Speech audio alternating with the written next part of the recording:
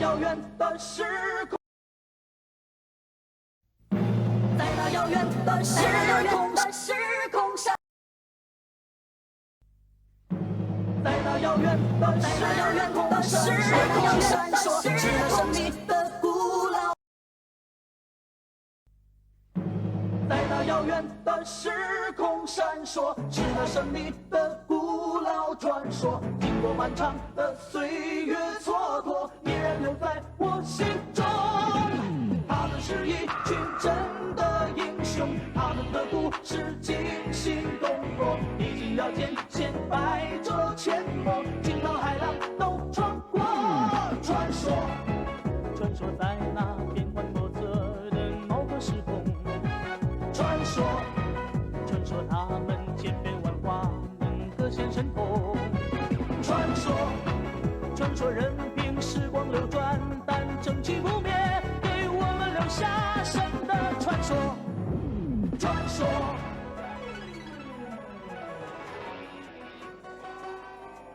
传说，传说，传说，传说任凭时光流转，但正气不灭，给我们留下神的传说。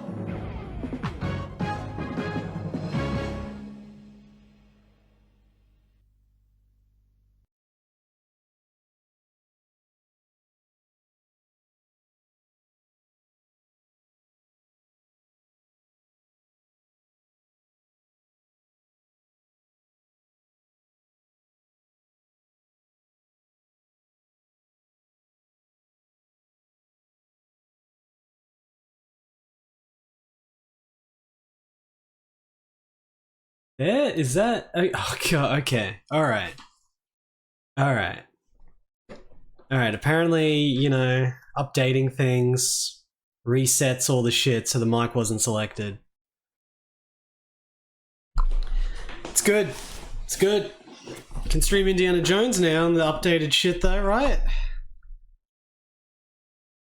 Found the unmute. There's no, it wasn't even selected. There was nothing selected. Everything reset. Fucking updates. I hate updating. I hate updating shit. Oh, here's some updates. You want to update so it fucks everything up and does nothing better? None of the updates are ever good. It's not even features that need to be added. Oh, we're just switching around some fucking graphics and changing the layout of some shit for no reason. It's probably going to change back in 3 years anyway because it's just going to go around in circles. Fucking updates just going round in circles, never actually getting better. You're just going round in circles. And fucking shit up in the process every time you update.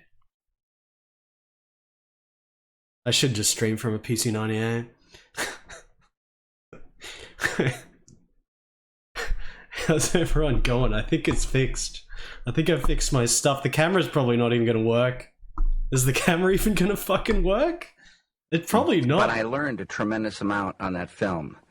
I love Dino, and I love his daughter Rafaela. I love the cast and crew, and I loved Mexico City. I was down there for a year and a half.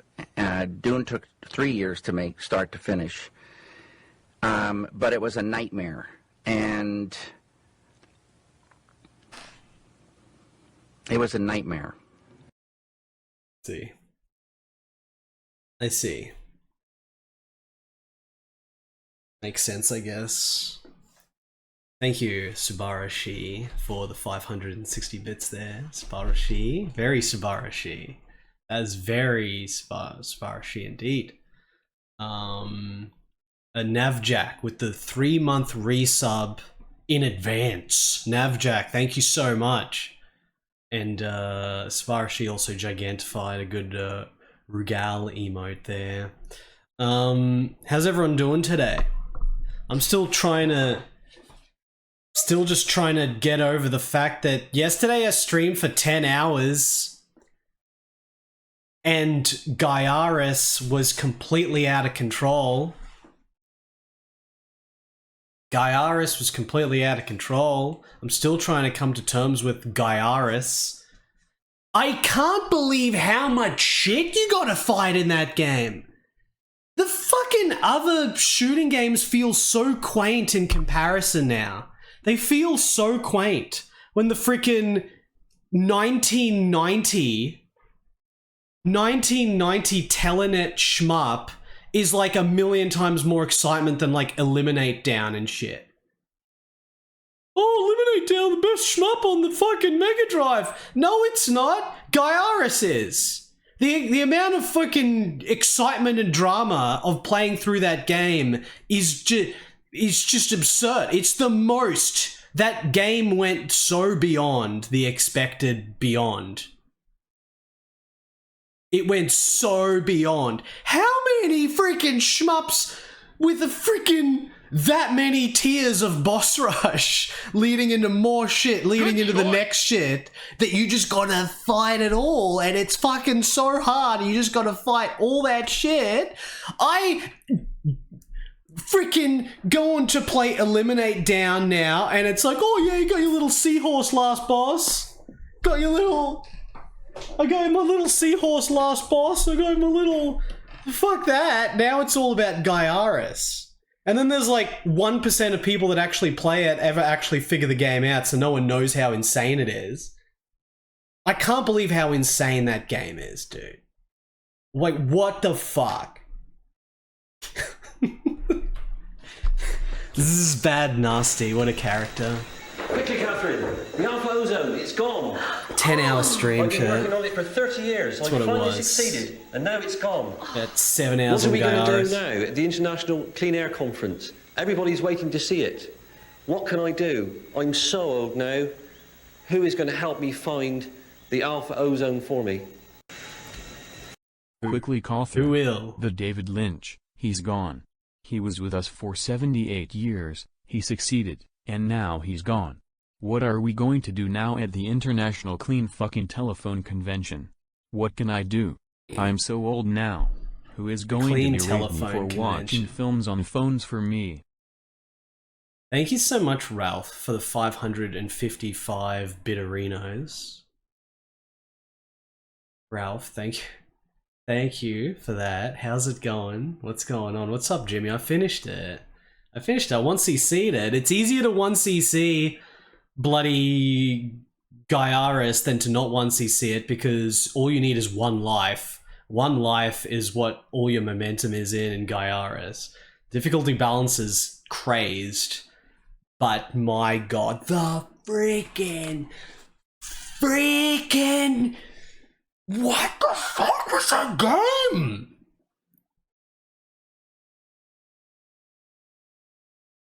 Guys, let's play Glaylancer. You want to play Glaylancer? That's the game with the anime cutscenes everyone loves. It's like the most expensive Mega Drive shmup. That's the rare, super cool collectible. I said give me the brandy! And it's a fucking piece of shit. Compared to fucking Gaiaris. Did you look at news coverage of David Lynch's death on your fucking telephone? You will never experience the full emotion of his passing. I actually didn't, no, I didn't use my telephone, base hole. Thank you for the 250 bits there, base hole, if that is your real name. Don't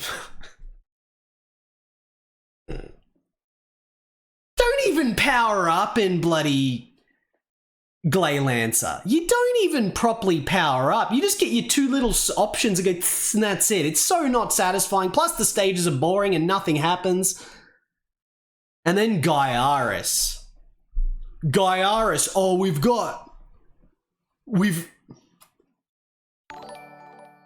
Carolyn Petit, thank you for the raid. Carolyn Petit, what's going on? I'm just in the middle of talking about Gaiaris because I was streaming for 10 hours yesterday and that game just was an explosion of game. It was over game. It's the only shmup that's gone beyond the beyond in terms of over gaming. Like I have played Galshell, yes. The Arts Night games. The fuck was that game? How you doing? Over game. Bitches leave. Gee, Poppy. Bye. Ralph. I feel like the biggest failure of Gaiaris is being called Gaiaris. The head ZZ Bad Nasty right there. What a missed opportunity. It should have been called the Bad Nasty.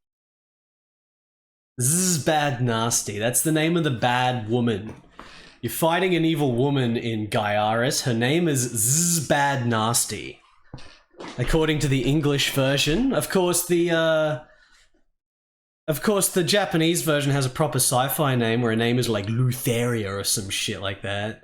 But the English version, Zzz Bad Nasty. Why is it Zzz? What's Zzz supposed to be? Is it Zzz Bad Nasty or is it ZZ Bad Nasty? I guess it's Zzz because it's capital Z, small z. Gaiaris! Gaiaris! Let's go through in a verbal communication way that's the shittiest way of explaining video game, but let's do it anyway. Let's go through content of game. Gleylancer. Stage 1. Scrolling sideways through asteroid field for 5 minutes and then fighting little scaffold thing. Stage 2. Flying through some nondescript thing and then there was some little statue boss, that statue thing. Stage 3? Was it flying through that bland cave? And then there was pretty cool little guts ball boss. It was one of the only cool bosses. Stage 4? Like bland, it's just like turrets in a factory. Just the one turret enemy that's just spammed very slowly. And then there was like that little boss that's about that big.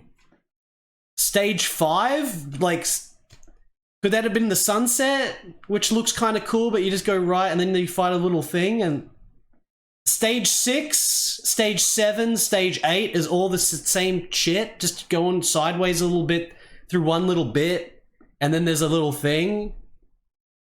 Stage 9 is cool. Stage 9, there's actually 2 things that happen. You go through that first area and then it goes into that little tunnel guts area and then there's the sort of cool looking boss. So there's 2 things that happen in that stage. Stage 10 is like 2 seconds long and you just destroy the little ship to rescue your father. And then stage 11, you're going through the storm thing and then you get attacked by the ball. That's the game. And it goes for like over an hour long. And it goes for like an hour long. I play shmups for story, so Gleylancer is best. There's way more freaking story and plot going on in Gaiaris. Gleylancer, there's not even a villain. It's literally just like the girl that gets sent out to attack the enemy empire, and she's like, "Oh, my father is missing. I hope he's alive. I need to rescue him." That's it. That's literally it. And then at the end, you rescue him, and there's a cutscene where you're happy, and that's it. Gaiaris, Guys Are Us. In Gaiaris Stage 1, there's the launch sequence. And this is not counting the intro cutscene. Of course, there's the intro cutscene to Gleylancer as well, which is better than the Gaiaris intro cutscene. But who gives a fuck? Because Gaiaris... Yeah, I need to play Steel Angel again, Bo the Schmo. Gaiaris content check.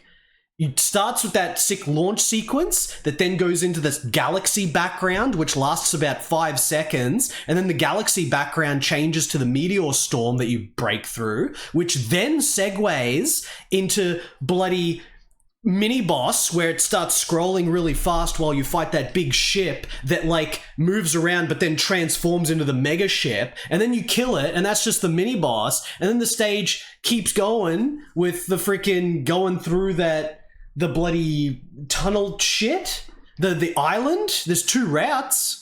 You can go above the island or below the island. It's a cave or it's like this forest.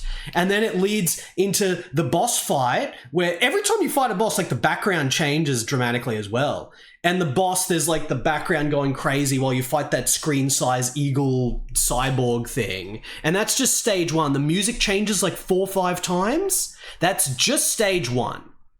Stage 1 is about the equivalent of 5 stages of content in Gley Shitter.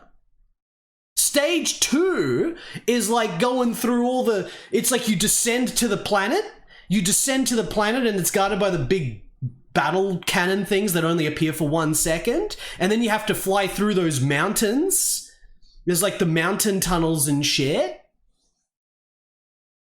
And then you like freaking go through, I don't even remember, you fight the dragon, mid-boss, which then segues into the inner cave sanctum, which then freaking leads into that guts thing that you shoot through, like all the guts tentacle shit, which then leads into the freaking fortress, which then gets covered with water and it fills the whole screen with water. And then in the water crazy effect, you go through and you fight that gigantic cyborg clam, which then opens up and has a cyborg mermaid woman in it that you fight. And that's just stage 2.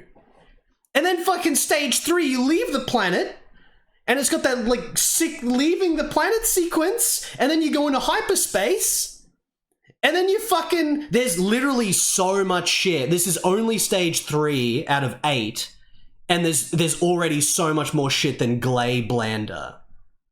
And you bloody go through the hyperspace, and then in the hyperspace you fight the robot mini-boss, Duel, and as soon as you kill him, the screen flashes white, and then it transitions to the bloody, the freaking, like, weird Aurora thing where there's black holes and shit, and you have to avoid the black holes that are sucking in those things, and there's like that lightning shooting out. Like lightning coming all over the place through the black holes. And then like, it's just so insane, dude. It's just... And then after the freaking black hole shit, after the hyperspace, after going through the space crazy shit, you go to the freaking castle that's in space and you fly through the castle, which has like the gigantic guillotines that you have to dodge, and then you fight a big space lich. That's just stage 3. And then stage 4, stage 4 was like fucking going through the space Hulk, the space debris, which then leads into that elevator shit where you're going through that weird space elevator that then transitions to the freaking the bloody O'Neill cylinder, the O'Neill space station cylinder with the buildings upside down, and then you fight the crazy big Schubert, which then segues into the cyber guts. In the same level, you segue into the cyber guts. Schubert. And then stage 5 is the 2 planets, the fire planet and the ice planet. Reorder now. Schubert. 5. There's the fire planet and the ice planet, and as you're going through the level, you're going up and down into fire planet or ice planet, and there's like the fire planet that comes down, the ice planet that comes down, and then you fight the mid-boss. When you fight the mid-boss, both planets come together, so it's fire and ice together. And then you fight the big freaking screen-sized dragon after that as well, after the planets go away. And then stage 6, you go into the enemy fortress where there's elaborate freaking background of all the mini-bosses getting created, and you slowly fight every single mini-boss in the game multiple times, which is sick because the mini-boss is all sick. I haven't even mentioned, because I haven't mentioned all the details in the stages because there's so much details, as opposed to Glaylancer, which literally has nothing. You fight like the fleet of the first mini-boss, and then you fight like the bloody big Gradius ship, and then you fight the fleet of the freaking Dunbine mechs that are flying everywhere, and then you fight this, and then you fight that, and then you fight this, and then you fight that, and then you fight this, and then that, and then you fight the gigantic screen-size Amazon cyborg woman that has the sick animation. She's got like a sword and shield. And then you think that's the end of the game because you fought all the freaking mid-bosses a million times. And then you fought the screen-sized bloody Amazon woman that you think is Zizzy Bad Nasty, the evil villain. But then no! Then the game has another stage where you're going through another inner sanctum and you're fighting every proper boss, not just the mid-boss rush or multiple mid-bosses as normal enemies. Then you're just fighting every boss, the screen-sized bosses. There's like 7 of them you fight in a row, but then it also throws in some fucking no rubber kitty. And then it fucking throws in those unique mechs. There's like those 2 twin mechs that are unique that you're fighting in between all the other bosses. And then once you freaking fight all that shit and you've just fought so much shit. You've just fought so much shit. All those elaborate stages and then the freaking 2 boss rushes. You fought so much shit. It feels so insane when you fight that much shit in such a cool sequence. And then it throws a unique boss at you after fighting all this shit again, because the stage has to have a different boss after the boss rush. The second boss rush that had unique shit already with the mechs and stuff. But then there's a unique one.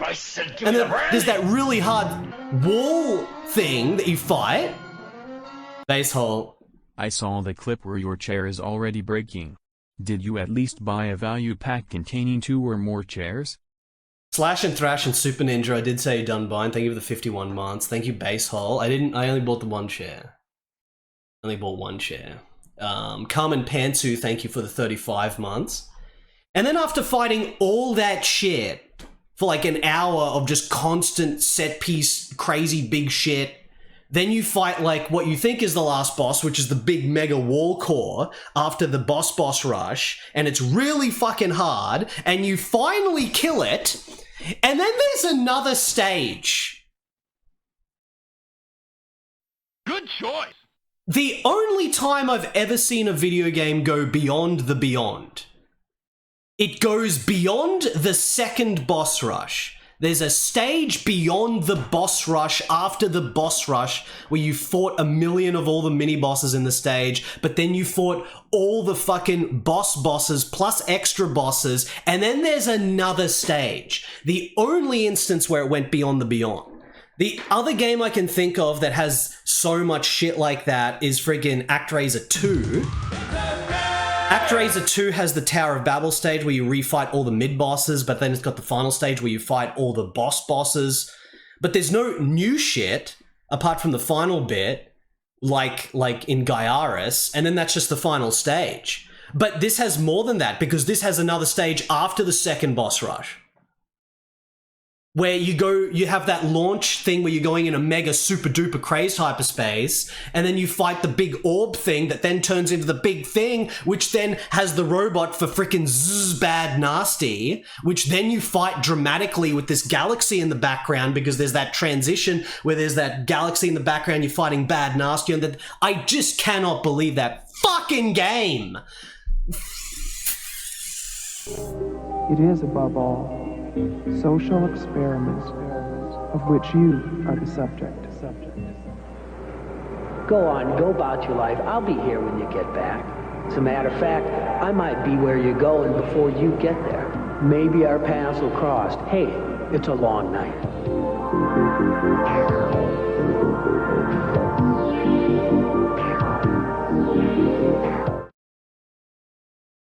I'm gonna play Fighting Road.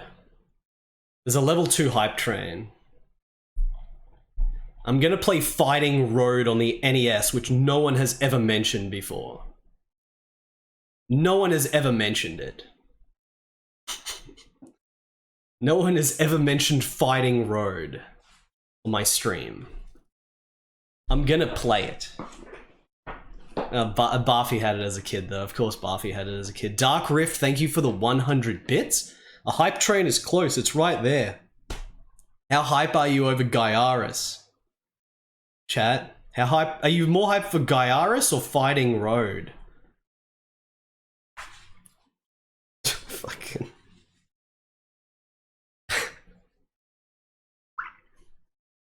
Gyarus. It's rare for a shmup to get that fucking hype in that way.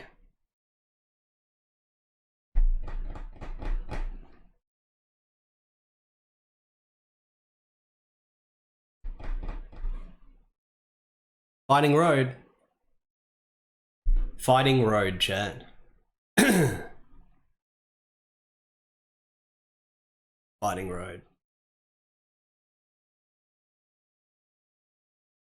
Is Gaiaris a new release or an older game? It's 1990. It's 2 years before Glayblander. It's 2 years before Glayblander. It's 3 years before Eliminate Down. It's only 1 year after Curse. Like, in terms of the chronology of Mega Drive shmups, it's pretty early. And fucking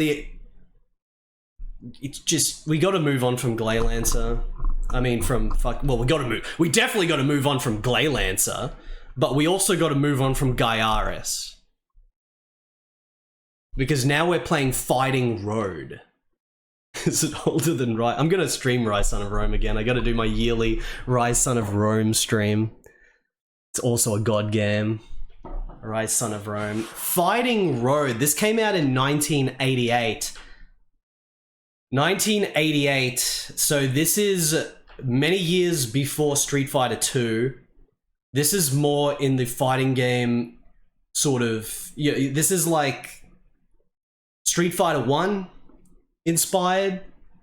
Street Fighter 1 itself is inspired by like Yi Kung Fu and shit. Like, this is that era of fighting game. This is no Street Fighter 2 bullshit. No Street Fighter 2 shit. I have, Clark, I have. But not properly. That game really needs a long grind. We'll get to that at some point. Fighting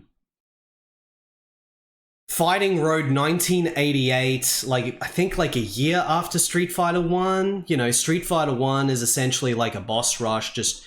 You know, it's the concept of playing a character and fighting through a bunch of characters. It's pre-multiplayer focus. Even when they released Street Fighter 2, they weren't sure if multiplayer was going to be popular or not, because it absolutely was not with Street Fighter 1. Street Fighter 1 did have multiplayer. J-Butt Airline. It's my favorite airline. Thank you for the 100 bits. Multiplayer was not popular in Street Fighter 1. Of course, Street Fighter 1 played like shit, and also you could only play as Ken and Ryu in the two-player mode. So it's shit for multiplayer. I think that Street Fighter 1 is super cool and interesting as a single-player action game.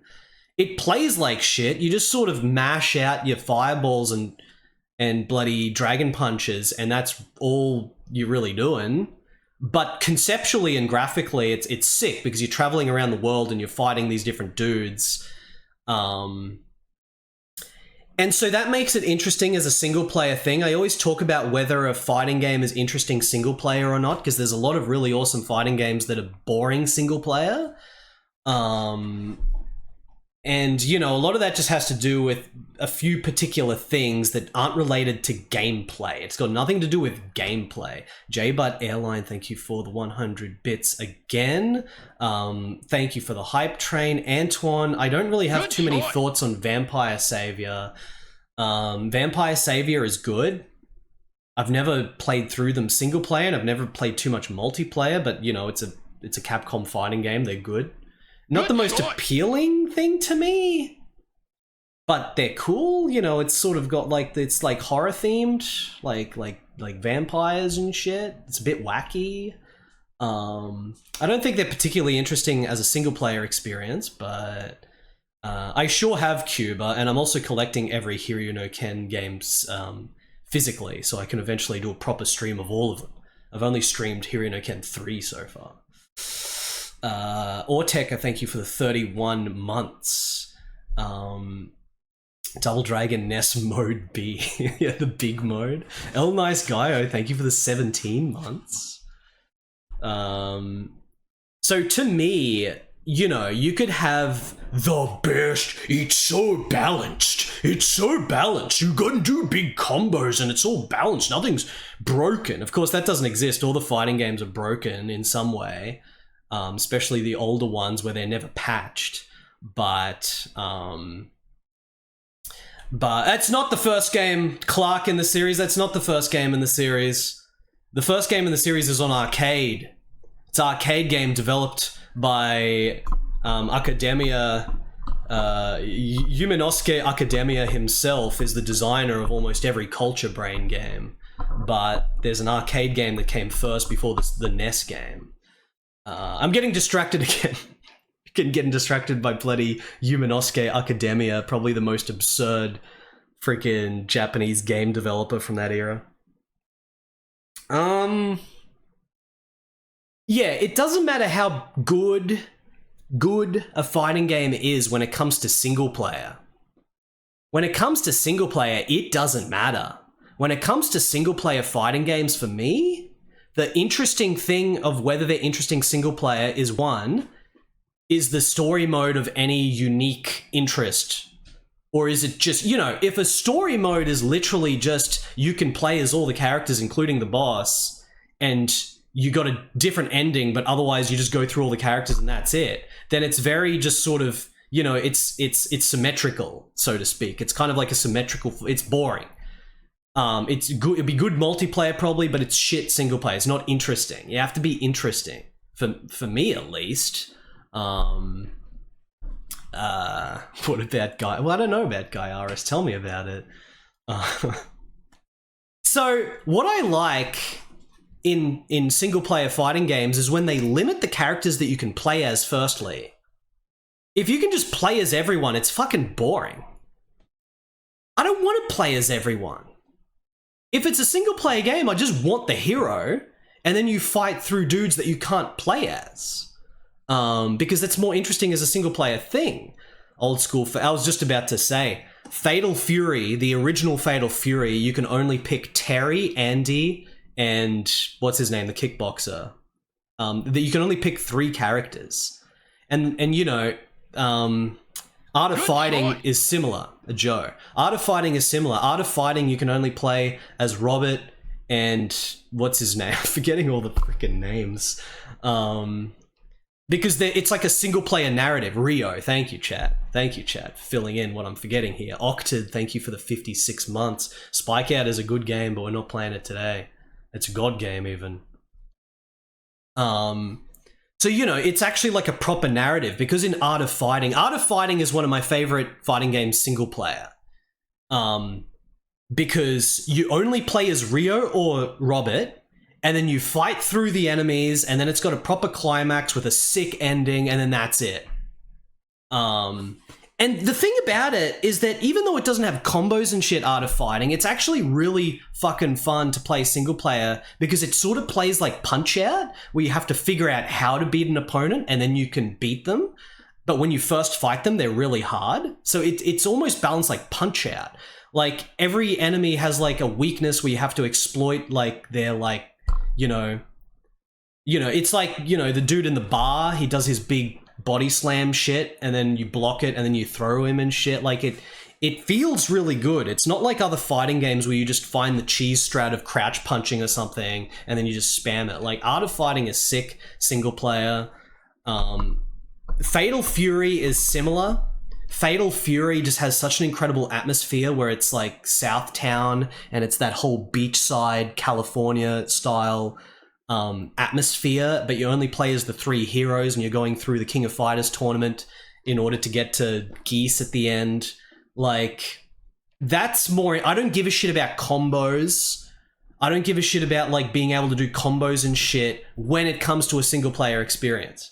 When it comes to a single player experience, I just want like generally limited characters, unique bosses that you can't play as, like some kind of interesting narrative that's cool. It's not about, you know, people always meme about, oh, you play the fighting game for the story? You fucking stupid? It's just who plays the fighting game for the story? It's not about the story.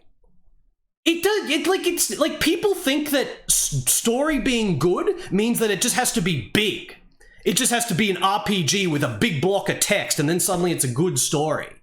Like, that's not what it's about at all. It's about just being fucking sick, like a freaking Van Damme movie or a Steven Seagal movie or some shit. It's literally just, you play through the narrative, it's like a tournament or something, and then there's Geese at the end, and you knock him off the edge of the off the roof at the end, and he falls off the roof and supposedly dies, and that's it. That's the story. It's cool. It's good. That is good. People that make fun of that have no idea what they're talking about, because that is fucking sick. It's not playing it for the story, it's playing it because it's fucking sick to go through, because the characters are cool and the freaking whole narrative structure is cool. This is, again, I'm just talking in terms of appreciating a fighting game in single player, which is, you know, that's how it started with Street Fighter 1 especially, but then even Street Fighter 2, which had 4 unique bosses you couldn't play as, because, you know, they weren't expecting multiplayer to take off the way it did, which was a boon for profits for arcades. But, you know, Art of Fighting 1, Fatal Fury 1, they all started with this single player focus, and it's sick.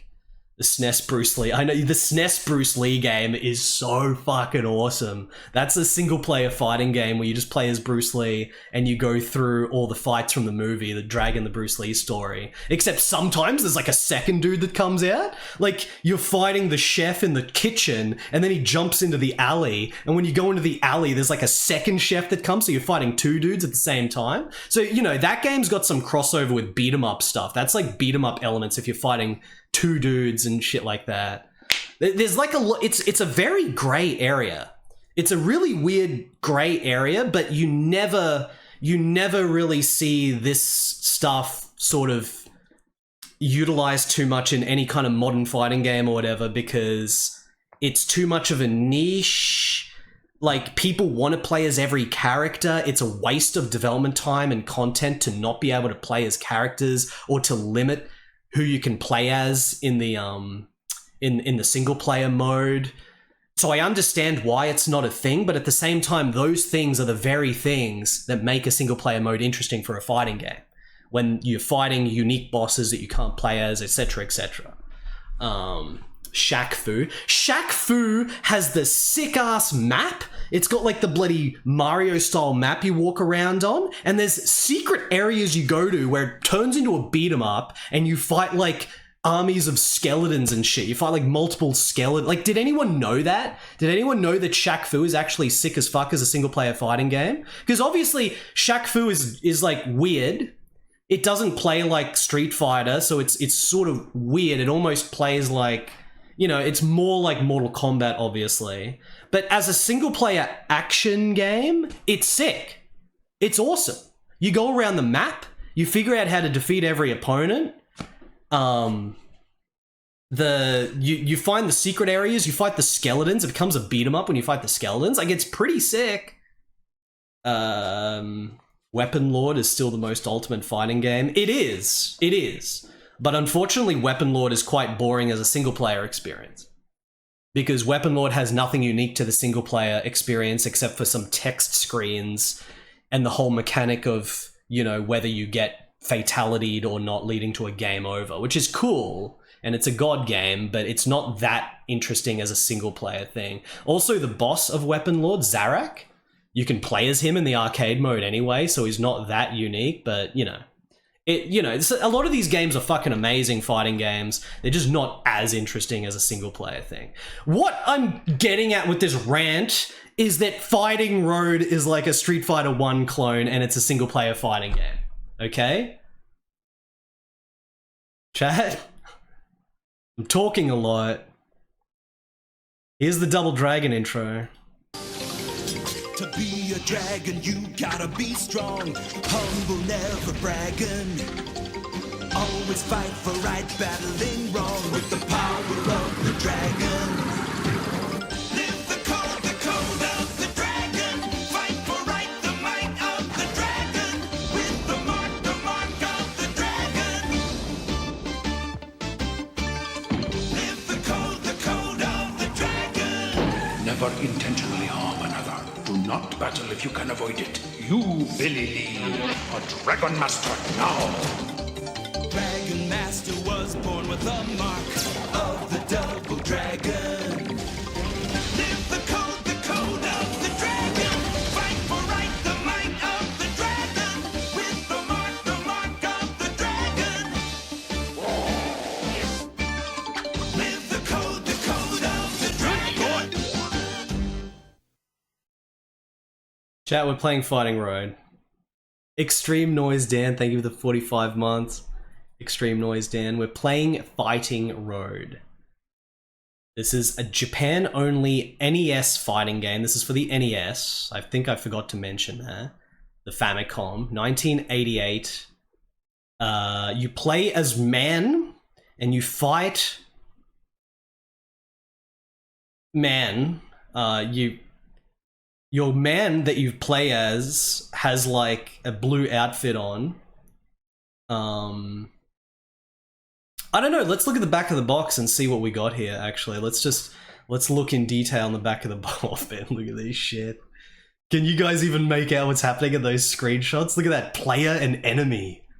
Player and enemy. This is like 3 years before Street Fighter 2, so keep that in mind. This is a fighting game when fighting games were still single-player experiences. What does the story say? Kenbo game wa koko ni kiwamata? Is that what it says? Kawamata? Different directions and 2 buttons come a variety of fighting moves. There's some kind of action in it. Super real action game, 2 exclamation marks. What is best in life? Super real action game. Enemies. Dr. Rock. See them driven before you, and you hear the lamentation of their women. That is good. Dr. Rock. That is good. I'm glad you enjoyed Gaia Russ. I was never able to finish that game as a kid. Music's cool as fuck. Yeah, good luck finish. That's the only, like, Gaiaris is a god game to me because of the content being so shockingly insane. But if there's a problem with Gaiaris, it's the fact that it's just hard to get into because you gotta learn a lot and before you even start finding the good weapons and shit. Once you do, the game's so fun. It's just incredible, but yeah, thank you for the $5 donation. Gaiaris starts super hard, but it actually becomes super easy once you know all the good weapons and shit. Anyway, let me use my phone to translate the back of the box, because I want to get a proper translation of this, because it seems like it could be quite hype. Let me do this. So... okay, it says, the ultimate martial arts game. Martial arts moves are performed one after another using the directional pad and 2 buttons. That's what it says on the back of the box, chat. 14 types of techniques reproduce various real martial arts! Exclamation mark. Paulo Fernandez, thank you for the 56 months. Battle K Road, that game is awesome. A super realistic action game that thoroughly pursues nothing but action. That sounds so fucking sick! Man, that is the most awesome quote. Holy shit. A super realistic action game that thoroughly pursues nothing but action. That is such an awesome quote. The variety of techniques is overwhelming, and the realism surpasses all other games. Fighting Road. Alright. Alright, if you say so. It thoroughly pursues nothing but action. This is a game with a full hard-boiled spirit of action. See, if I was to market a game, I would look at old Japanese packaging like this and translate it, and then just copy the shit that they come up with to say on the back of the box, because it's always cooler than any shit you can just come up with normally in this day and age. You're gonna put a game on Steam, and the quote will just be like, freaking ultimate ass, the most ultimate realistic fighting game that thoroughly pursues nothing but action. How good would that sound? There's nothing else on the back of the box. I guess we just gotta play it. I guess now we just play the game. Fighting Road 1988. Is it gonna be good? Or is it gonna be an absolute pile of shit? Well, it's not gonna be an absolute pile of shit, because at the very least the game is sick as fuck. Just the box alone is sick as fuck, but... let's see just how impressive it can actually be. It could be a shit game that has an awesome spirit, or it could be a game that has an awesome spirit and it's a good game. Like, having a good spirit is guaranteed for this game, and that's very important for shit like this. You're not busting out Fighting Road from 1988 on the NES because you're trying to find, like, a freaking, like, the new best freaking fighting game that can compete with, like, Versus Fighters or some shit. You're not busting it out for that. You're busting it out because it's a 1988 fighting game on the NES that's trying to be all hard-boiled and sick, and it's just single-player only as you fight all these opponents, and it could be interesting. So let's see. Fighting Road. Alright. Whoa!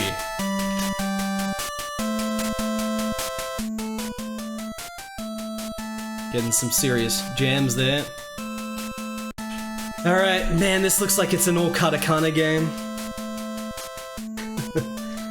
Wakaki Minzoku Gakusha Abe Haruki wa Senzo den Rai no... Man, it's so hard to read Japanese when it's all katakana.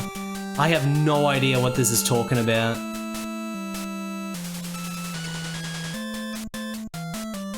It actually looks pretty sick with the animations and stuff. This is a lot of text! What's it talking about? Haruki wa ototo yo sagashi ni harubaru Amazon eto tabidatta. Dude, he's like traveling to the Amazon to find his father or something? Amazon no irig... It's so hard to understand Japanese when it's all katakana because there's like no context with anything. It's supposed to be like really basic for kids, but it actually turns out to be harder to understand than having kanji and shit. Because if your vocabulary is shit, you don't recognize any of the words because there's no context. There's a translation patch. Well, too late for that now. We have to play the real, authentic Fighting Road.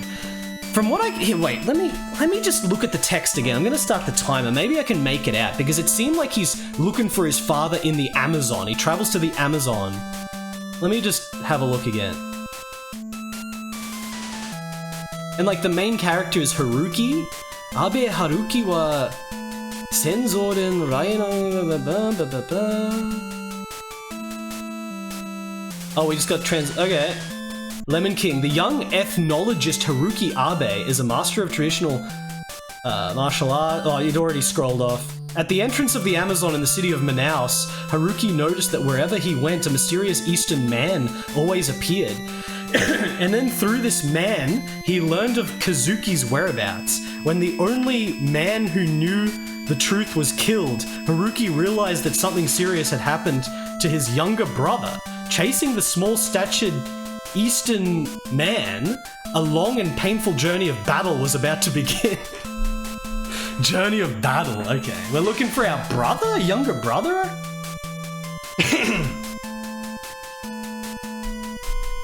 Okay. Fighting Road. There's password in this, by the way. Start. First ruin. Just immediately into the map. Haruki Waka. Man, I just realized I had so much text. We're traveling for 3 months? 4 months? What?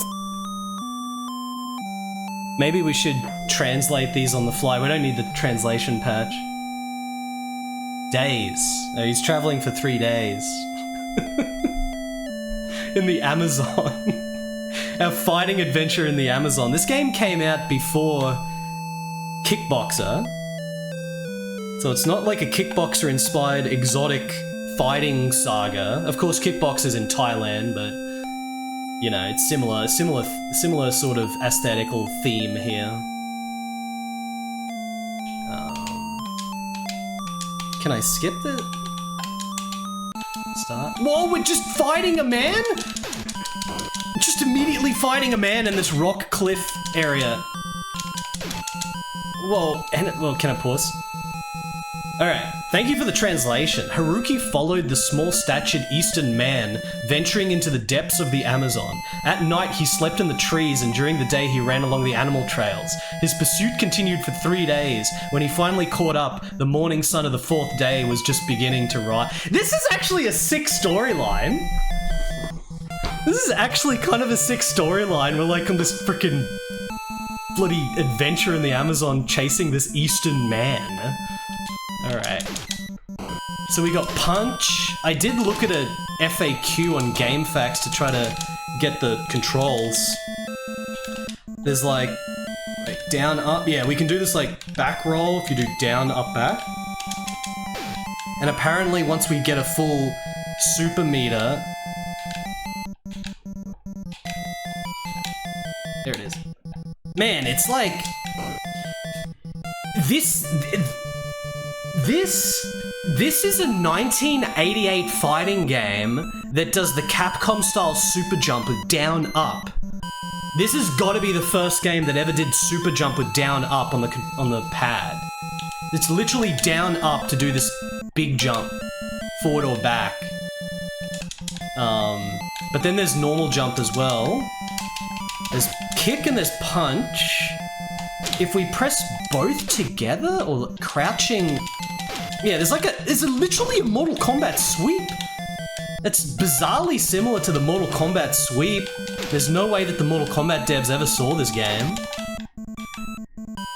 So this game literally has the Mortal Kombat sweep and the Capcom super jump.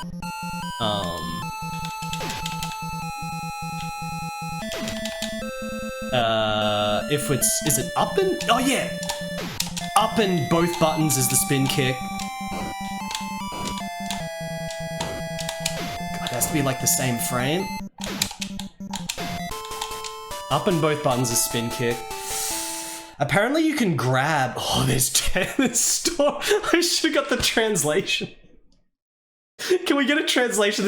I'm actually invested in the story now. We were chasing the Asian man into the Amazon jungle for 3 days. So now what's the next step of the story? I'll be patient here. Look at the portraits. Look at our guy. I was not expecting the story to actually be sick. I don't think you guys were either. We didn't have to win 2 rounds. We just had to win the 1 round, it looks like. Finally caught up with you. Who are you guys? What do you know about my younger brother? Spill everything. Haven't you realized you've been lured here? You should have stayed quietly in Japan. I'll make you food for the piranhas. Oh, there is another round! Okay, so the grab, apparently we walk into him and press down B. Oh! Oh, that's sick! Yeah, we can just throw loop? Oh shit, oh shit.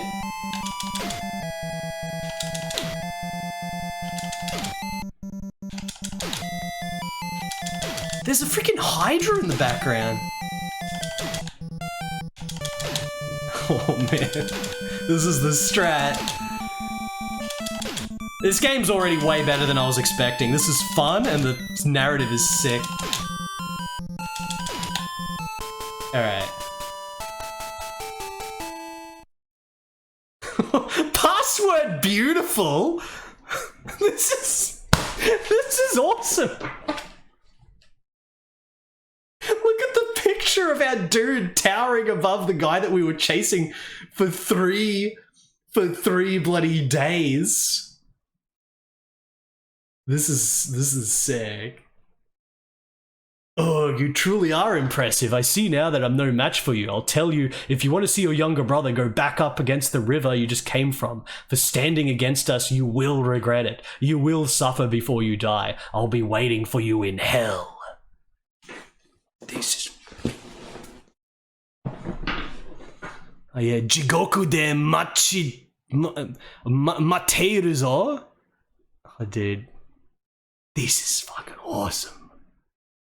Password beautiful. What? Oh, that's right. It's got like leveling up. It's got like leveling up your stats. It's got leveling your shit up.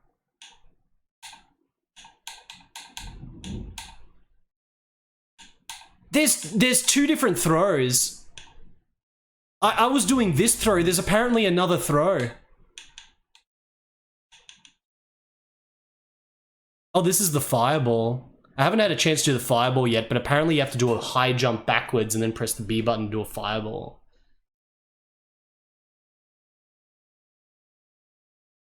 Like, what the heck is this? Like, what the? That's the back roll. Apparently we can level up the backflip. This is the spin kick that I've been doing.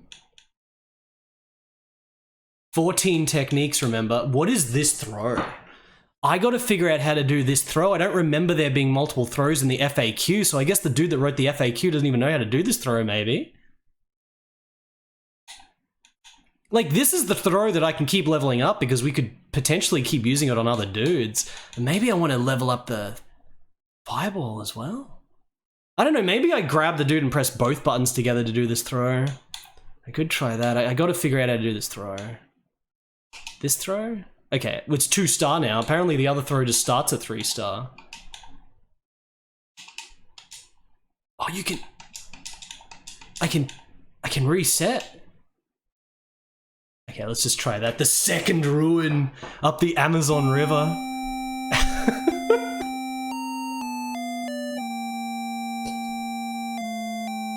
This game is fucking sick. Kochi Saab, thank you for the 55 months. Kochi Saab. I'm gonna try to do that other throw. I'm gonna grab and then do like both buttons or something instead of one button. The normal throw that I was doing is grab and then down and kick or down and punch. Following the words left behind by his enemy, Haruki proceeded along the animal trail by the river. Sensing a human presence, he turned around and saw a cave beyond the thick bushes. Inside, he spotted the figure of a woman. Chasing after her, Haruki entered the cave.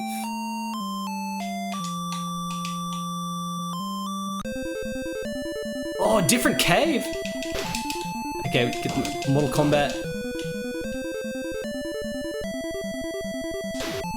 Oh, it does more damage? This is so satisfying, just cheesing him out with the bloody throw. Actually fun. How do I do? Oh, okay, wait. How do I do the... I'm pretty sure it was... Press the B button as soon as you land from a high jump. My super meter is flashing, how do I do it?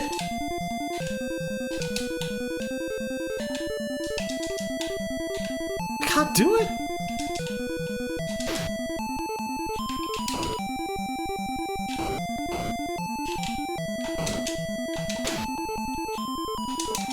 Man, is anyone able to check the FAQ and see if it does say how to do the other throw or the fireball?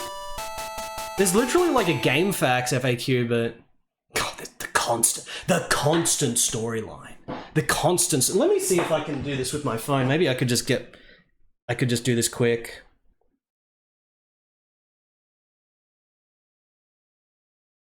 I could just use my phone to make it go quicker. I don't want to fight with you. Please teach me. Where are you going? You're all different. I understand your thoughts about your brother very well, but you're here. It's no use telling someone who's going to die. Die! Okay. Alright. Alright. Okay. Say I don't want to fight a woman? I don't even get all my health back. There it is!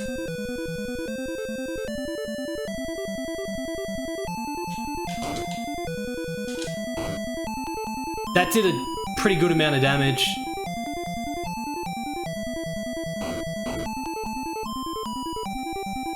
Okay, she's got a new strat and I can't grab her. She's got a new strat. Holy shit.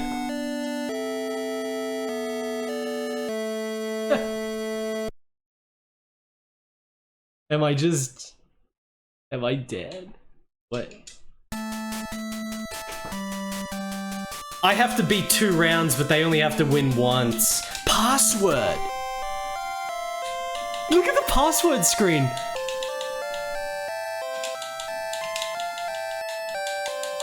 Beautiful!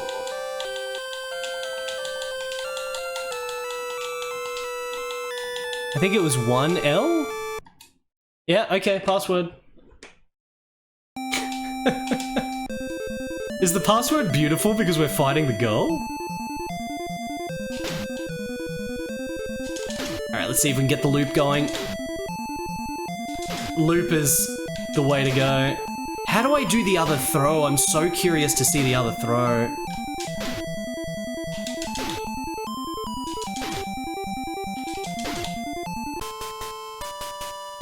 It's actually cool, man. Like, she's got the dizzy animation and everything.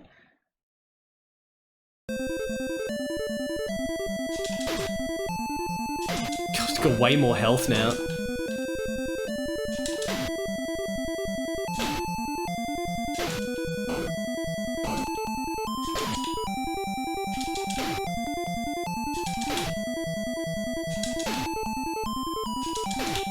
So I guess I gotta get beat up for the, I gotta get beat up for my super meter to go up? Wait a second, maybe that other throw has to have a full super meter. The other throw had 3 stars on the thing, just like the Hadouken, so maybe it... Oh, we're grabbing her hand? Charming. Let me try to translate this, see if it's half decent, otherwise maybe we just use the other translation. It's alright. Oh, I don't believe you, Guinea Prince. Guinea Prince, you're lying.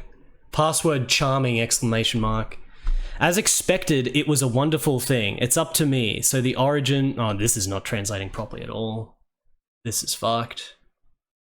Yeah, the friggin' Google Translate can't handle the katakana. You truly are strong. I admit defeat. Thank you for going easy on me, even though I was your enemy. Because of that, I can die with a human heart. Your younger brother, too, has fallen under their control. In the great waters of the Amazon, maybe you can still save him. This is so cool. I didn't know this game took place in the Amazon. So yeah, hey, did this go back to 1 star? Do we lose all our level ups on continue? We have to 1cc it to keep your power.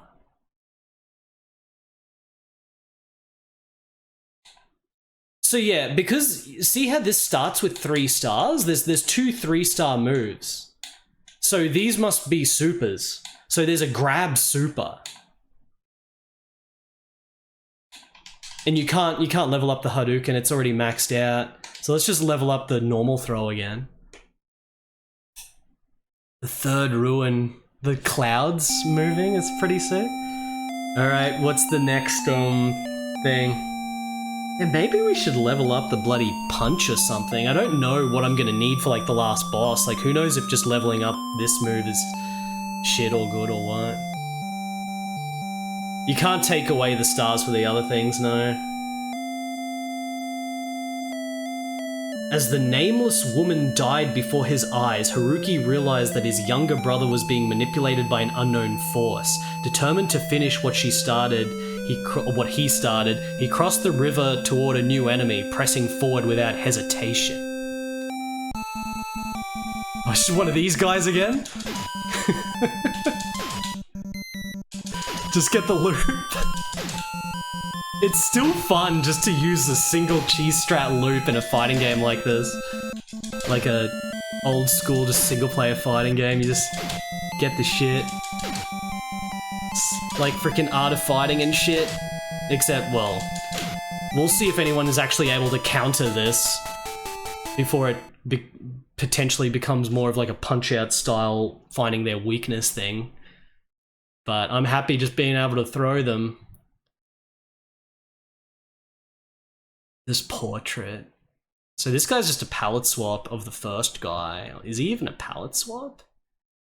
I guess he's a palette swap. He wasn't green before, right?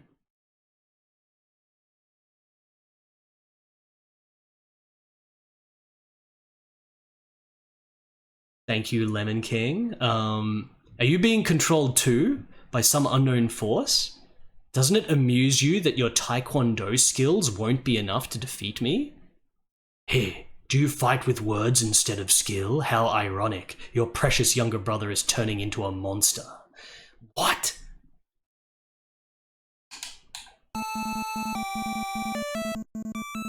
What if the younger brother turns out to be the last boss? Look at the health bar size now.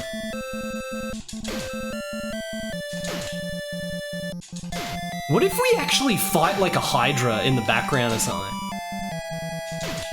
I don't need to look at the screen, I can look at chat and I can do this. We'll see if we actually get to keep the level ups. Because when I used the password, I didn't keep that level up. Fighting road. This is the fighting road, alright. No need to use any other techniques if we can just do this. It's 100% guaranteed strat. Alright. Maybe these are the normal dudes. Oh, we're grabbing him! Maybe these are the normal dudes, but every second dude is unique like the girl. I was gonna grab my phone to translate, but then I remembered it's shit, so let's just wait.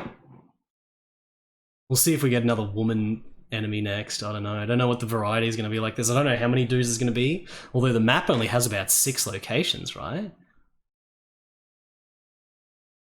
Cutscenes. Cutscenes are sick. I see, perhaps you really can defeat him, but how long will your determination last? Are you truly okay with this? Do you not grow tired of seeking battle and killing? Your younger brother, and even we ourselves, do you really think any of us wanted to be controlled? There's like a freaking something controlling them, but what is it? I'm fully invested in the story.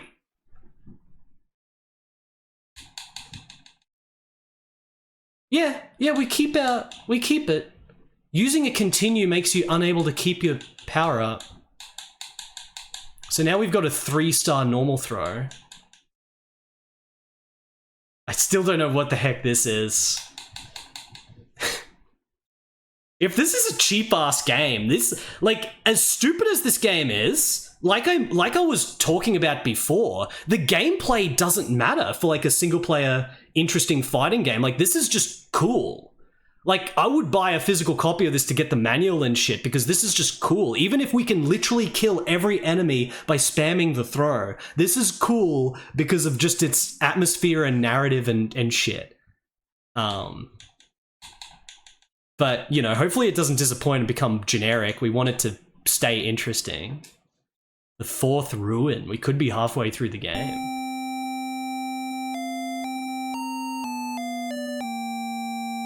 I still need to play a lot more of it, Macho Super King. There's the freaking UFO 50, the God game.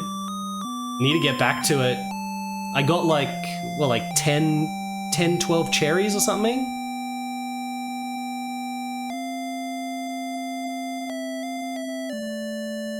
It should be called Fighting River.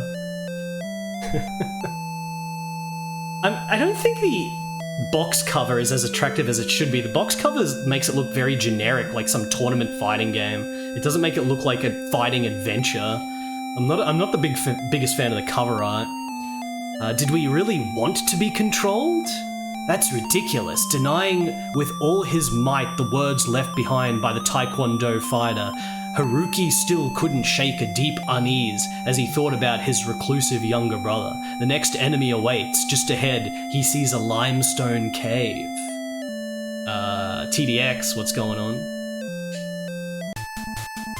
Oh! This is awesome! Taekwondo! I mean, Muay Thai! The bloody Muay Thai guy! Can I throw him? Shit! Oh my god!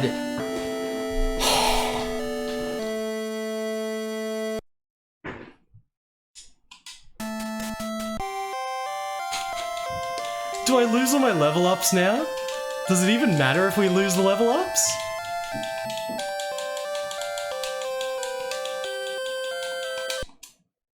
Right, dreadful, that's the password. Maybe I can get it. There's just a tight window. If I get the loop going, maybe it works.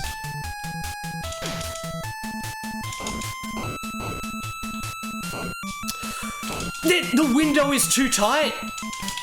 The window is too tight!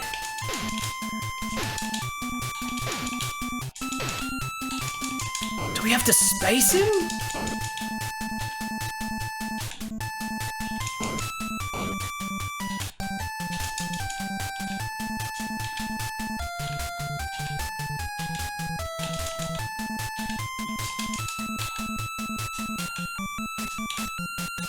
I don't know if I have to press down and attack or just...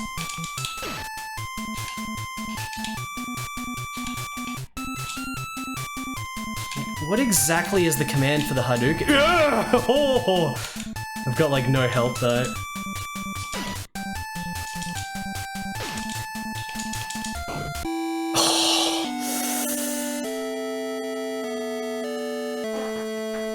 We're fighting him in a limestone cave. This bloody Amazon battle drama. The Amazon battle drama, chat.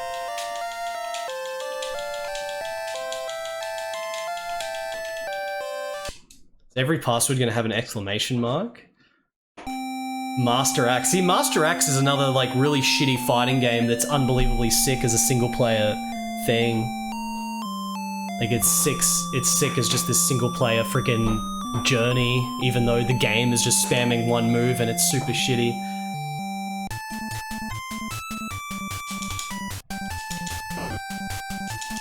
There's legitimately a lot of unbelievably sick shit in this game.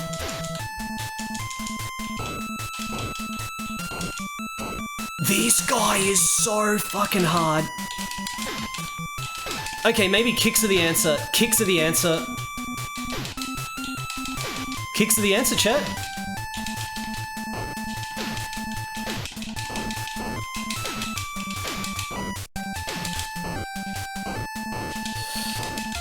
Oh my god! I almost got him. I was stuck in the corner.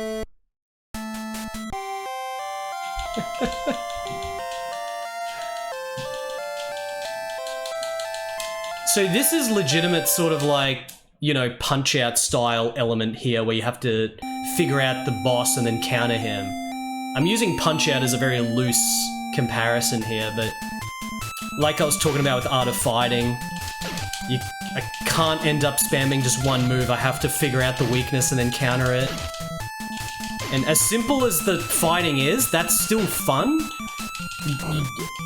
You have to treat it as an action game in a more traditional sense and not a fighting game in a Street Fighter 2 sense. Good choice. And it's like sick. Okay, that was pretty easy now. Just gotta know to kick. Oh, more cutscenes. Capcom tape. Nah, this is, I think this is after Street Fighter 1. I want to say Street Fighter 1 is 1987. So this is very much like a Street Fighter 1 clone, where it's like the single player narrative where you're fighting a whole bunch of bosses, essentially. But I don't know, if anyone wants to look it up, I'm pretty sure this is after Street Fighter 1, though. Umbi Poco-chan, thank you for the 57 months. I don't know, Brewy. This might actually be cooler, to be honest. That game gets a little bit bland. But this is the first game, don't touch the door. Do you enjoy being controlled too? Why? By whom? How are they controlling you? Where is my younger brother? I'll answer your questions if you survive my flying knee strike. Your luck runs out here. Yeah, 1987. Yeah, this is totally a Street Fighter 1 clone, essentially. Although this probably plays better than Street Fighter 1. Street Fighter 1 is literally trying to mash out just nothing but dragon punches and then you just 1cc the game, whereas this actually has gameplay. This also has leveling up. I will say that visually this is nothing compared to Street Fighter 1. Street Fighter 1 has amazing background art for all the different world tour locations, but the narrative of this game is cooler. Like, Street Fighter 1, you're just traveling around the world fighting dudes and that's it. This game, we actually are kind of intrigued with the Amazon adventure plot here. At least I am. A leveling up kick would be very bloody useful.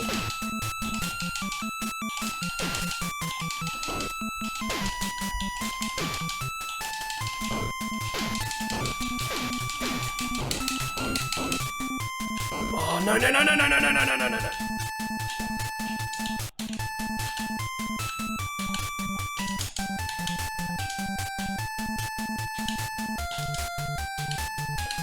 I think you gotta be like from a longer range. Don't worry about it. I'm gonna get myself killed again in the corner. I think that the guide said you have to be long range to use the... We got him. We gotta be long range to use the fireball.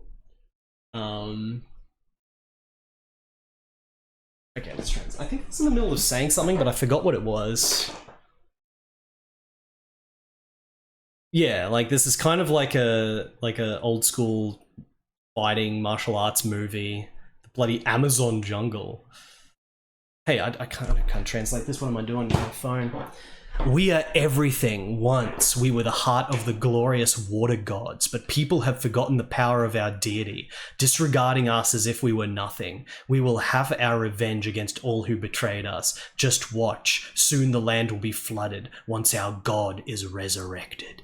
Is the last boss going to be a supernatural god thing, or is it just going to be like a cult master? Like, is this game actually going to have, like, supernatural shit for real, or is it just some cult dude in the freaking Amazon?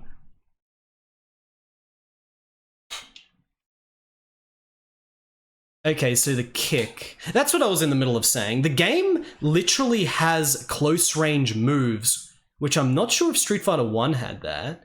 Like, if you're close to an enemy, he does this kick instead of this kick. I don't know if I want to invest in any... Can I, actually? Wait. Oh, I used a continue, so I lost my level up. I lost my level up because we used a continue, chat. So this is level 1 again. Okay, let's just level up the kick then. It's got the most potential. The 5th ruin. Amazon ni nemuru Suiji. Suiji no Fukushu. Suijin.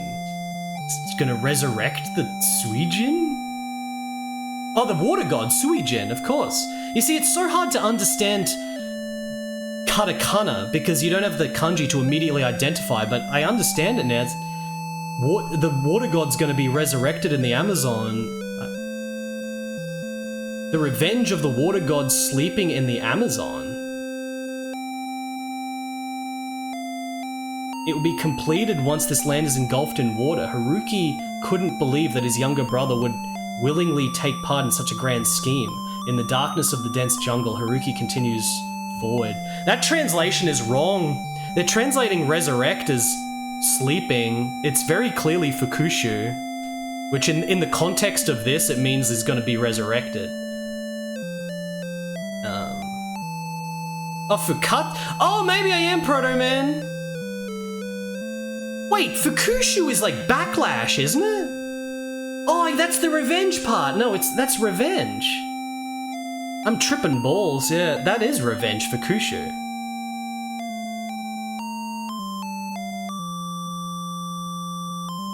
I'm learning guys, I'm just de-rusting my Japanese, give me a second. Because the freaking Valicin of Fukushu on X68000. I always think that game's called The Revenge of Valisa, but it's like the Backlash or The Revenge of Valisa. Fukushu. Okay, it doesn't matter, let's play. There's another girl, let's get her with throws.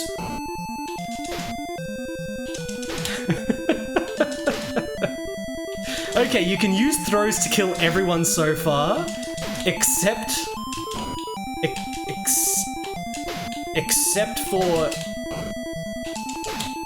the Mutai guy. I would really like to know how to use the throw super, chat. Do I literally need to get the manual of this game so I can figure out how to use the throw super? Because it'd be so fun to use the throw super here.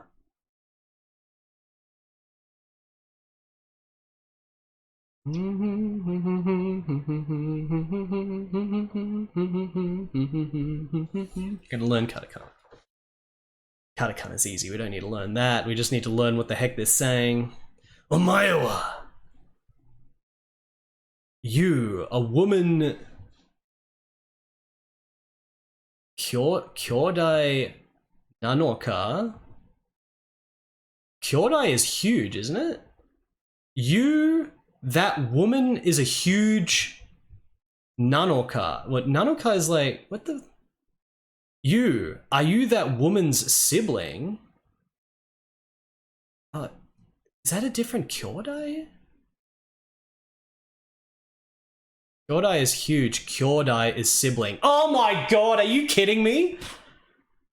Kyodai is huge, Kyodai is sibling. Okay, I'm just gonna give up trying to read Japanese, chat. We've got double word bullshit now. Can the translation be posted again? Because it's scrolled off. Please. Thank you. Thank you very much. Are you that woman's sibling? I don't want to fight you all anymore. Please, let me through. So you get to reunite with your brother while I'm left to guard my sister's grave? You should die here too. Killed her sister, let's get her as well. I'm giving up trying to understand Japanese. Fuck that.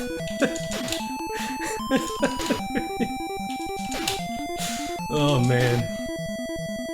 How do I use the grab super? I really want to use the grab super. It's probably so satisfying.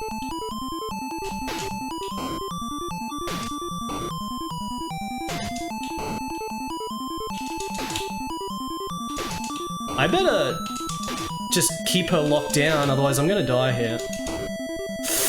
Oh my god.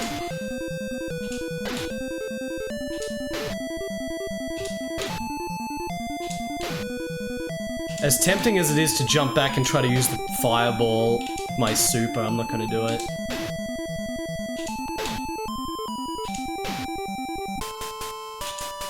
Yeah, Kanji would be super big help. Bloody Kyodai and Kanji. Fantastic! Look at how gigantic our man is. Look at how gigantic he is.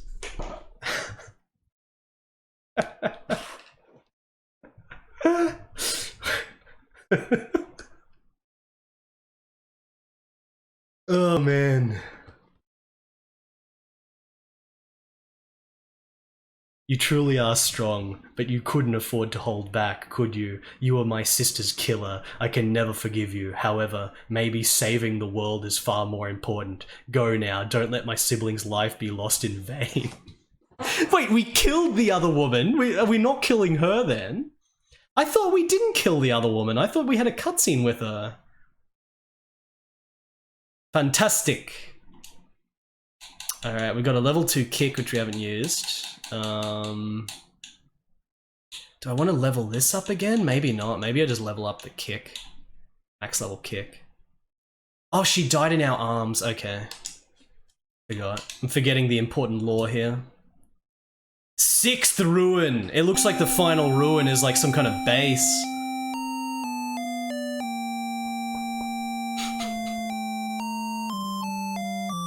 I was not expecting Fighting Road to give me this much enjoyment and entertainment, chat. Fucking Fighting Road. I wonder what the dudes that made Fighting Road are doing right now in Japan, like some 60-year-old Japanese dudes. As Haruki walked through the limestone cave, he realized he had started to fear the moment he would meet his younger brother. Deep inside, he knew that he would have to fight him. I just want to turn back now. That feeling was growing stronger within Haruki. Our younger brother's gonna be the last boss. There's like no denying it. Like our younger brother is going to be the last boss. Alright, Mutai guy. Let's just kick.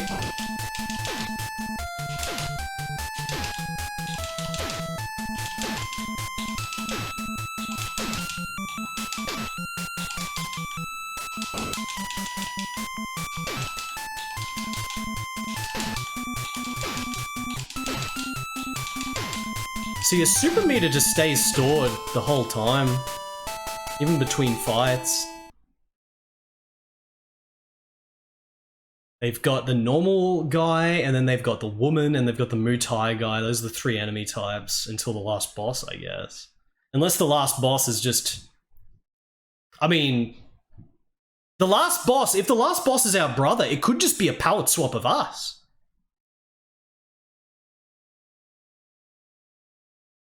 I know, right, Colin? You have to use footsies to beat the Mutai guy here. How many of you are there? How many more do I have to kill? Is my younger brother really safe? I am your final opponent, and you cannot defeat me. That means you won't have to kill anyone else. Good choice. Why do we have to kill them? Mr. Saturn's Coffee, thank you for the 41 months.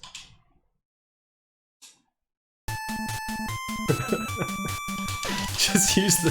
Oh god, now he's got the mega health bar. Can I try to get off the Hadouken?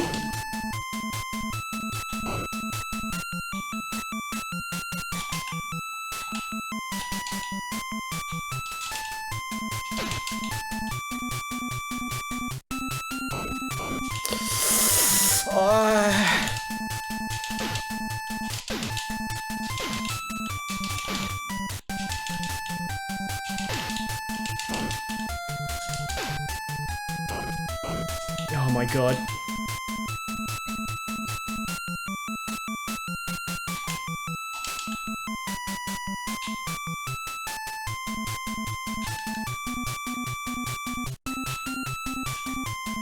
Okay, I can gain ground by doing that. Sort of.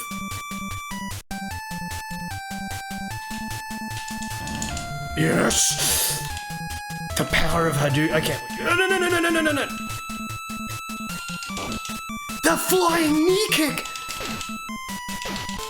Oh! Oh! Yeah, in order to do the Hadouken, you have to be far away from them and jump back. It has to be off a long jump. This game has Capcom-style super jumps. You have to press down up to super jump. And this is from 1988? I think Capcom are copycats, chat. I think they're copycats. Great.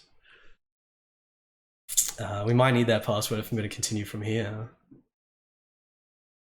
For your own sake, you should have died here, but as for me, I no longer need to fight. However, you will now face an even more painful battle ahead. Your younger brother is strong. It's a shame I won't get to see you two brothers fight to the death. We have to fight our younger brother as expected, and he's just going to be a palette swap of us, probably. Hey, what's up, Snapchilled? So I can't level up more than 3 stars on a move. A jump kick? Let's level up the jump kick. 7th ruin. Alright. The suspense.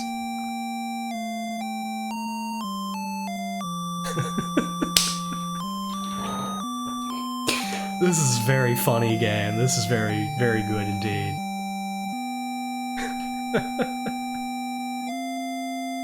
I got 3 games I want to play today. This is the first of 3. First of 3 games, chat. Haruki stood before the ruins, their origins unknown. His younger brother, whom he was separated from in childhood, was here. Could he truly fight his own brother to the death? Still without an answer, he stepped forward toward the ruins. Oh, we get... Dude, he's got an eye. He's actually got a pupil. We're getting a dialogue before the battle. Feel bad for the other 2 games, I know, right? How could you top this? Fighting Road on the NES. He's got a pointed demon ear? Oh shit, he's like transformed, right? Looking at your face like this, I can clearly see that we're twins. Why did we have to meet again in this way? Because you and I are enemies. To me, you are no longer my older brother. You are first and foremost my comrade's enemy. Comrade's enemy. Oh, unique background. Let's see if we can just throw loop him. Throw loop. I don't think I can throw him.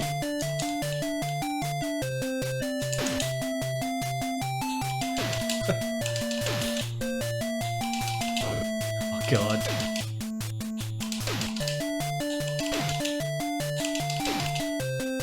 This is gonna be hard. So I just want to lame it out very patiently. Whoa! All these moves that I can do as well, but I haven't been able to do them. You can actually flip up from the ground and hit them on your wake up.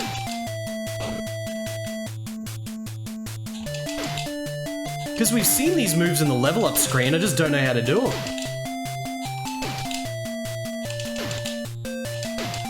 Okay, this is gonna work. That's sick. Sometimes punch is good. Oh my god, oh my god, oh my god. Hugo.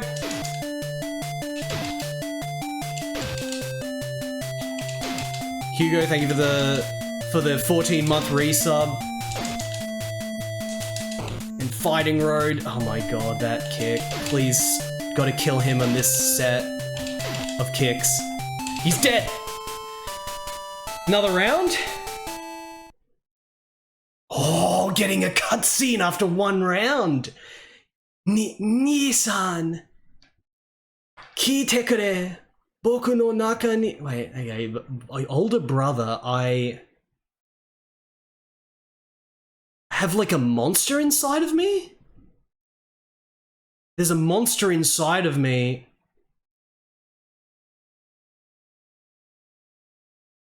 Temi no kogeki... Let's get the translation. Big brother, listen to me. The monster inside me is almost completely immune to normal attacks. Avoid reckless attacks and use special techniques to defeat it. If you can defeat the monster, then maybe, just maybe, I can, one more time, ...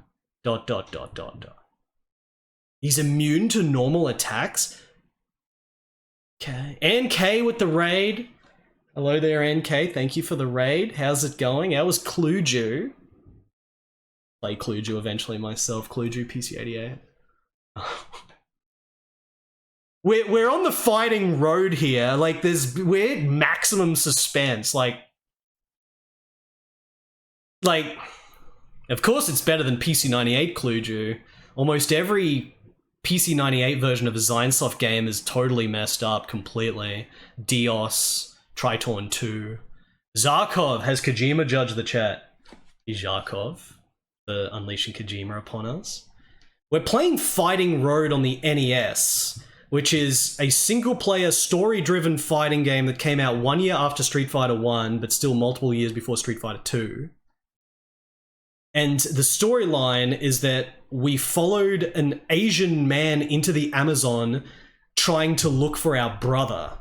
And we fought through the Amazon River, multiple dudes, and now we finally got to our brother who we had to fight. We had to fight our brother. And now apparently there's a monster inside him we have to kill. Which is going to happen right now. Oh shit!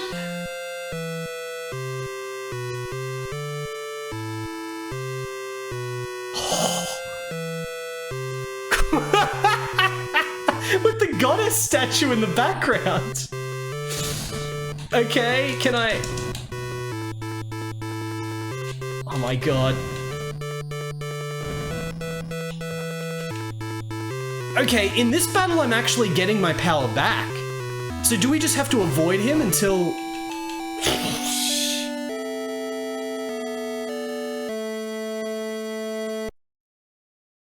It's like we might only be able to use the Hadouken, so maybe we just got to avoid him somehow. Fighting Road, okay. The password is great. With 2 exclamation marks. Alright, we gotta find our brother again, but this time I've lost my level ups. That's so annoying, losing the level ups on the kick. Why can't you just keep your level ups?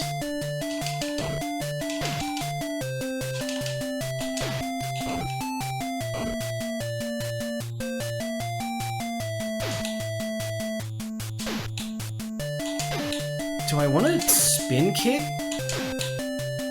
every time? Does more damage, right?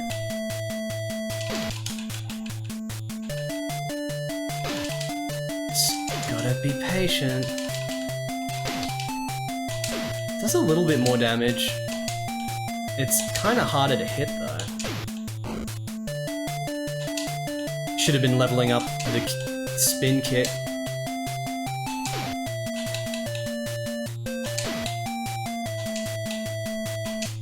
Remember the back of the box, chat?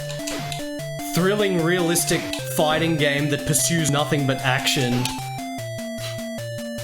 That's actually a lie, because the game has way more story than I was expecting.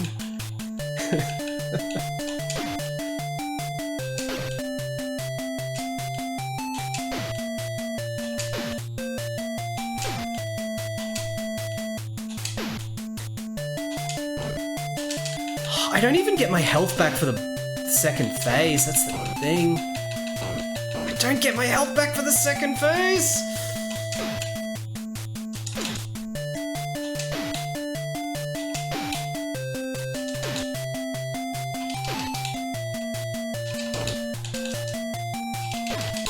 Oh, I got no health. Man. Yeah, probably Bolishmo. Good choice. Kitakorus, thank you for the 15 months.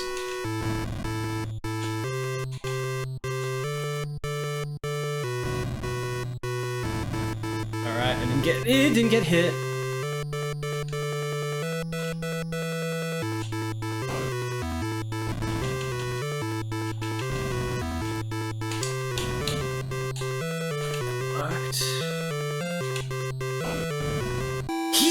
Chipping me away!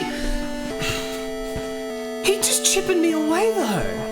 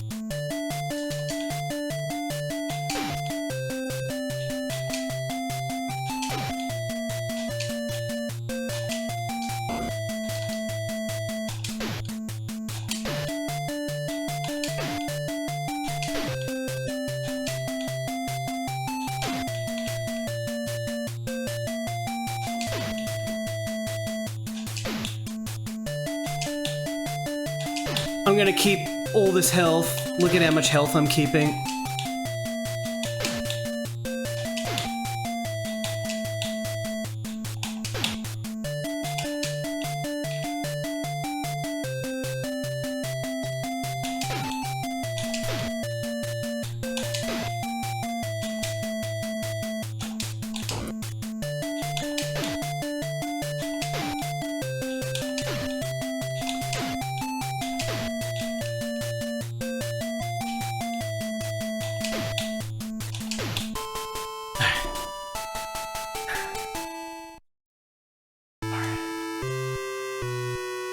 lots of health.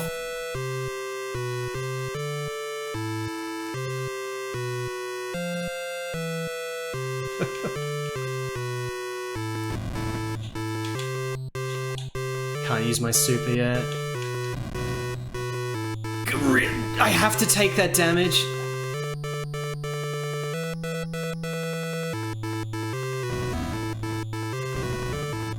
Okay, so I take damage when I touch him. If I don't touch him, okay, just...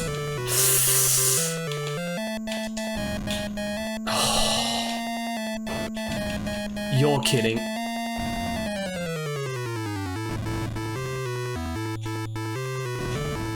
Oh my god.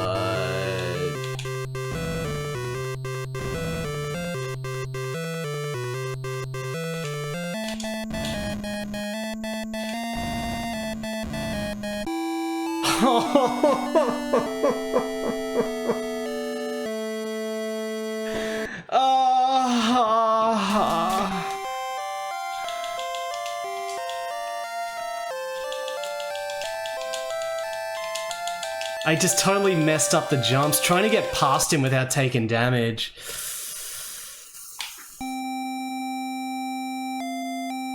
Literally being next to him just drains my health.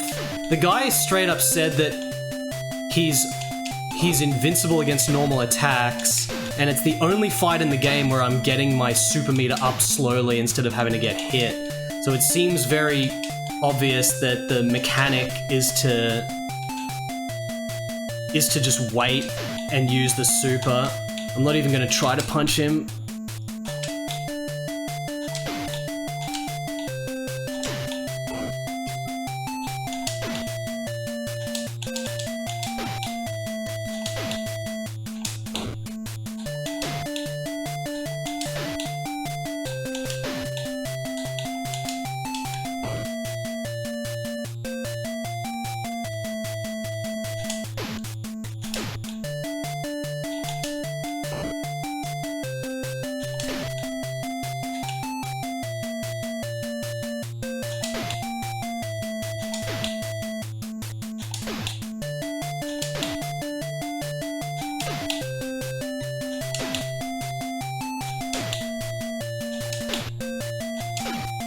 Look at how much damage I've already taken here compared to last time. Last time it was so good. It's surprisingly hard to pull this off, by the way. That's why I keep messing it up.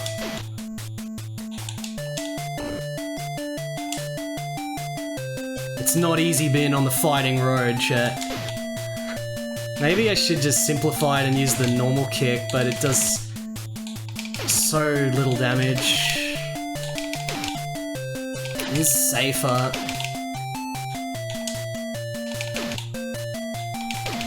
Maybe we just use the normal kick. Well, I mean, there's still a chance with this much health, right?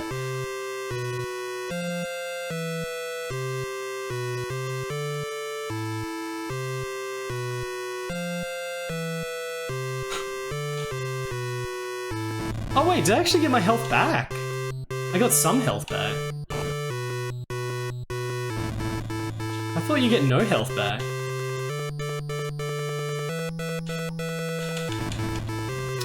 Shit, that was fucked.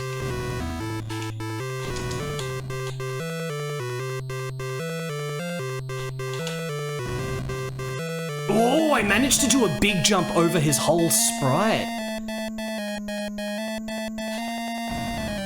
To avoid the physical touch. Oh my god. If I can, like, consistently do that... Pause. It's sort of good. That's probably the best bet I have.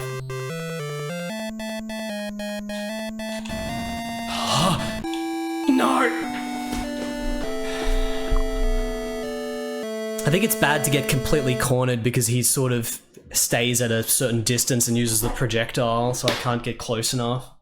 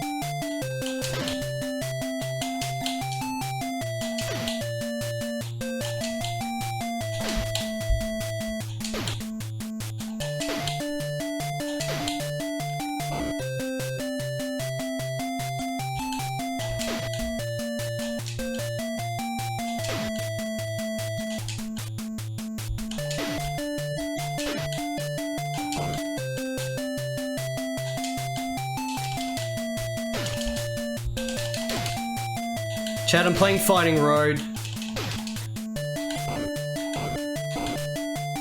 Nice.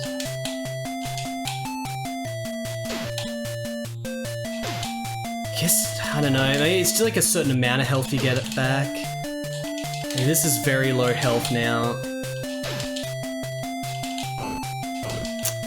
For God's sake, can I at least beat the first phase?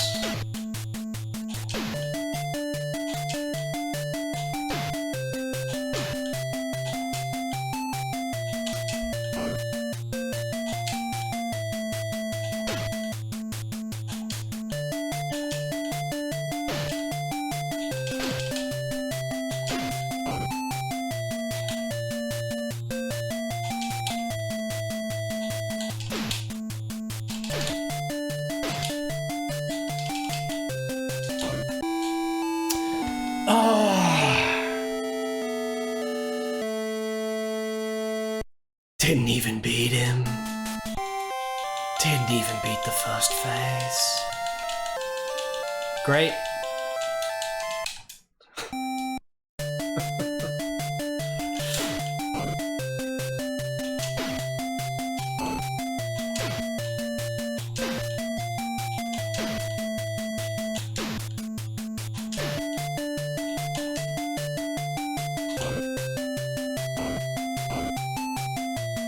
My god, the damage! Like, he's suddenly become super hard in this phase.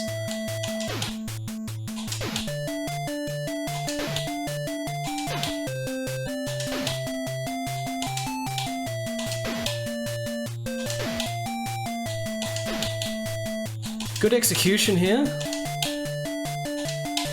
Wonder how you do that forwards heel kick roll thing. Maybe that's a good move for me.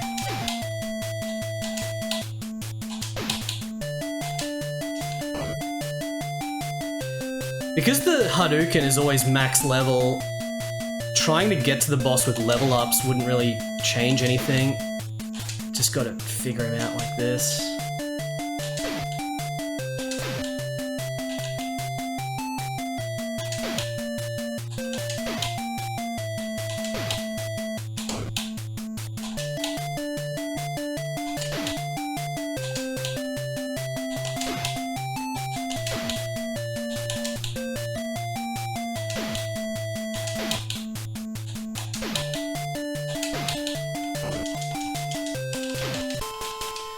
Okay, how much health am I gonna be on here? Oh.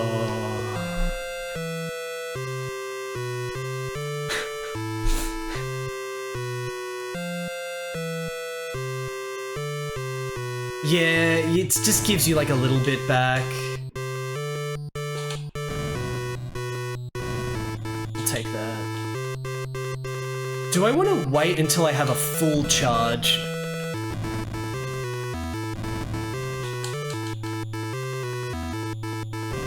Oh! Oh, that range though, that range. Stay about here and then go in and you can get deep.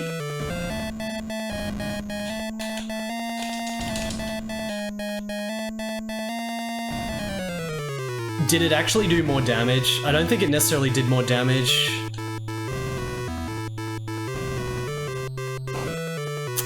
Changing the range. Fucking charging more super literally did no extra damage.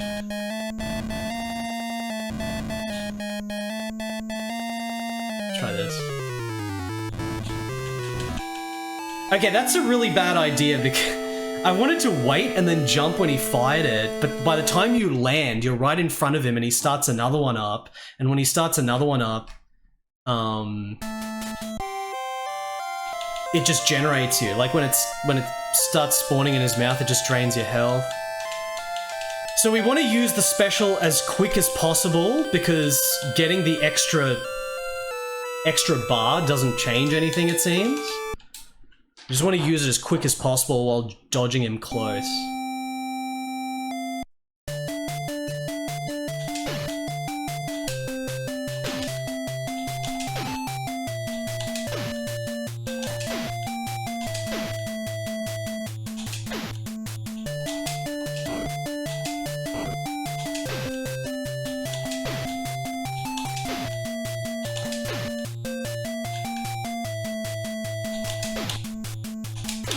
and I really want as much health as possible to make it easier, so if we can get full health on the boss, that would be god tier. This is going pretty good so far, but will it last? I don't know.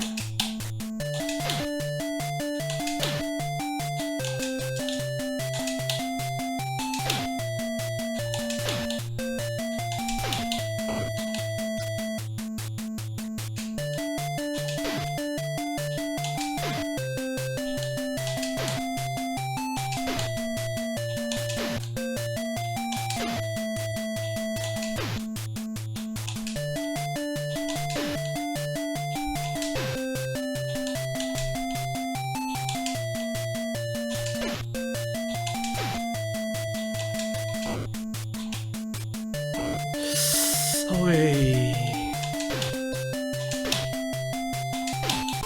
Oh, okay. You're gonna have almost full health.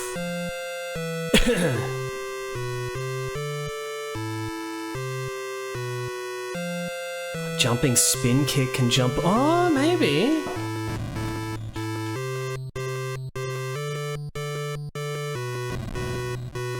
Dude, he's freaking coming close! Ah, shit.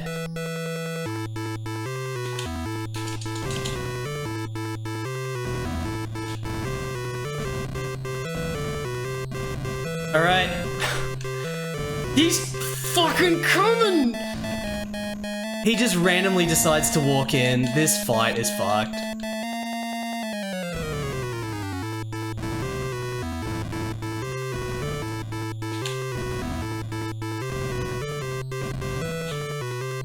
And take the little graze of damage.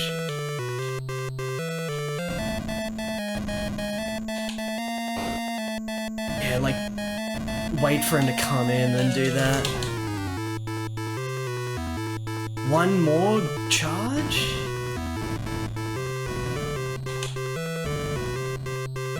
Gonna do it, chat, I'm gonna do it. Shit.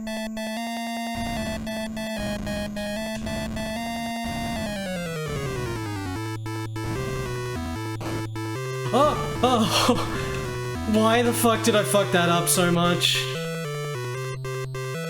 I need to get it past him again. 2, 3, 4. Oh! Oh my god!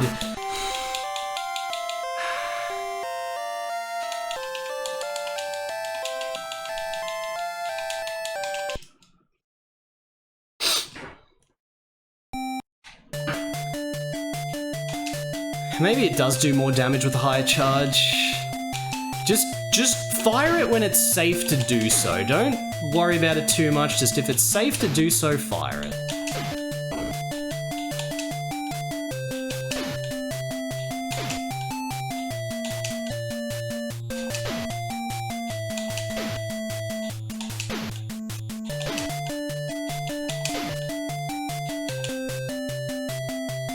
But again, we gotta do this first fight really good because the amount of health I have completely matters on this.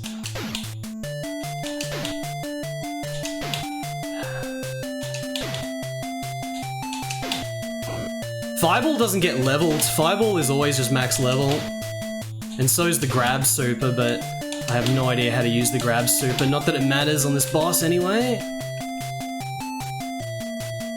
I don't know, maybe you can grab this boss, but you can only damage him with the grab super, which I don't know how to do anyway. And K-Arc for this. Gonzo Cookie obtains an incredible physique. Just the physique that is required of a Gonzo Cookie. I think I've definitely got better strat for the boss now, but now I'm taking too much damage here because it's so hard to get the input for this spin kick. I keep fucking it up. Gotta be super precise.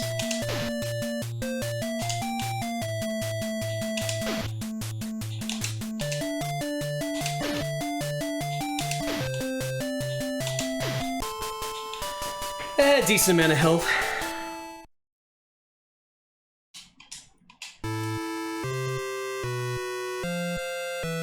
Yeah, maybe I should go into the boss with a charge.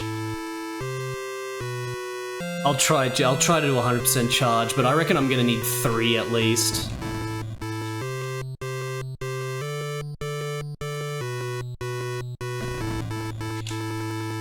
That was super good. Look at that, perfect. It's just random. You have to react to the situation.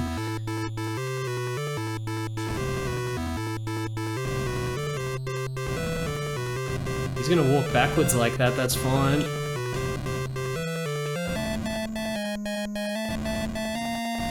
I'll try to get 100%. I feel pretty safe with dodging him now. Like, I'm definitely better at dodging with this corner strat.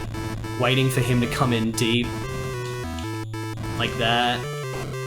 He can still graze me though.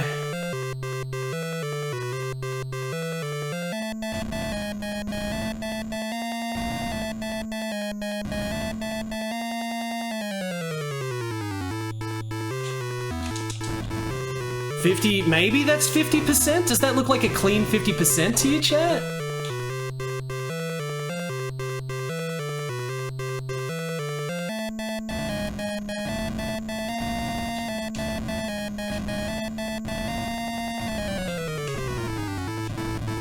Again, it's only this fight that you get your super back over time. In the previous fight, I can't wait. Only this fight because you supposedly need it. Where your super slowly generates back.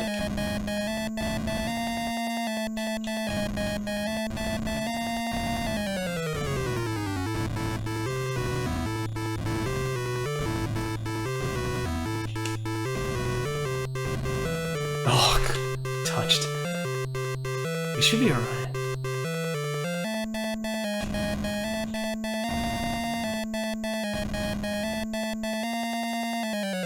Gonna have to have another turnaround.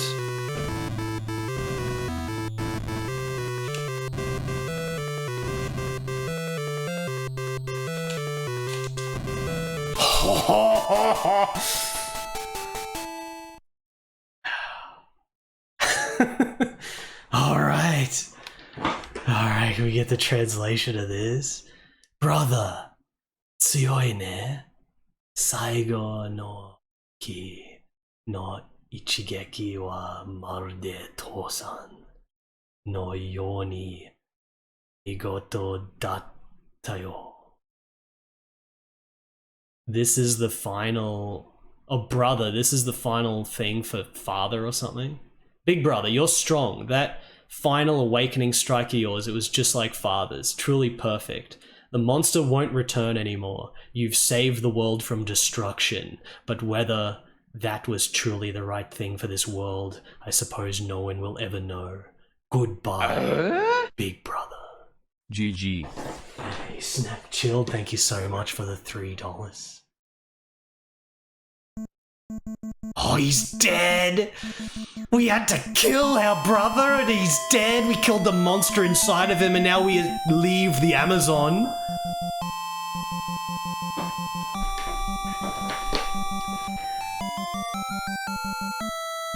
What can I do for you, Jim? I said give me the brandy! Don't tempt me with pachinko, Bo. You may have defeated Fighting Road, but are you prepared to face the unbridled fury of Luminous Road? Can't wait to get back into Zero Yonchamp Double RZ. Can't wait. Thanks for the cheer. It's gonna be so good. From the cave, the ruin. That was the 7th ruin. That was a drama battle. Oh, it ends like an anime, like a movie. What a dramatic freaking Fighting Road that was. The bloody bad ending and everything. That was sick as fuck. That was sick.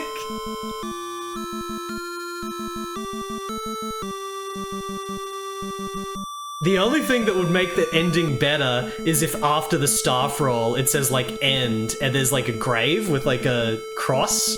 It's like he's dug a makeshift grave and he's like buried him. That's the only thing that can make the ending better now. Except I don't think they're gonna do that because they already said end.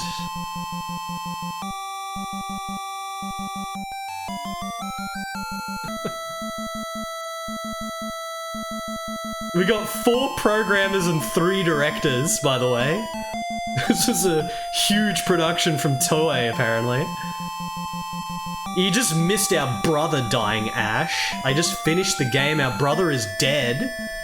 It was a super crazed drama battle through the Amazon rainforest.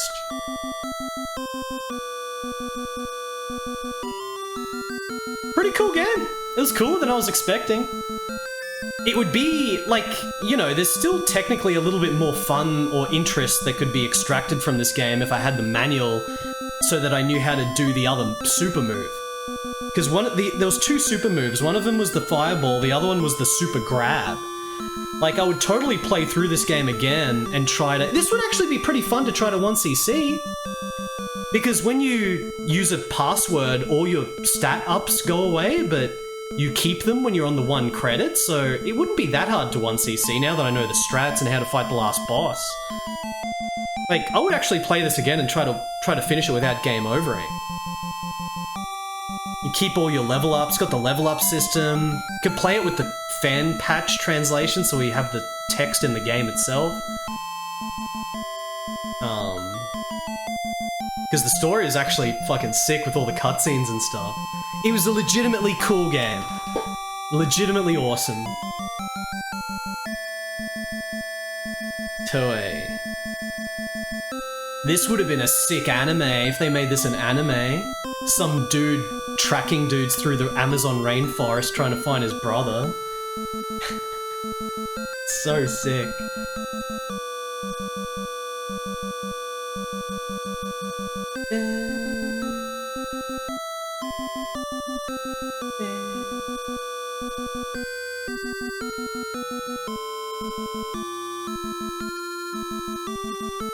Alright chat, do we move on? Good night, Gomadank. So do I, Bo the Schmo, but you know, I don't know, for a fighting thing, Amazon's pretty good. Is the music gonna end?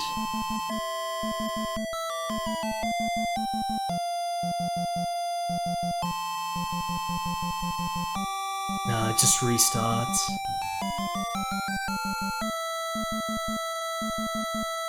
Do you guys want to keep listening to these amazing jams? Or should we move on to game number 2 out of 3 games? I have 3 games on play. It is pretty neat for a NES fighting game. You can't compete doing something with like heaps of characters and multiplayer and shit, so just do a super interesting, story-driven, one-player boss rush. With leveling up as well. Alright, that was Fighting Road. To be a drag. Get out of here, Double Dragon. Get out of here, Double Dragon. That was Fighting Road. Fighting Road was very fucking sick. I would have preferred a different box cover. I think this box cover is way too bland for what the game actually is. I understand what the box is going for because fighting games were still really rare back then. This is like right after Street Fighter 1, just the concept of having this like fighting game with all these moves. Like for the time this game came out, if you compare this to even Street Fighter 1 in some aspects, and definitely the older fighting games like, you know, Karate Champ and ER Kung Fu and stuff, it actually has like pretty cool moves, like animations and stuff. That's I guess what they're saying with the realistic shit on the back of the box. It's like, you know, it's got like all the elaborate animation and fancy moves and stuff. So it is kind of a standout sort of fighting game for 1988, but the interesting narrative stuff in the story and the leveling up makes it more interesting. But this cover art is still, you know, they're just trying to show that it's this fighting game with all these different moves, but the cover art would have been way sicker if it was just like a dude fighting someone in like the jungle. Like there's like a freaking jungle in the background, you're like in the Amazon, and it's this sort of dramatic painting of like these 2 dudes fighting. That would have been sicker. But, you know, it's still cool enough. But let's move on. Let's move on to the second game I'm going to be playing today, which is none other than... To be a dragon, you gotta be strong. Humble, never bragging. Always fight for right, battling wrong with the power of the dragon. Live the code of the dragon. Fight for right, the might of the dragon. With the mark of the dragon. Live the code of the dragon. Never intentionally harm another. Do not battle if you can avoid it. You, Billy Lee, a Dragon Master now. Dragon Master was born with a mark of the double dragon. Live the code of the dragon. Fight for right, the might of the dragon. With the mark of the dragon. Live the code of the dragon. We're playing Masters of Combat. We're not playing Double Dragon 5 yet, we're playing Masters of Combat. J-Bud Airline, thank you for the 100 bits. J-Bud Airline. I live the code of the dragon, I do. I'm just gonna wait. I'm just gonna wait a little while.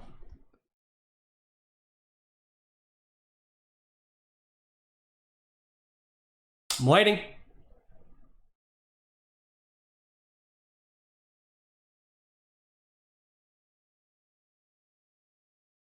Thank you, GH Trust. Jesus Christ, I was waiting for someone to post the Geiger emote. This has a Geiger on the cover art. Rubber Kitty unleashes full Giga. 20,000 channel points. Rubber Kitty, one of the channel point enjoyers. Not like these people that don't use channel points at all because they're trying to get ruler of the world, but little do they know that they're never going to get it. Oh, the NK artwork, let me see. Marty.zone. Did you guys know that Marty comes from the zone that is known as the Marty.zone? It's the zone that he comes from. This is pretty good. Pretty good. Fractal Mind Mike.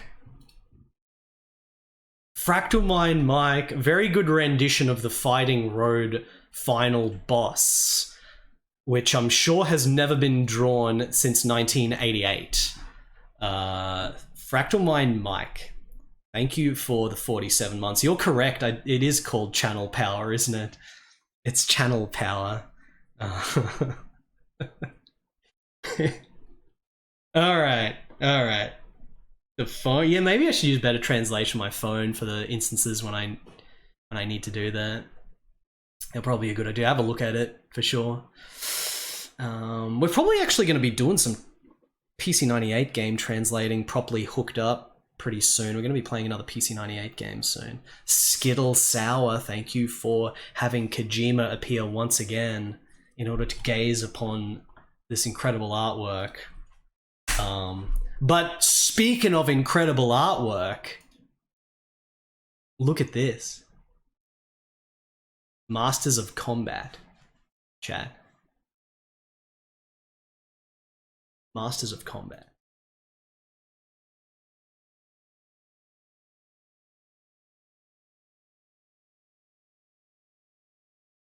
How many people have played Masters of Combat?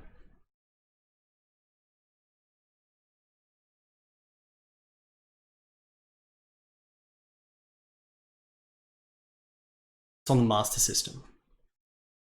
It has a Geiger alien on the cover art. The cover art is actually awesome.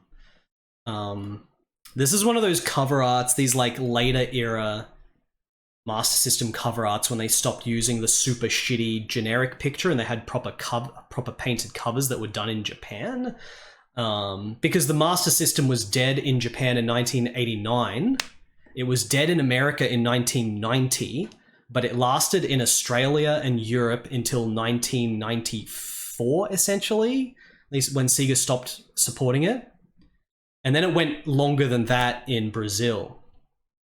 So, you know, there's always the majority of Master System games that we play, is generally the European stuff from 1991 to like 1993, which is all Japanese developed, but only came out in Europe and Brazil and Australia. Australia counts as the European market because we were PAL.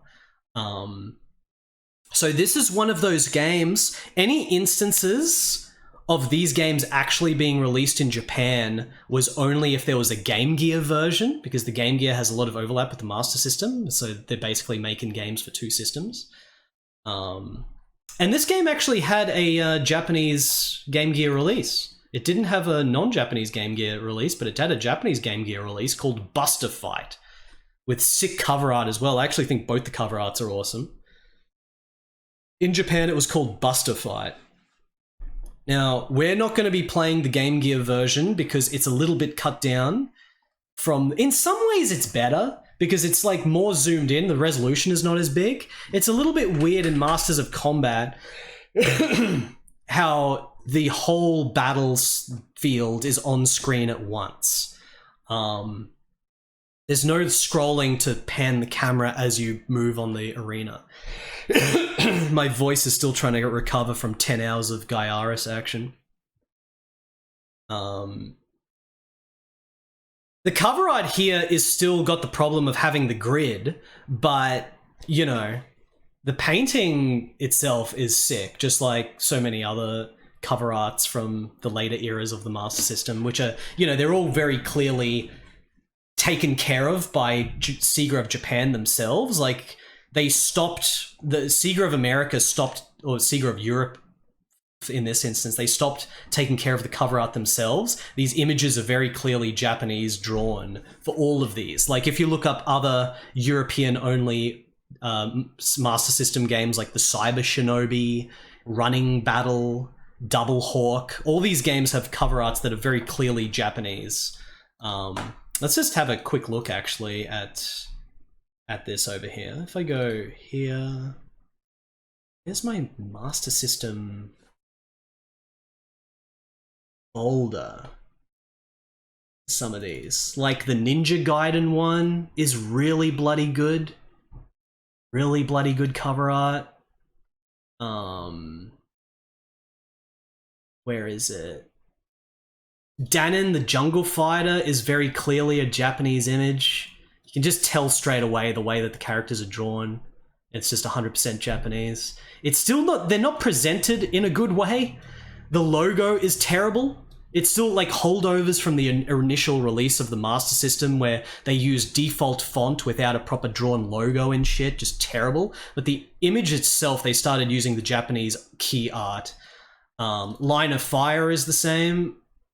Line of Fire that was only released outside of Japan. Double Hawk with a very, very high-powered cover art. Very, very, very high-powered cover art. It immediately looks a little bit cheesy because of Stallone and Arnold, but the actual image itself, like this composition is stunning. Like, this is probably the same Japanese artist that did... you know, I always compare it with the Tamiya guy. There's this one Tamiya guy that does all the Tamiya model kit images. I don't think it's that guy, but this is definitely the same guy that did a lot of Data East cover arts for like, or Data East arcade flyers for games like Cobra Command and shit. And also Bloody Wolf. Let's see if we can bring some of those up. By the way, Cyber Shinobi, again, sick cover art. 100% Japanese image, the pose and everything. Like, there's a lot of good shit in these Master System cover arts to games that were only released outside Japan, but I mean, imagine how much better it would be if it didn't have the shit default like font on the titles. Like, you know, it's not even about the grid so much as it's about the damn font on the title. Like, it's just terrible, but the images are sick as fuck. Can I see here? There's arcade. Let's see. Where's the Bloody Hawk? Yeah, here it is. So I think like the Double Hawk thing from before is the same cover artist as these Darteris ones like this. He did a bunch of cover arts that were like this. Lots of big Arnolds. You gotta get your Arnolds. Here's another one. I'm just guessing that it's all the same guy. I'd be pretty happy to bet money it's the same guy, but yeah. Like pretty damn similar, these. Look at that. I think this is actually the sickest one. Like this composition with the characters at the top shooting, but then that insane, just all the shit underneath is just incredible. But you know, Arnie and Stallone are looking pretty, pretty silly up the top there. I think it would have been better without the two headshots at the top. The torso shots like are sick, but the headshots are kind of weird. But you know, they got to fill it with something because the way that this is laid out, it's got a lot of empty space without cover art, without actual painting. It's just the composition in terms of the whole box is terrible, even though the image itself is amazing. And here's the cover art to Lord of Sword, just for the sake of it. He's holding a bow.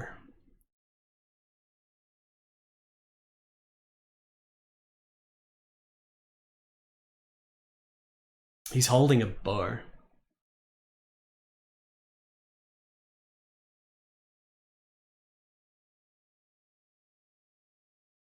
And now back to Masters of Combat. I finally found it again. So this was developed in 1993 by Sims. This is the same engine as the best Power Rangers game ever made, which is Power Rangers on the Game Gear. Power Rangers on the Game Gear, I streamed it again just before Reader's Rewind came out. Power Rangers on the Game Gear is absolutely ridiculously insane ultimate game. Every character has about 30 moves, and they're not palette swapped. The 5 Rangers are completely unique with about 30 moves each. It's a fighting game combined with a beat 'em up. It's got all the grabs. It's amazing. That Power Rangers game is amazing. Like, holy fuck. So this, before they made that Power Rangers game, that engine started as this game.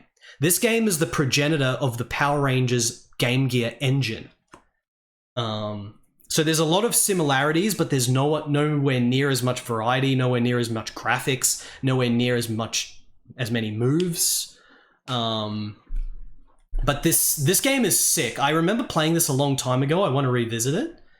So I have technically played this before, but I need to revisit it. It's freaking awesome. The character designs are so freaking awesome. It's got like this sci-fi city theme, which is really fucking sick. Like, I gotta play it again.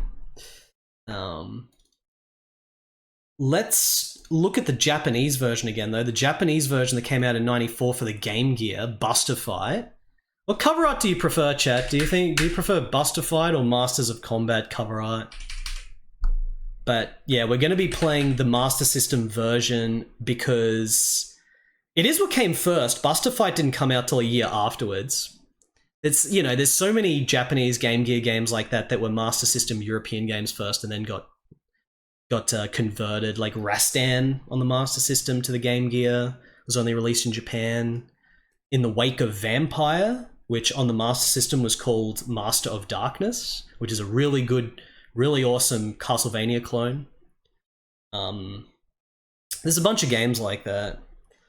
Masters of Combat does have a pretty damn good cover.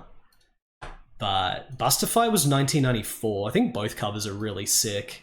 In many ways, the Buster Fight cover art is more like the artist that did this is more skilled. Like, it's just incredible. Like, it's extremely skilled, really high tier painting. It's extremely good.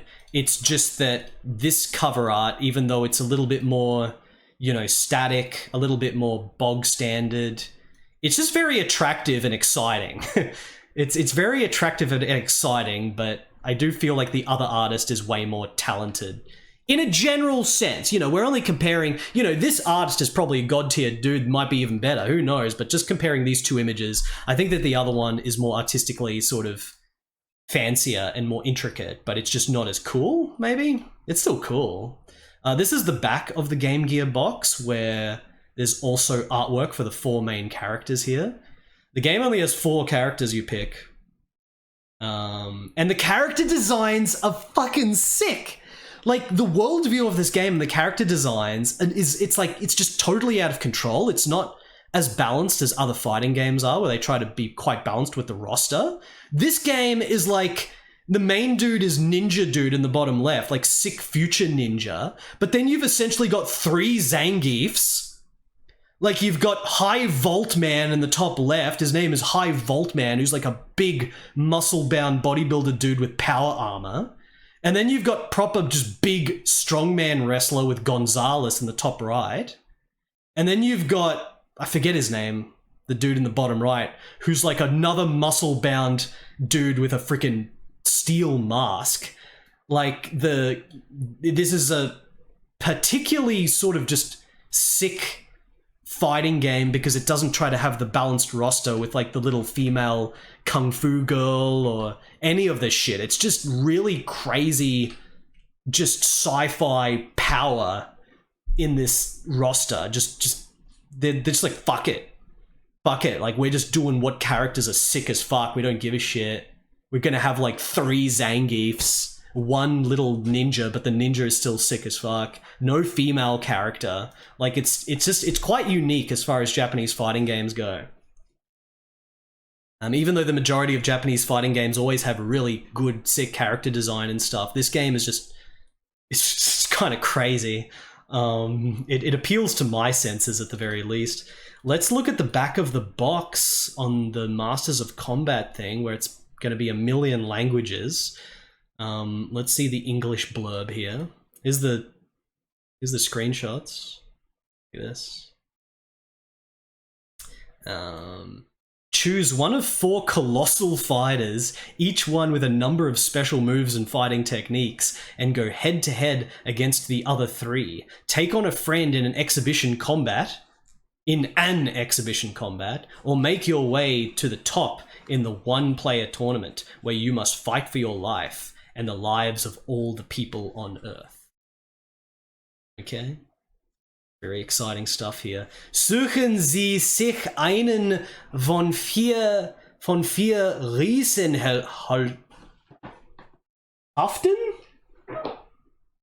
Kämpfen aus, von denen jeder über eine Reihe von Spezialbewegungen und Kampftechniken. We're not even playing a German DOS game. I don't need to read this. I'm not even going to get into the French. No one get excited. I'm not even getting into the French here. So let's play it. Again, I'm playing the Master System version because the Master System version has a bigger resolution. It's got dialogue that's cut out of the Now, if you're playing the movie on a telephone, you will never in a trillion years experience the film. You'll think you have experienced it. He's the cover art to Masters of Combat. You'll be cheated. It's such a sadness that you think you've seen a film on your fucking telephone. Get real. It's such a sadness you think you've experienced a game on a fucking Game Gear. I know, that's why we're playing this Master System version with the Geiger cover art. Thank you, Orteka, for the 570 bits. The Game Gear version gets rid of the dialogue between the characters because the resolution is smaller, so they don't fit it on the screen when you have the character select thing. So in the Master System original, there's dialogue of the enemy dudes talking trash. And it also has score. I think score is taken out of the Game Gear version. At least it's not visible. I don't know if there's a hidden score, but score is not in the Game Gear version. So it's shit.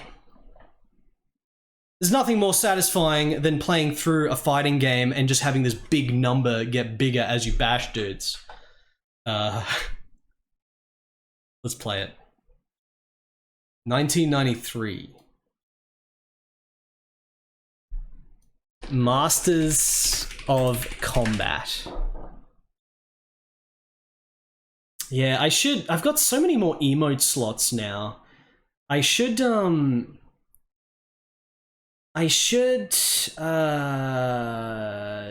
get like a Peter Greenaway emote, David Lynch emote, a dance animated emote. Like I gotta put in a whole bunch more emotes. And also get more up-to-date year subscription badges, and also add half-year subscription badges for the existing ones. I gotta do all that. Masters of Combat. God, let's do this. Oh, actually, no, that's gonna be shit. Guess I could do this. We'll just keep it full. I was gonna crop it so we just have the sick image, but it's fine. Jonathan emote.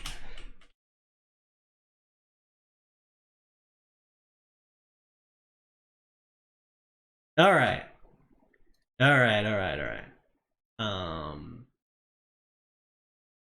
We'll unpin the thing, because it's covering all my thing that makes my chat confusing, but thank you NK for the artwork, that was cool. Let me just change this, because all my layout is all fucked up. Okay, we can play the game. Masters of Combat.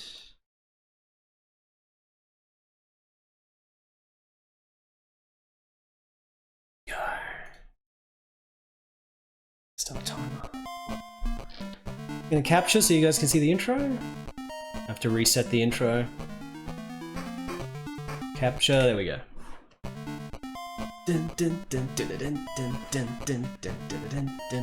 Man, the character designs are so awesome. So good. Masters of Combat.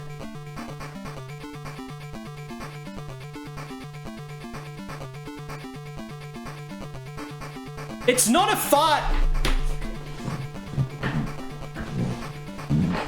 It's the leather on the chair, fucking chat.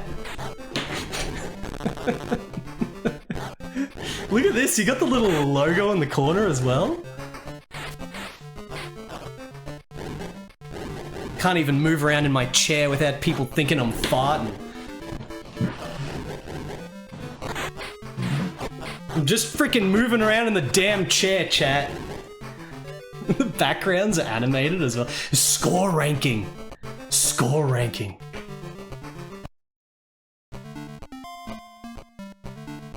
Alright, I'm hype. You can do versus. I think that the Game Gear version has link. You can like link capability.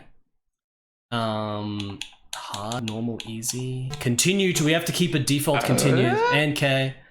Did McCall fart? He did. It's an office chair. It's an office chair. Look. It makes that sound when I move in it, damn it. What is this? We can change the hertz frequency of the... Oh, I know, this is probably just the sound effects.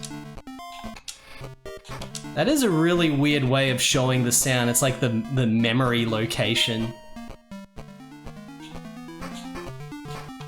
It's the memory location. Alright, game start. In the year 20XX, an UFO landed in the city. An observation team was sent to research the area where the ship supposedly landed. But when they arrived on the scene, they found no traces whatsoever. A year later, Megalo City's mayor suddenly declared that he was holding a match to decide the strongest fighter on Earth. However, behind this plan, the mayor was hiding a dreadful secret. This is already like the awesomest fucking shit. Just Cyber City in the future with a big powered mayor, bloody Hagar, who's holding a tournament, a fighting tournament. Lemon King, thank you for the gift sub to Deep Thought. Appreciate the gift sub. And now we've got freaking these 4 characters. Another fighting game that's 6 single player because the storyline and everything. I forget how many bosses there are, like surely there's more than one boss. It can't just be 4 opponents and then 1 boss and that's it. It might be, but we're gonna use this dude. This is High Vault Man. This is Gonzalez. This is High Vault Man. I'm gonna use High Vault Man because he's bloody High Vault Man. Stage 1, Industrial Complex. Prepare for the worst when you fight me. Look, we've got a little map and everything. It's so cool. Oh yeah, we gotta change that. Whoops. High Vault Man versus Wingburger. It's one of the coolest fighting games, just like in its world and character designs. Okay, wait, let me do this. It's one of the coolest fighting games, dude. It kind of reminds me of Dark Edge. You know Dark Edge, the arcade game, which I streamed once and 1cc'd? It's kind of like a sort of similar world and character designs as Dark Edge, but without all the like mutant characters and stuff. Dark Edge is awesome, I love that game.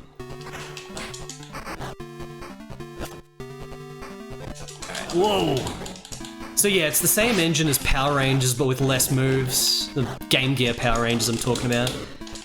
All the little animations are so fucking sick! Like, look at that throw, that feels so good! Look at that, he like pops off as well with his arm. Oh, we stunned him. Everything feels awesome. We've got a projectile.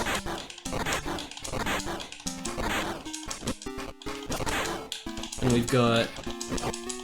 Oh yeah, we've got that axe kick! The axe kick where he just lands on his ass. The moves are awesome. Wingburger. Get the freaking axe kick! He just straight up lands on his ass. Whoa! Whoa! I chucked him into the air and punched. That's the back throw. You got a unique back throw animation as well. Yeah, I'll definitely play it, Young Billiam, for sure. Incredibly cool game. Like, so much attention to detail. It makes sense that these devs will be the ones that make that Power Rangers game. The Power Rangers game even better than this. If only they got a chance to make a beat-em-up game like the Power Rangers game, but with this world, instead of just being based on Power Rangers. There's Dizzies? I got the Dizzy. I want to try to hit him with that axe kick. I think it's like an anti-air. Yeah! That's awesome. Grab. Boom, boom. And boom! Okay, good. Listen to that music. Getting our score, gonna get big score. Wingburger is defeated. I'll accept any fighter's challenge. Wingburger. Alright, stage 2. I'll show you that you're no match for me. We got the ninja guy. Hayate. There's no way Hayate is gonna beat High Vault Man. High Vault Man.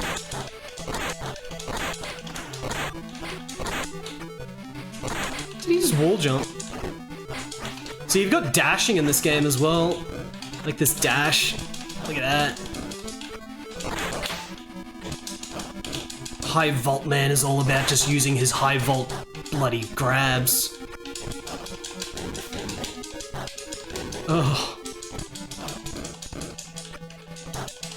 Oh, the close range axe kick. That was sick.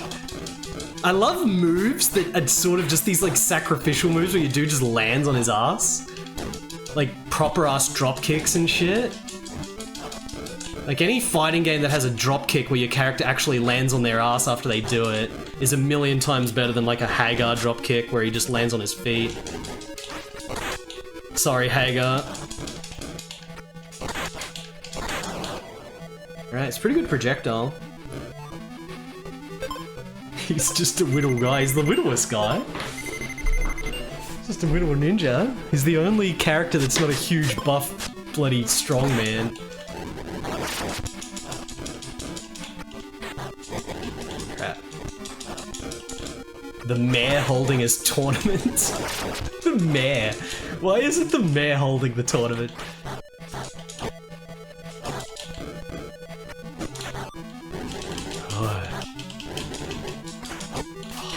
I'm not landing my throws. Is that a dizzy? That's a dizzy.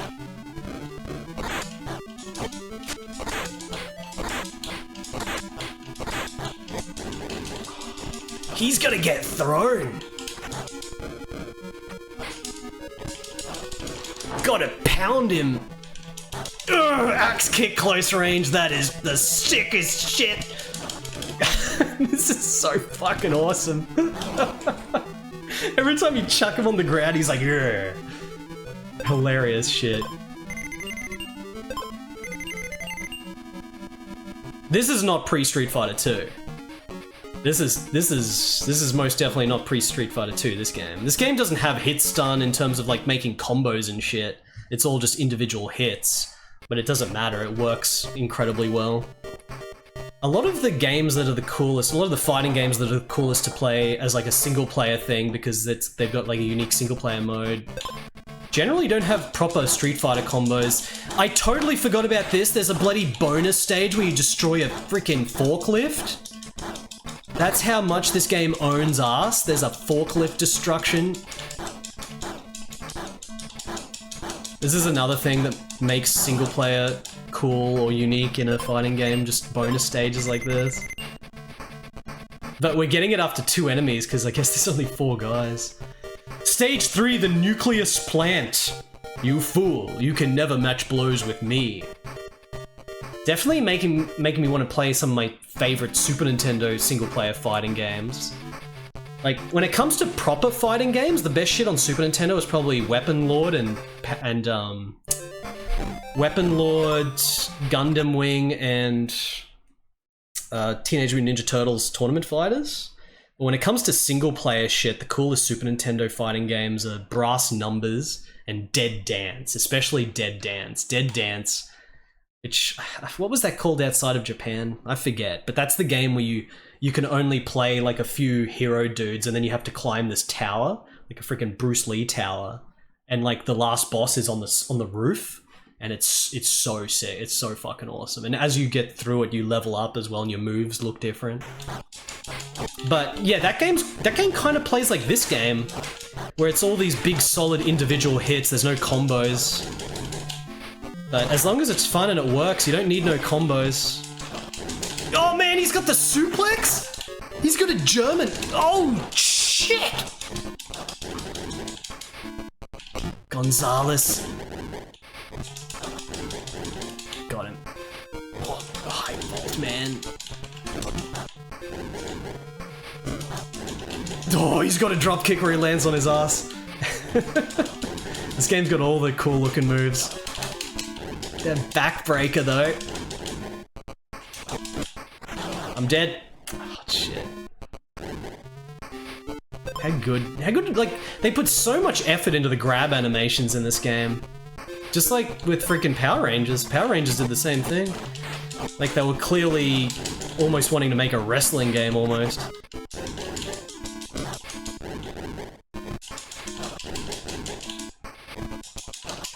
He is bashing the shit out of... High vault, man. Oh my god. Okay, maybe I just want to use a big forwards kick. The Shoryuken!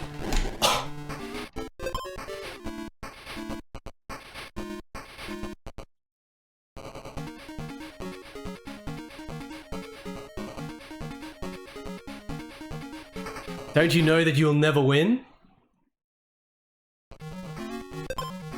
I've got 2 credits. Well, yeah, we have to stay with High Vault, man. Gonzalez.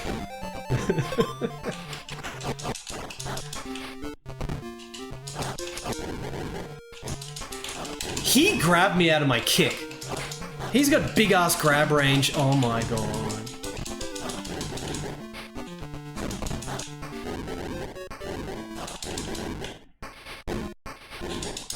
Alright, maybe we can just bait out his Hadouken.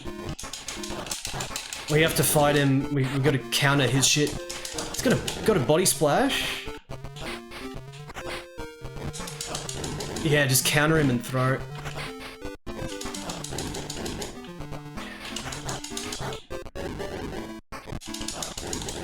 Going in hard.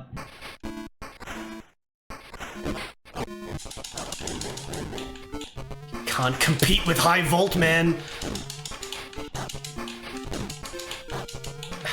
I don't know the exact button combination to do that axe handle kick thing.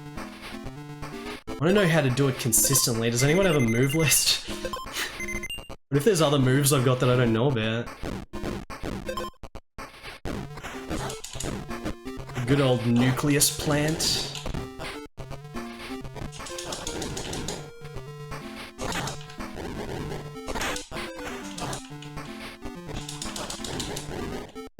Yep, being defensive is working. Like, this game is legitimately, like, really fun to play. Like, it plays really good.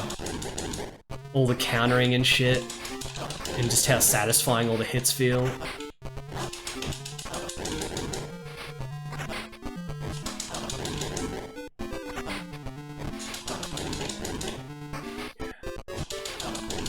That throw. Can't compete with High Volt Man's throw. Hey, here we go.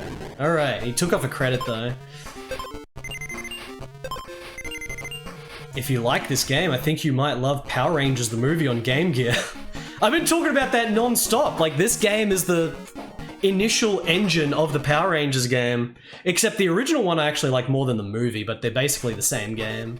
Because there's 2 Power Rangers games on Game Gear that use the same engine. SWAT base. So you think you can beat me?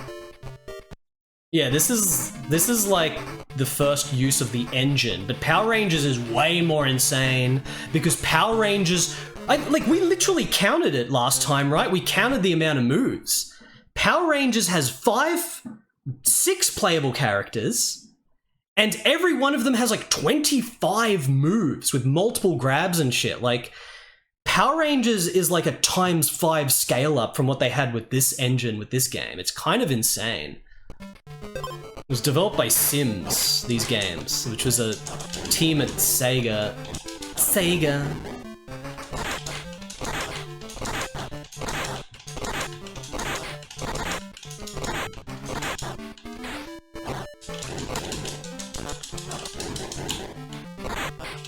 He's actually got a high projectile.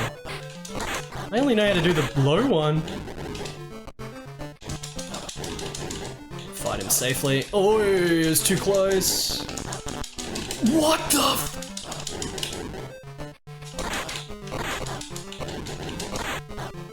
It's like Sagat.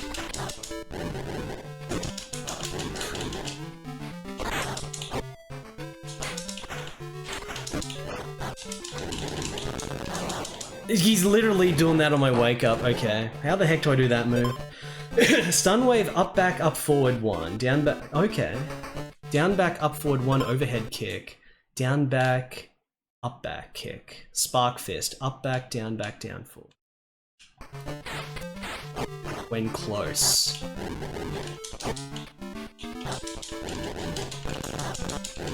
Shit.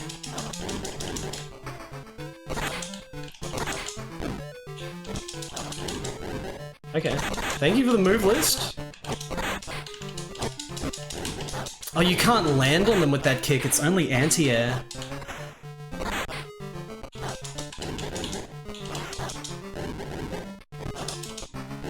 He's getting me on his wake up.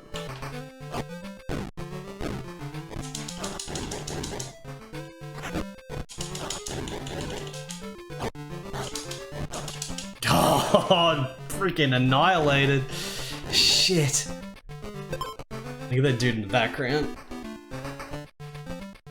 High Volt Man versus High Volt Man.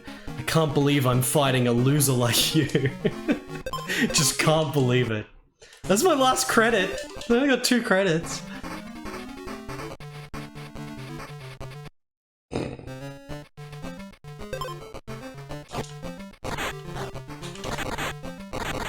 So all the moves are like diagonals.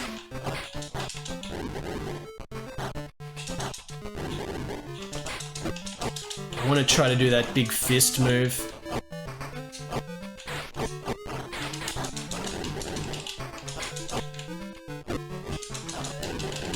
He's grabbing me real quick. The kick is kind of useful, it seems.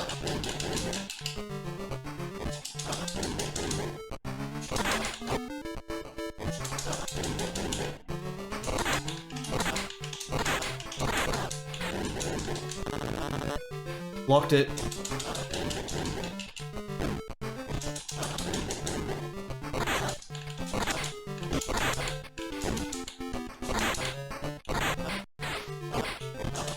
Oh. High Vault Man. Ugh. There's this huge sense of weight to the jump. He did a wall jump! Okay, grabbed him out of his fist. Oh, these battles.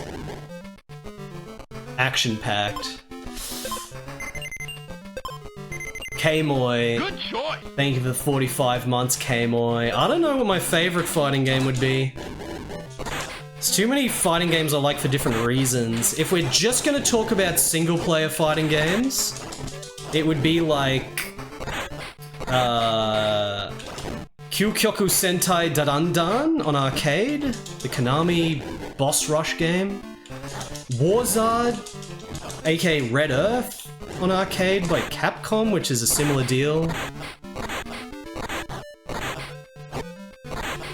It's like a totally different list if we're talking about playing multiplayer. Shit. Oh my god, I'm dead. Like, if we're talking about other, like, fighting games and playing 2-player or whatever, it'd be a totally different list. Like, Art of Fighting 1. Dead Dance, as I mentioned before, on the Super Nintendo. These are all the sickest games that I want to play 1-player only and not 2-player. Oh, he's got like a... He's got like a kick thing. Characters have a decent amount of moves.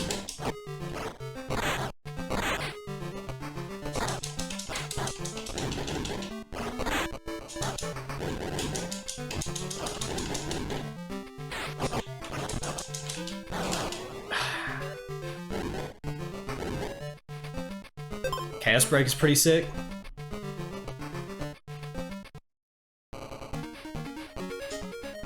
Game over input. I'm dead. I'm dead. I mean, we could put the credits up, but I want to beat it on defaults, right?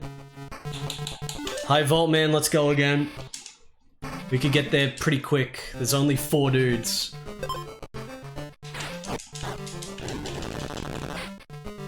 Hey, we're fighting High Vault Man first. I wonder if that's actually good to fight him first.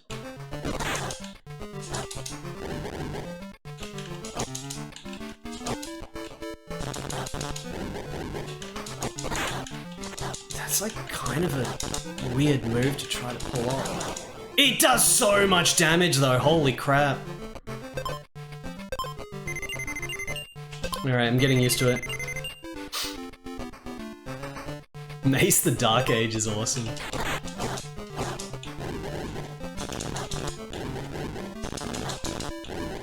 Absolute Annihilate High Voltage. This is how you play High Vault, man. The throws do like no damage compared to this. I've already beaten the previous high score. Pretty much. Freaking Eternal Champions with the impossible last boss. Never beat that boss yet. I only streamed it once.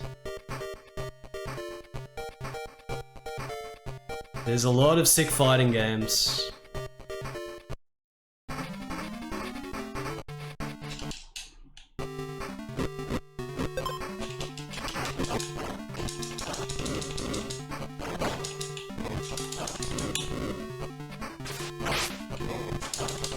I'm gonna try to throw him into the corner so I can just high vault him. He's got a projectile that makes him fall back. It's like every character, they give these very sort of high impact realistic moves where everyone's falling on their ass. And it's so sick. It's definitely kind of like a whole sort of feel, aesthetic that they're going with this game. They're trying to make everything heavy and brutal.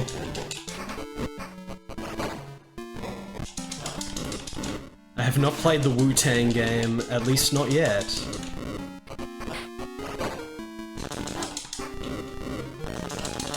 Oh, almost! Oh, yes! Oh, I was on no pixels of health. Every time they get stunned, I definitely gotta use the high vault attack.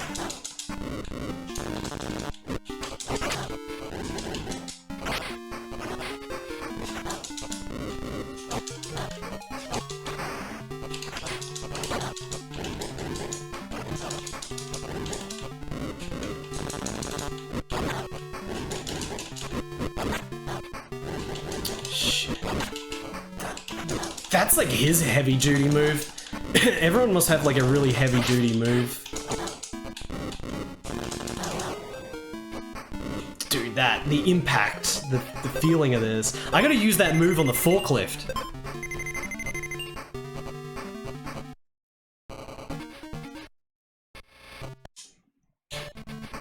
Forklift. I like how the forklift is on a specific spot on the map. This might be shit on the forklift because it's actually shit on the forklift. It's probably most DPS just to do something like this instead.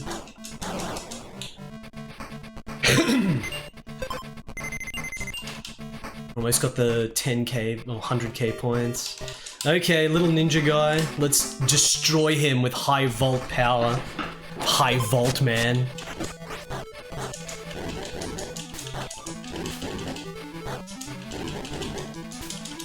Oh my god! He's got the Frankensteiner.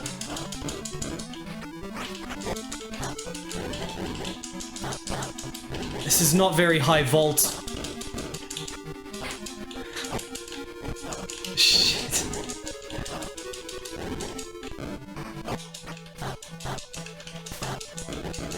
I messed up the input for the move.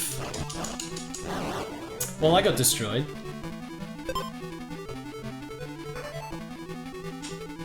That was pretty good.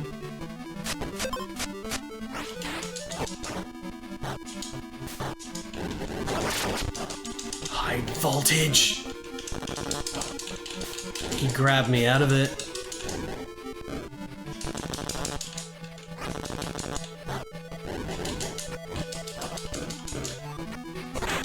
Maybe I should go for dizzies and then just high volt. That's a dizzy.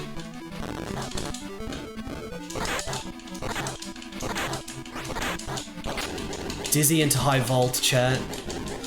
PMC Trilogy! Welcome to Masters of Combat, where we're playing as High Vault Man.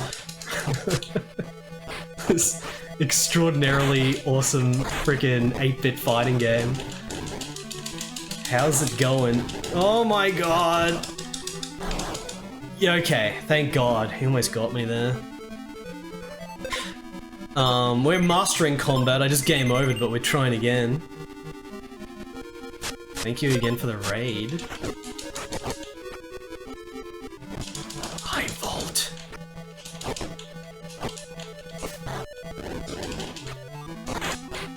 Get the dizzy.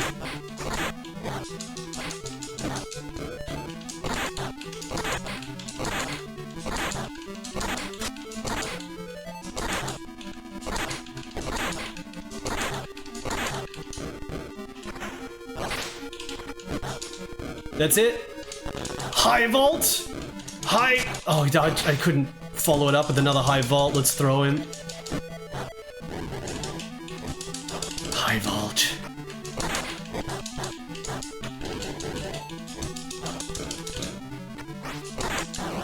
Okay.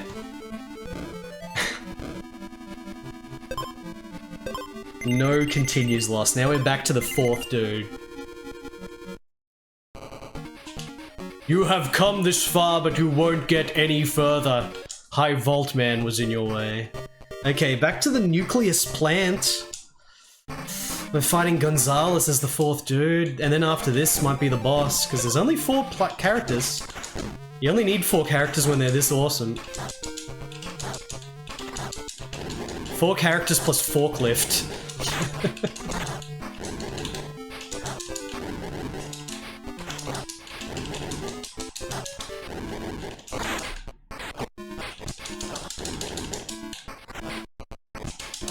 I can just counter him.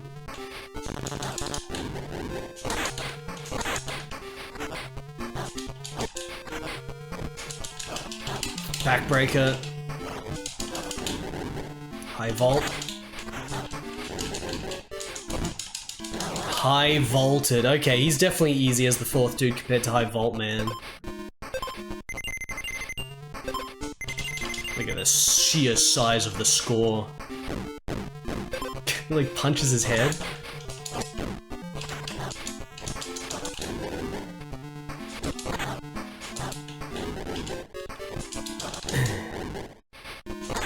Oh, he was dizzied, I wasn't looking. We could have high vaulted him.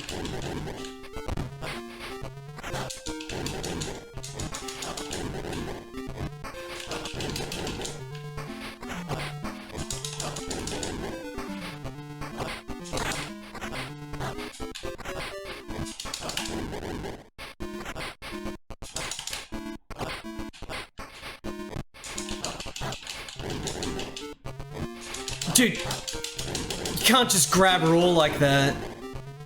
Gonzalez going in with the raw grabs.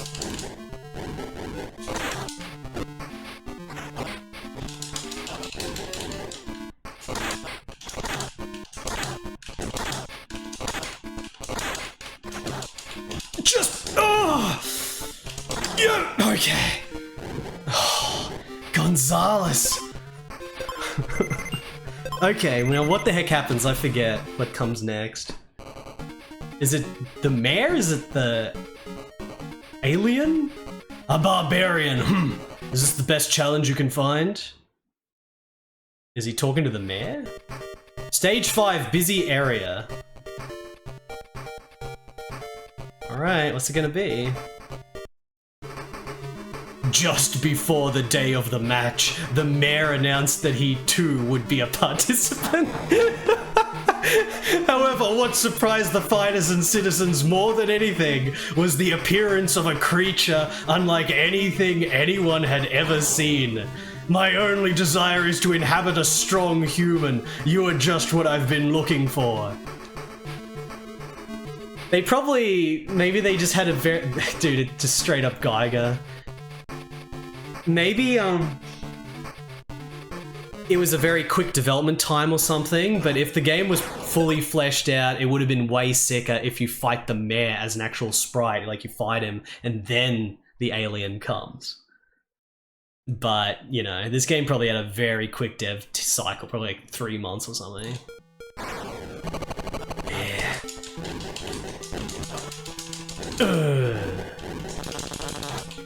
That didn't work. He can crawl on the walls.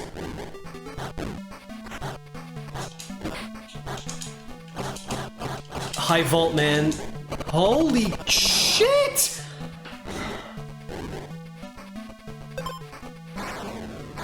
He picks you up!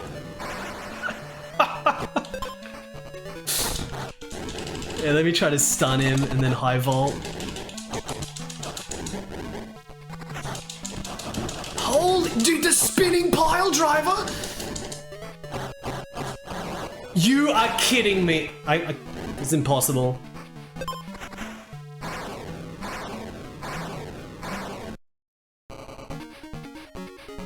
Haha, your body belongs to me now. What's that supposed to mean, Alien Geiger? What's that supposed to mean? What do you mean by that? The alien. It'd be sick if it just said the mayor. It should just still be the mayor.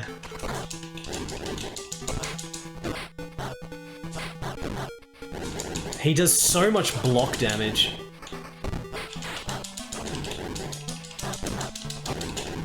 Just grabbing on Wake Up.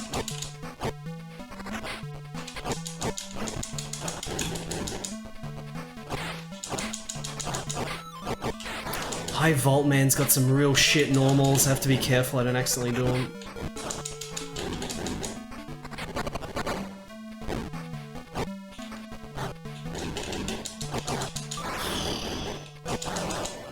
Can't beat him.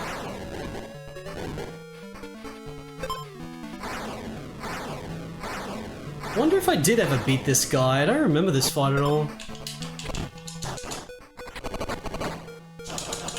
Spinning pile driver, it doesn't actually do that much damage though.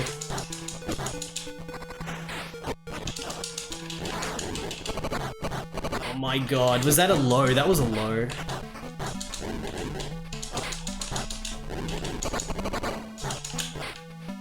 Yeah, just the big forwards kick seems to be goodish.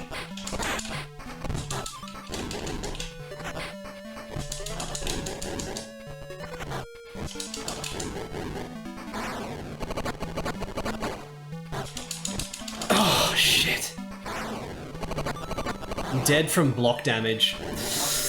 He does more block damage than I counter with a throw. What the heck?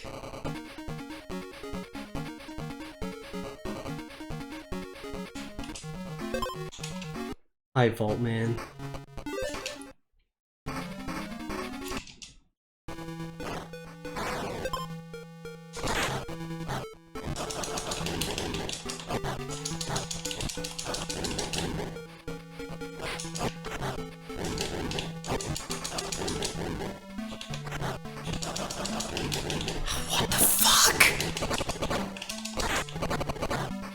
That crossed me up, by the way.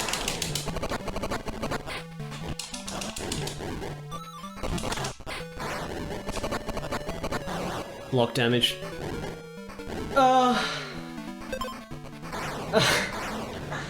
Oh my god.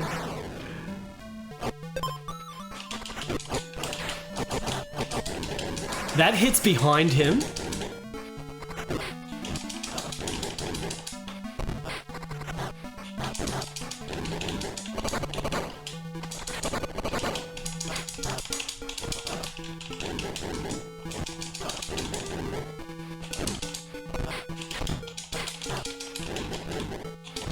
Dude.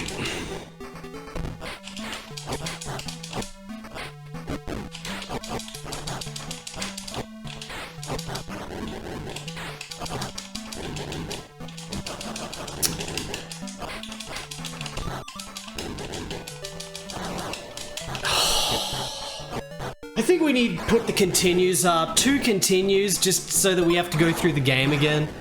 We should try to crank it to max, see how many continues we can have, because this is bullshit. That's bullshit. 138,000 points. What's the max continues?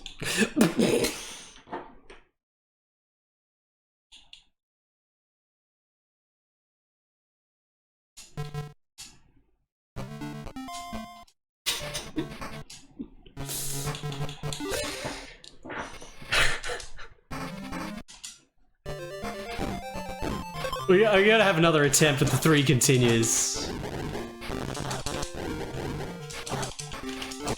I would have preferred Gonzalez to be opponent number 4, but...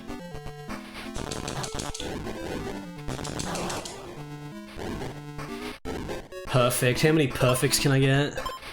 25,000 points for the perfect, plus the mega time bonus. Because score is what really matters. It's insane, like, these characters have more sort of personality and detail put to them than many, like, 16-bit fighting game fighting characters. Like, all the moves they do, all their little auxiliary animations are just so good. They have a lot of little animations they do as they use moves and stuff. Like our little pop-off with our arm when we throw dudes.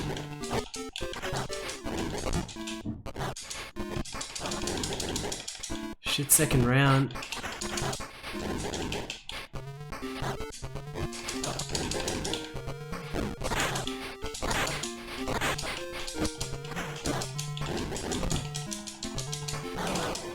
Alright. 3 continues is all we need. I'm gonna figure the alien out.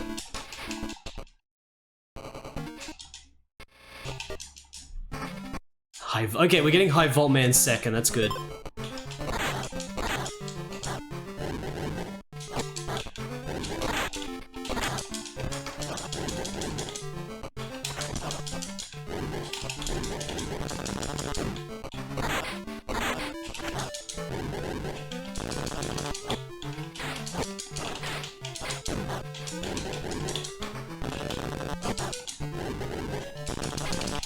Why is he blocking High Vault now?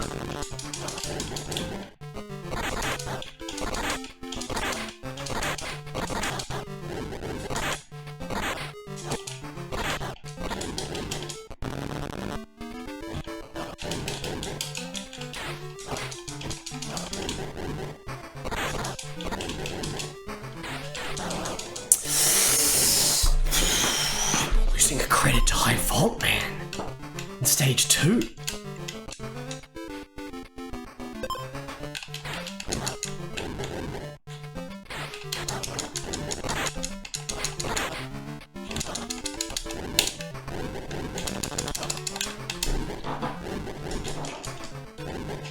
He went for the sick ass axe kick. Gotta give him credit for that.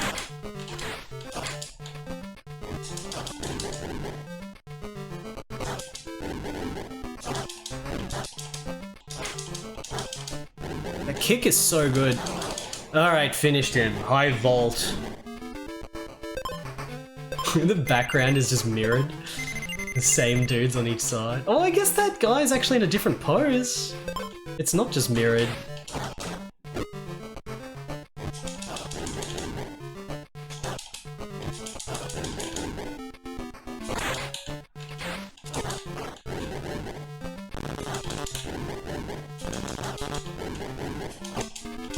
Let's go, fighting games for score, chat. 100,000 points, another perfect.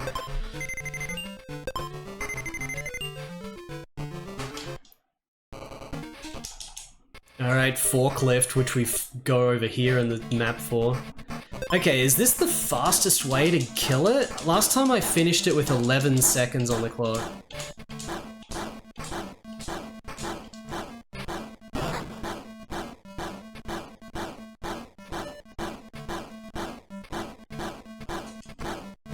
Uh, 11 seconds again, okay. Maybe they even out to be about the same amount of damage whether I'm using High Vault or Punch, because High Vault takes so long. That forklift had it coming, Barry Locke. We had to destroy the forklift. It was working for the mayor.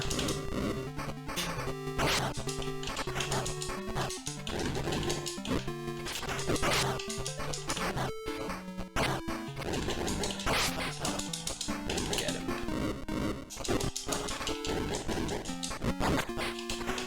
That move.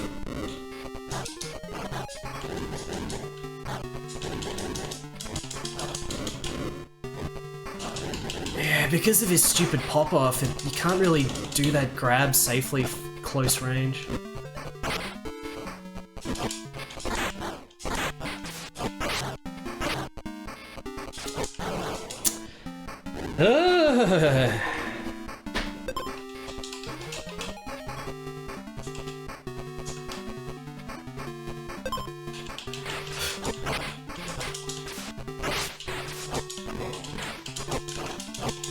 Using the axe kick! It just looks so cool.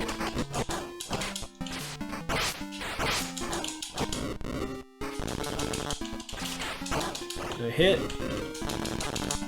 Damn it.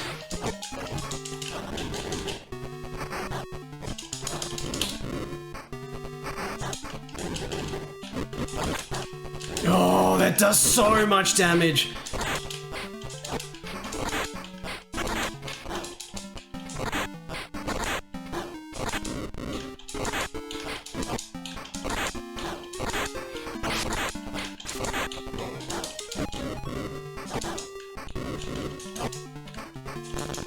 Yes. This is a bit of a struggle trying to beat Wingburger. Bloody Wingburger.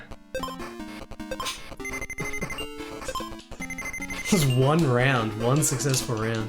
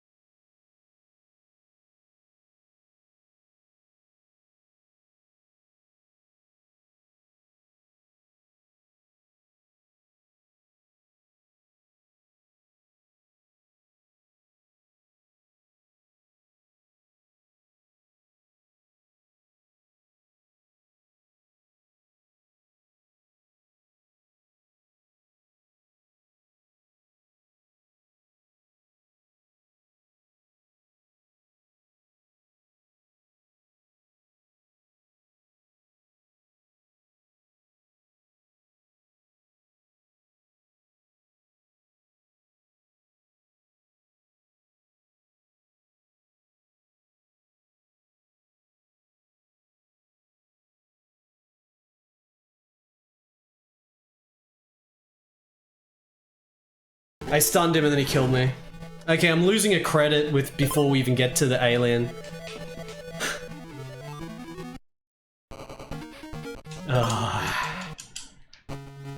High Vault Man. I'm sticking with High Vault Man. He doesn't change.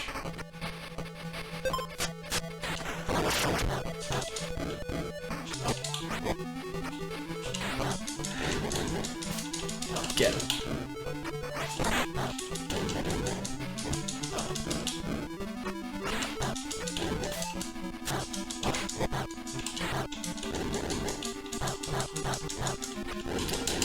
Really?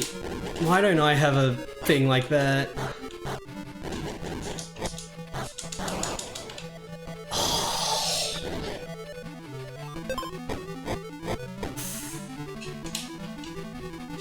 This game is sick. This game is awesome.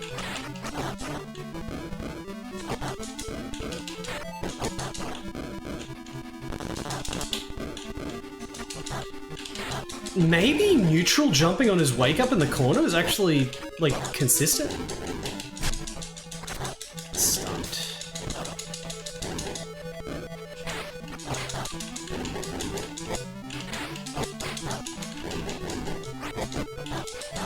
Oh.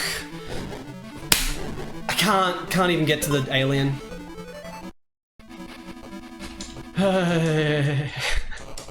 Guys, I don't think I can finish this game.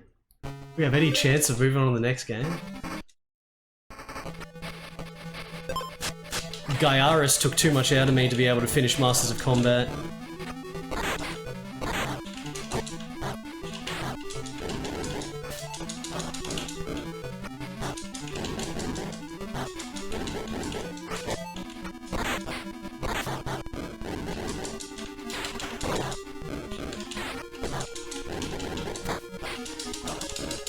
He's not getting stunned still.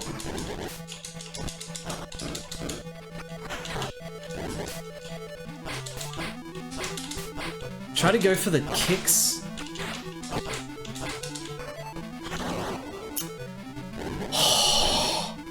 It was so easy having Gonzalez as the fourth opponent compared to bloody Hayate.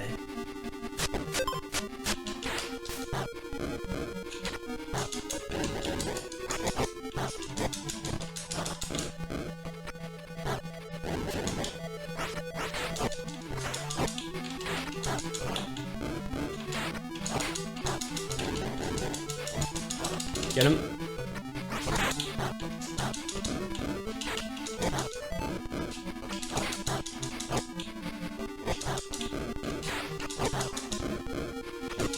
Can you get stunned yet? I knocked him down so many times he's not stunned. Not stunned. Are you kidding me?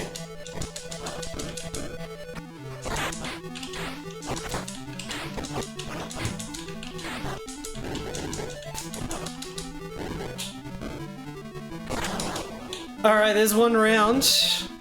Maybe I can pull it off? Nose is bad nasty.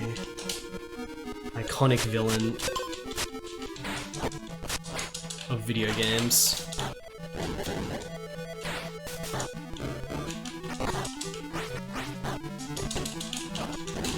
That Frankensteiner.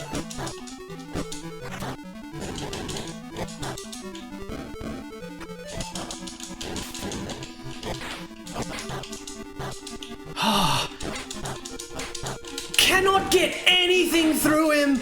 Holy fuck! That's it! That's it!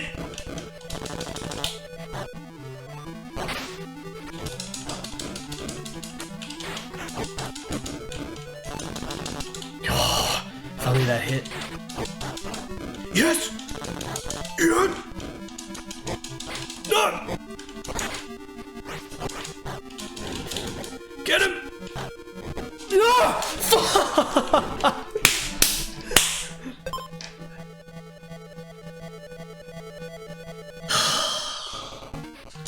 I got no credits left. I can't even get to the alien. Can't even get to the alien. I can't get to the alien unless the fourth opponent is Gonzalez.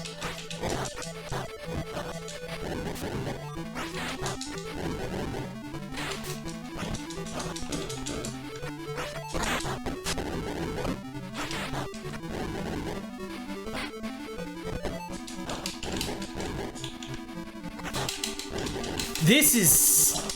What if High Vault Man is actually the shittest character to try to finish the game with? What if everyone else is way better? It doesn't matter, I'm not gonna stop using High Vault Man. He's got this upwards uppercut. I can't touch him, dude. I can't touch this freaking guy.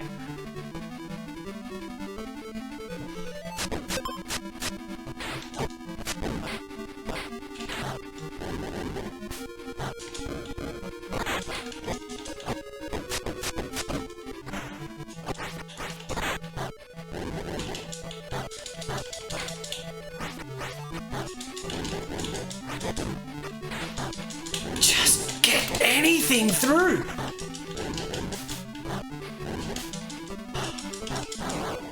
You fuck!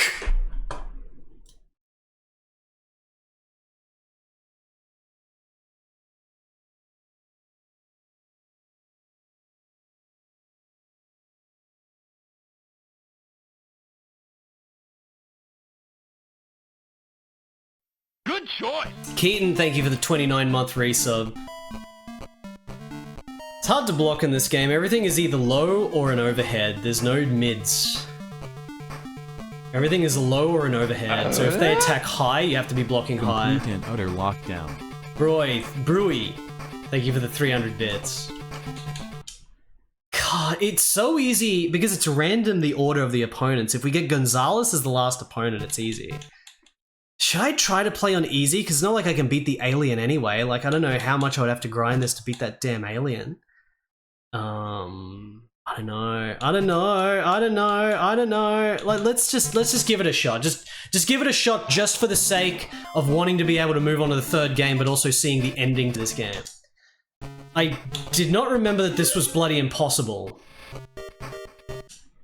But we've seen the alien, we've technically seen all the content, it's just got like freaking King of Fighters boss difficulty. We're fighting Hayate first now. See if it's just a total easy peasy nothingness on easy mode. Because I just want to see the ending again. I have no idea how to beat the alien, even if I get to the alien. How do I even beat the alien?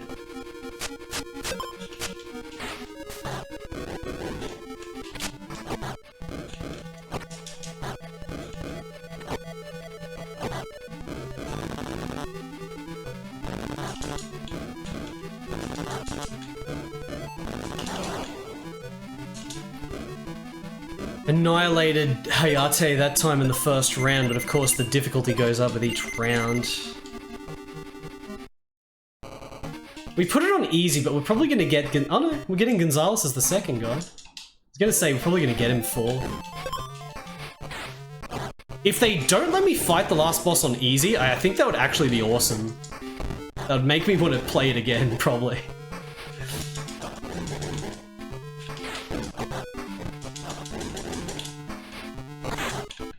It looks like they're really not doing much on easy, though. The AI is definitely different. Different AI. This game only has 5 opponents, so... You know, they gotta make the last boss super hard, or the fourth dude super hard.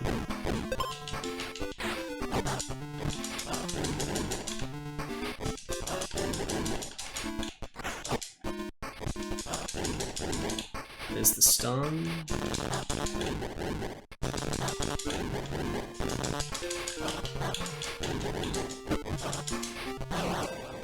Got him. Okay, let me try to use nothing but kicks on the forklift and see if we can beat 11 seconds. Poor forklift. Forklift was just minding its own business.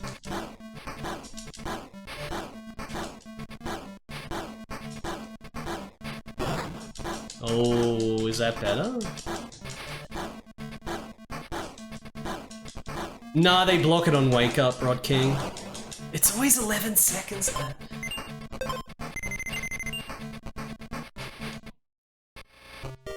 Everything does the same DPS. The stronger moves are perfectly balanced to be just as long as the shorter moves. Okay, High Voltman as the third opponent.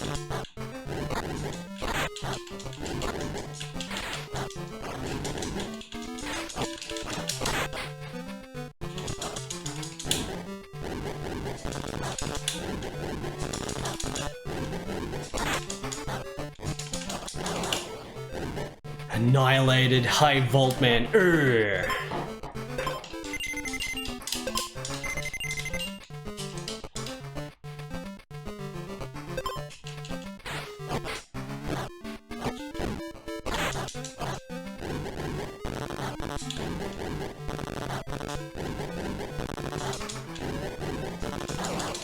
Annihilated the freaking imposter High Voltman. There can only be one true High Voltman.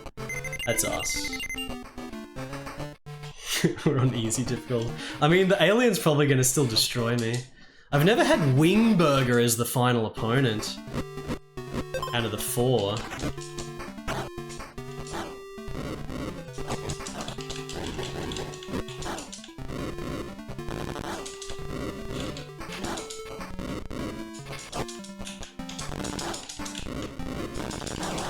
Yeah, they're not really blocking anything. By this point, on normal difficulty, they just start blocking that move a lot more unless you do it on their Dizzy.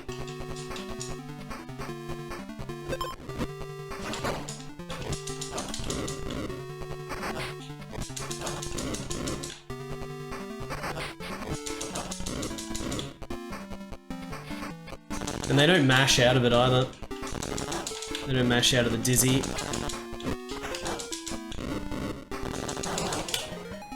Okay, well we're back up to the mare. See if it's just easy peasy on easy.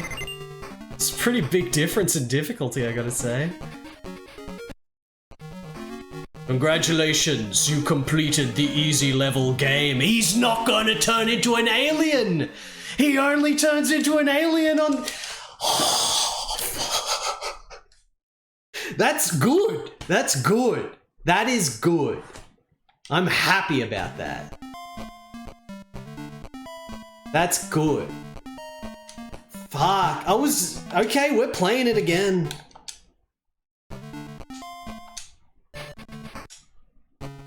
Maybe I should use Gonzalez.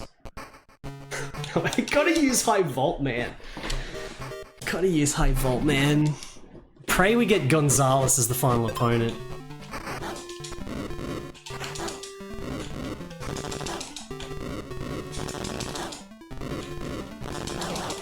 Congratulations, you completed the easy mode. I'm not gonna turn into a freaking Geiger alien.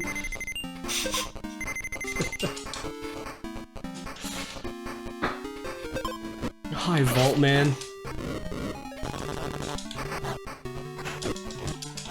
When do I play Lord of the Sword again? I'm gonna play Lord of the Sword again. Bloody side-scrolling action RPG on the Master System with no saving, no loading, no passwords, and it takes like 2 hours to finish at the minimum once you know what to do. That shit is god tier.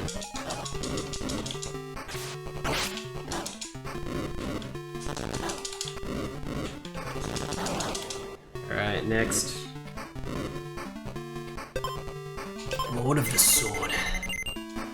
This is gonna be the last attempt at Masters of Combat. High Vault Man's last attempt before we move on to the third game plan. Can't forget that I streamed for 10 hours yesterday and Gaiaris was so ultimate I still haven't recovered from it. I have to not overly craze myself. But sometimes it's just inevitable when the game is so good.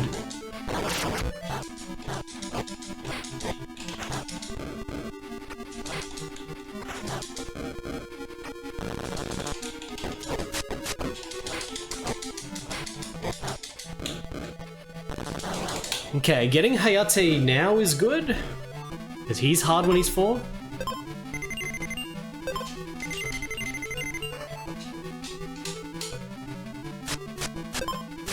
Man, these animations are so sick. The ninja, like, getting pissed off and stomping his foot on the ground at the start of the round now, like, fuck. It's so cool.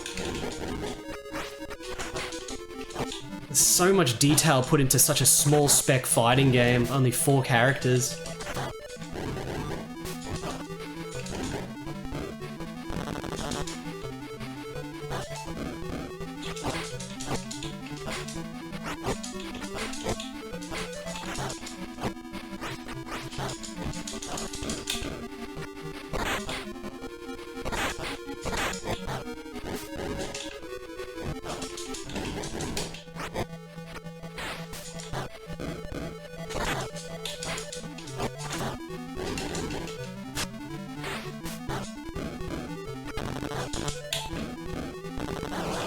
Okay.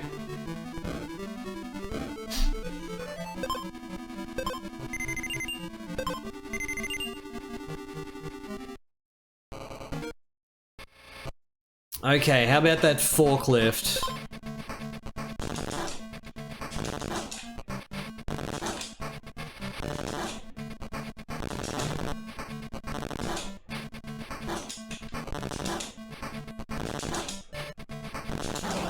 Alright, okay, it does work when we do that. It is a bit faster.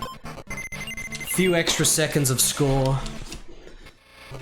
Oh, damn it, we're getting Gonzalez as the 3rd opponent instead of the 4th opponent. We're gonna have High Vault Man as the 4th. It's gonna be hard. Gonzalez is so easy because you just block him and then throw.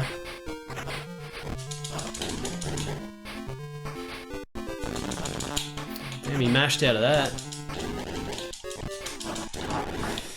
High Vault Man. That uppercut is overhead, because like I said, things either hit high or low, and you can't block high if you block low. Like, everything's an overhead.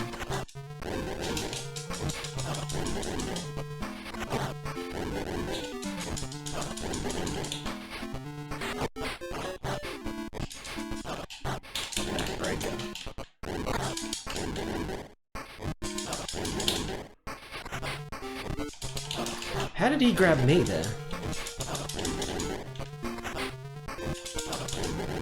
Got him.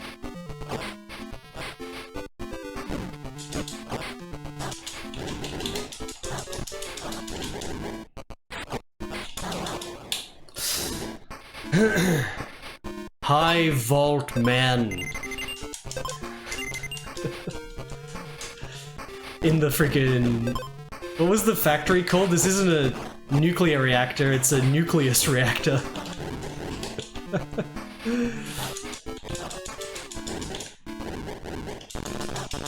Oh, nice. He just let me hit him with that. And then I fuck up the second one.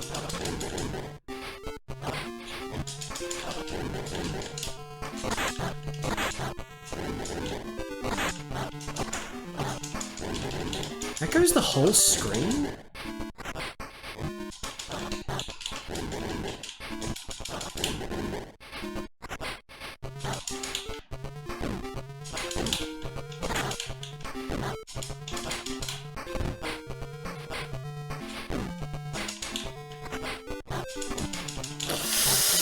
Oh, God.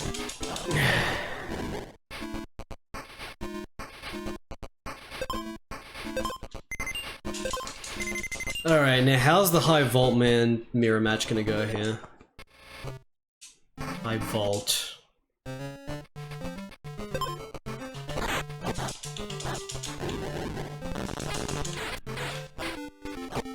Maybe jump kicks are gonna be good against him. Jump kicks and doing the, little kick. He gets out of that way too quick.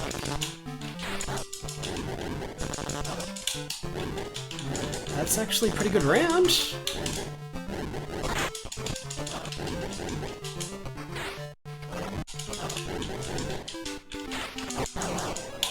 Alright, seems easy. I have all three continues for the alien, that'll be good. Counted. That is the awesomest move in the game, the kick, where he just lands on his ass.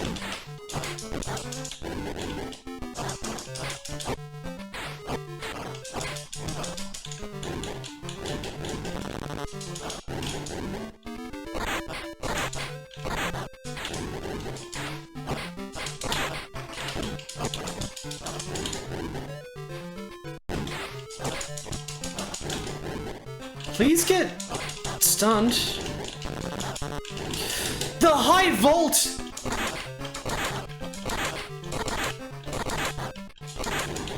Good choice. In High Vault!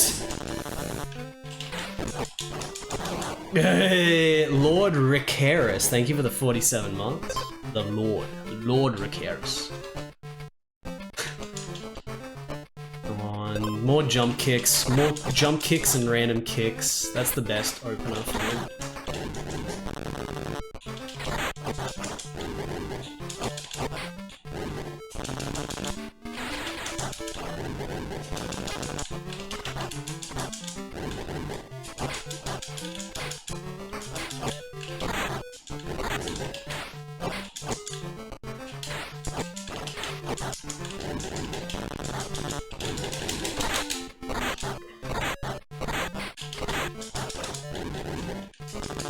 Oh, miss. This is gonna be real close. Oh!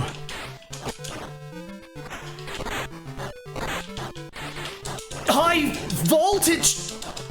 Yes!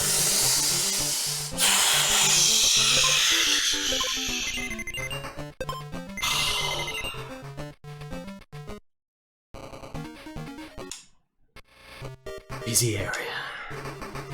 Just before the day of the match, the mayor announced that he too would be a participant. However, what surprised the fighters and citizens more than anything was the appearance of a creature unlike anything anyone had ever seen before. My only desire is to inhabit a strong human. You are just what I've been looking for. Doesn't he already have a body of his own that's pretty good? The alien. Alright, time for impossible fight. I have no idea what to do here. Maybe just try some kind of jump kicking exclusive strat.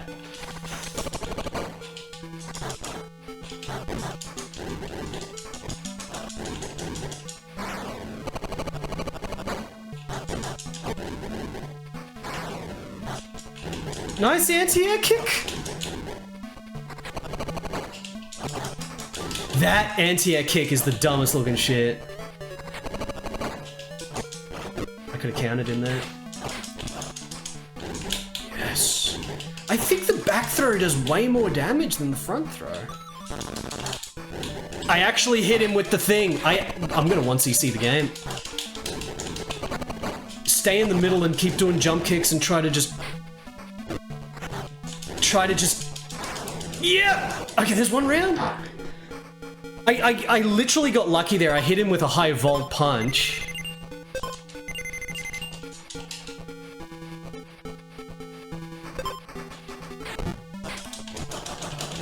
Spinning pile driver. But yeah, it definitely seems like the back throw does more damage than front throw.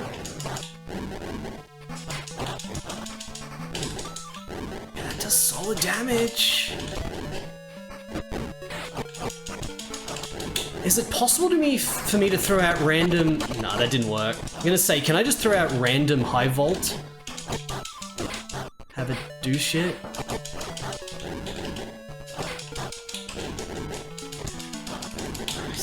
It just seems way easier than the other time. I think it's just because of the jump kicks.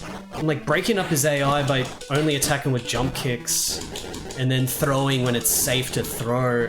I can totally actually beat him here. I don't fuck up. No. Yeah. Oh! 1cC'd it! It seems so hard, and now look at that, just 1cC'd the game. I 1cC'd the game. I 1cC'd the game. This world is puny. I'm massive. Words of wisdom from High Vault Man. This world is puny. I'm massive. High Vault Man. Probably the best fighting game character there's ever been.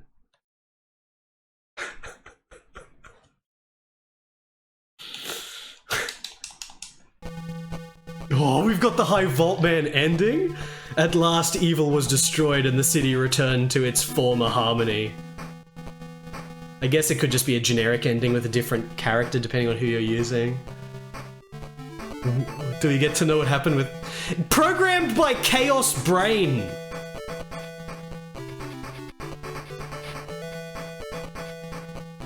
Programmed by Chaos Brain. Apparently. Isn't that my quote? Didn't I say that? A-rank Eskawa and AAA. I didn't put my name in properly. Fucking Masters of Combat. Oh man. Oh man. This game is sick. It's like a million times more better fighting game than Fighting Road.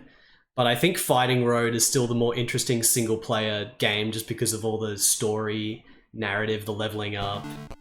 Like, this is a more traditional Street Fighter 2-esque fighting game, and it's still sick as fuck for what it is. All the moves and everything in this game, the attention to detail with making very atypical move animations, where characters are like falling on their ass and doing like little taunts and shit, is unbelievably sick. But for a single-player fighting game, I still think the other game was more interesting because of just that insane going through the Amazon narrative. Both games are sick. Both these games friggin' amazing. I know, right, Pete? Yeah, friggin' awesome. Awesome stuff so far. Awesome stuff. Can the third game be as awesome, chat? What are the chances of getting a third game that's just as awesome as these? To be a dragon, you gotta be strong. Humble, never bragging. Always fight for right, battling wrong with the power of the dragon. Live the code of the dragon. Fight for right, the might of the dragon. With the mark of the dragon. Live the code of the dragon. Never intentionally harm another. Do not battle if you can avoid it. You, Billy Lee, a Dragon Master now. Dragon Master was born with a mark of the double dragon. Live the code of the dragon. Fight for right, the might of the dragon. With the mark of the dragon. Live the code of the dragon. Outburst on the Game Boy. Has anyone played Outburst on Game Boy? Outburst on the Game Boy, original Game Boy. This was released outside of Japan as Raging Fighter. Konami game. We're playing the Japanese version because it has superior cover art and it's the original thing. Outburst. Look at this.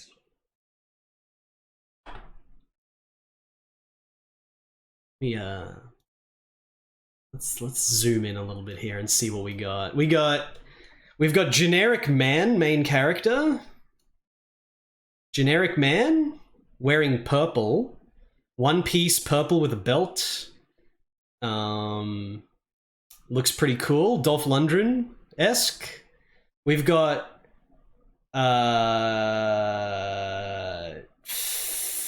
Fat. Is he supposed to be like Chinese or something with the hair or something? Or is he just like is he a wrestler? What is he? Kind of like bloody Chen or whatever from Fatal Fury. I don't know. We've got Girl, Aerobics Girl. Aerobics Girl to go alongside Man. We've got Normal Man, Hero, Aerobics Girl, Fat Guy, bloody Fist of the North Star Ray dude. This guy's a bit more interesting. What the heck is going on with this guy? Maybe this guy's supposed to be the Chinese guy. Shin. We've got... This looks really familiar for some reason. This girl in the middle. Why does that look so familiar? We've got Strong. This is probably going to be the guy I pick. There's Man who's pretty strong and he's posing or he's scratching his the back of his neck. I don't know. We've got Man. Man, a lot of these characters are just Man. We've got Man and we've got this man who's a bit more interesting, but then there's this man. The whole right side of the screen is like 3 men with the same hair. Like, what is the differentiating characteristics of the 3 dudes on the right? There's 3 just men. With long hair fighting man. Long hair spirit fighting mystical man. There's 3 of them. And then there's one in the top left who looks a bit more unique. And then we've got Normal Man in the middle. Alright, guys. So we've got Man. We've got Main Justice Man. We've got Fat Man. We've got Aerobics Girl. We've got Weird Man. We've got Medium-Sized Power Man 1, Medium-Sized Power Man 2, and Medium-Sized Power Man 3. Alright, that's our characters of Outburst. I remember what this is reminding me of, the girl in the background. That's like Lips, the agent, right? Where's my Windows... We're going Japanese Windows 95. Hold on a second. The cover art to Lips, the agent. Lips. Do I still have it here? Did I delete it? Probably never going to stream Lips again. I don't think I have it here anymore. It's literally like the cover to Lips Part 2. Well, whatever, who cares? I don't have the cover art. I did one stream where I streamed Lips 1 and Lips 2, and they were pretty... They were okay. It was like the visual novel thing, but I don't know if I'll stream them again. What I might stream, though, is, I don't know, Muku? I might stream Muku. Does anyone want me to stream Muku? The slave simulation.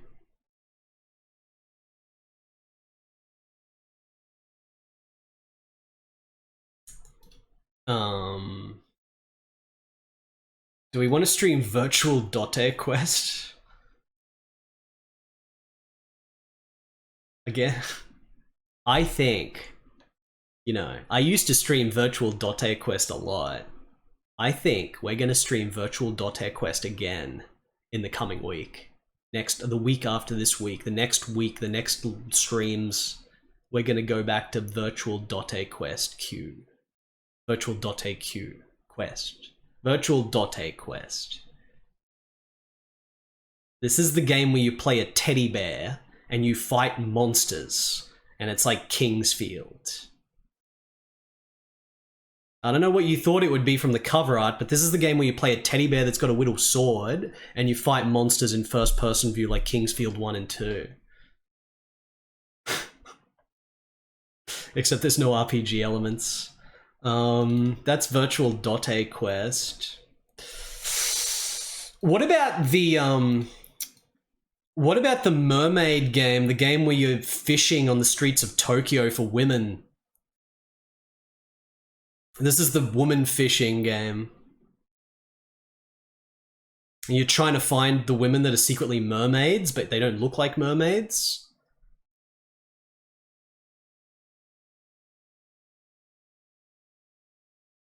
I streamed this twice.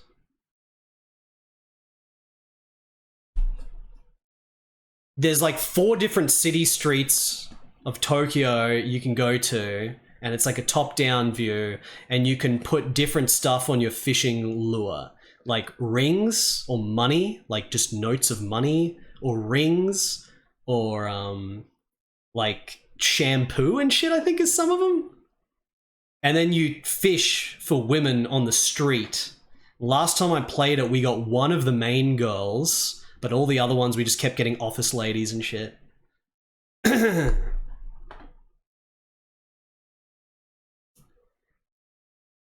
Does anyone remember how fucking sick Cobra the typing was? This is the part of the stream where Macaw teases Chad with a lot of broken promises of weird games he used to stream but now is too scared to restream or show off. I don't know about that, NK. I don't know about that, NK. I don't. Do you remember when I did the week where I streamed Blue Eyes? I streamed Blue Eyes, showing basically all the porno scenes because Blue Eyes is so fucking sick. People have to see it. That game is a god tier game. And then where the heck is Akiko Hard? Where did I put the Akiko Hard cover? I streamed Akiko Hard as well, but it's not in my list here. Where's Akiko Hard? I streamed Akiko Hard. It's not here. Remember the Akiko Hard stream, guys? Man, that game's amazing. And that was since I got banned. Because I don't get banned from that. I only get banned for streaming Shakespearean things. It's only Shakespeare. Remember when I streamed Desktop Maids? This is where you get desktops on the desktop maids on your computer desktop, and you drag them around. You can touch them and shit.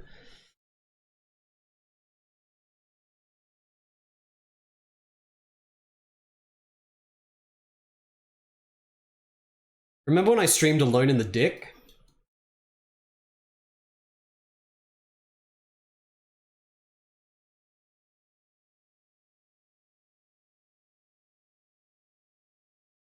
Remember when I streamed Making? I streamed Making as well. We did the full Making stream. This is the game where you're building a castle. It's very satisfying. You build the castle and all the shit appears and it's real satisfying. And then you fully upgrade the castle and there's nothing left to do except dating, and it just becomes boring and I quit the game at that point. Does anyone remember when I streamed the Bonsai Tree Simulator and then I got COVID? Like on stream? Like, it's not a joke. Like, I was streaming the game, I streamed for about 3-4 hours, and I start to feel really fucked at like hour 3. And then when I ended stream, and when I ended stream, I sat here in this chair and I couldn't move for like another 5 hours. I fell asleep in the chair, and then I was out of it for like a week. I had COVID. That freaking... I blame the Bonsai Tree Simulator. Blame the Bonsai Tree Simulator. I got sick on stream and then I couldn't get off the chair because I was just so... It's like everything was spinning.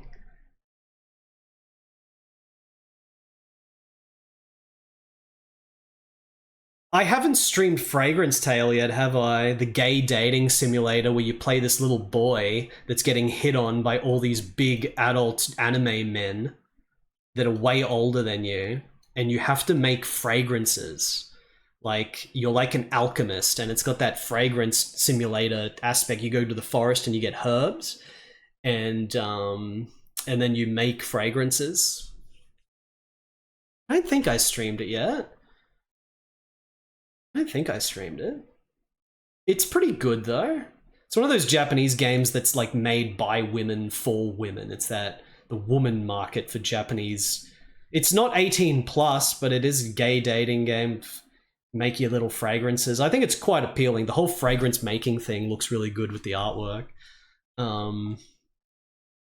What about this? So I got the physical copy of a while back and I played it in my own time and I was like, what the absolute fuck? But I haven't streamed it yet. This is the game that's a combination of accounting simulator with Final Fantasy battles.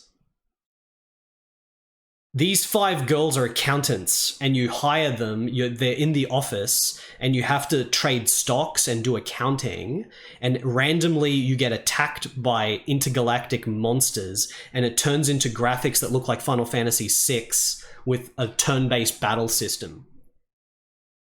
Like, it sounds like I'm memeing or I'm being over the top and the actual game won't be as this silly or anything, but it's like absolutely 100% what I say.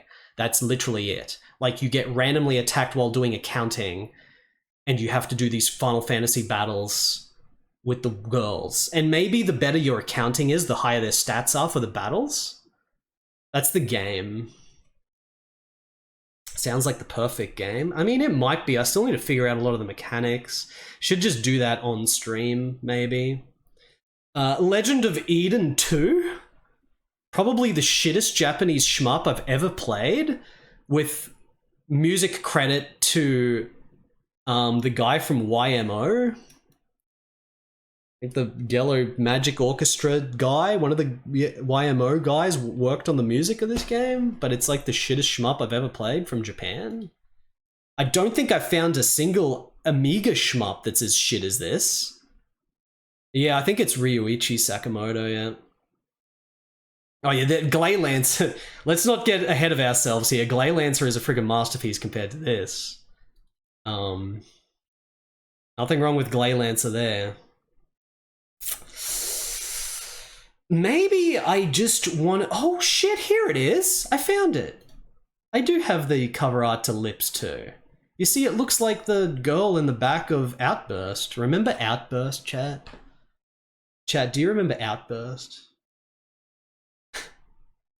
That's the cover art I was thinking of. The cover art is nowhere near as good as Lips 1 though. The cover art to Lips 1 is so awesome. Look at this. That is so freaking awesome. The little SWAT girls in the corner as well. Sick cover.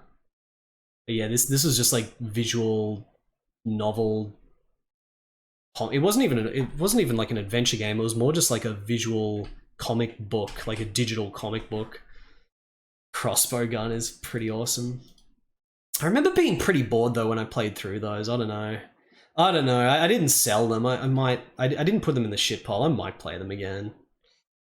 Where's and Emit? Those were very shit. Especially what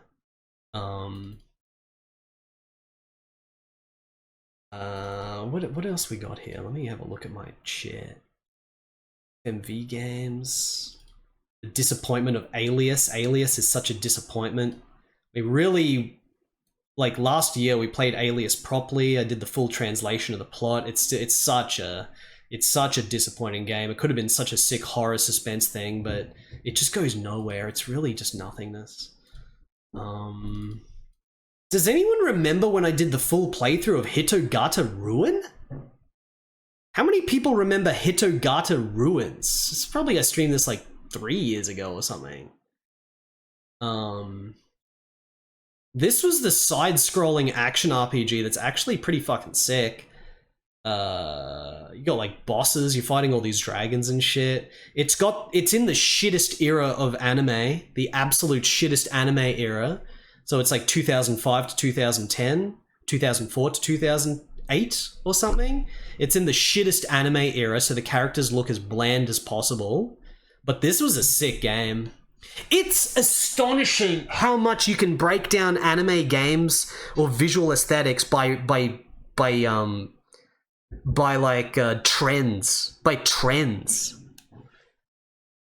Remember around middle of last year, a little bit earlier than middle of last year, when I was reviewing just hundreds and hundreds of all the Japanese PC Windows 95 18 plus games, because I was playing them off stream to see if they're good enough to stream, and then I eventually streamed, you know, Akiko Hard and stuff.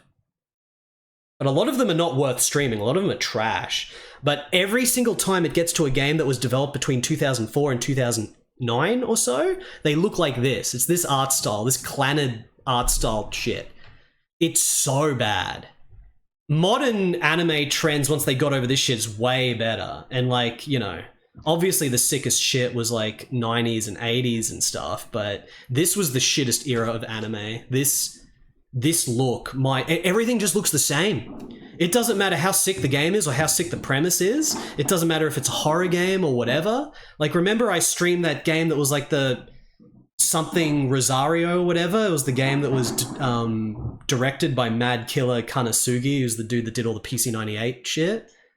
That game has this art style, and it's like a horror game. Just looks shit. Rubber Kitty. Thank you for the $2.50. Which game was the city builder with dating elements where you were all set to date the princess but she wasn't interested because you were still using shit dirt roads instead of good paved ones?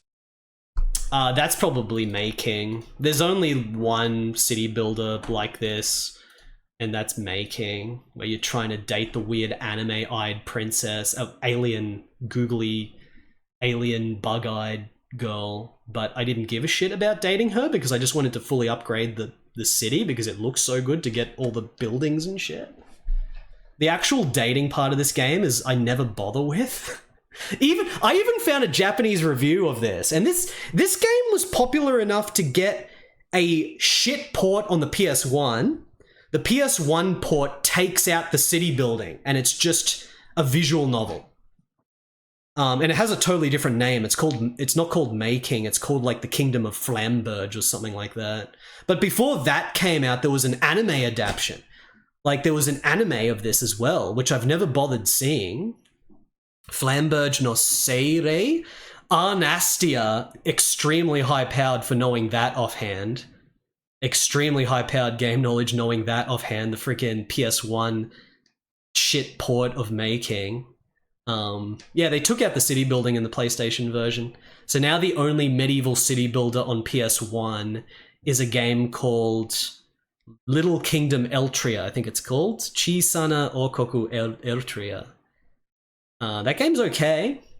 I need to use a guide to figure out how to get the best ending in that, because every time I play it, the time runs out and then I don't kill the Dark Lord. But, what was I talking about? We talking about FMV Ninja Girls? Kunoichi Spirits?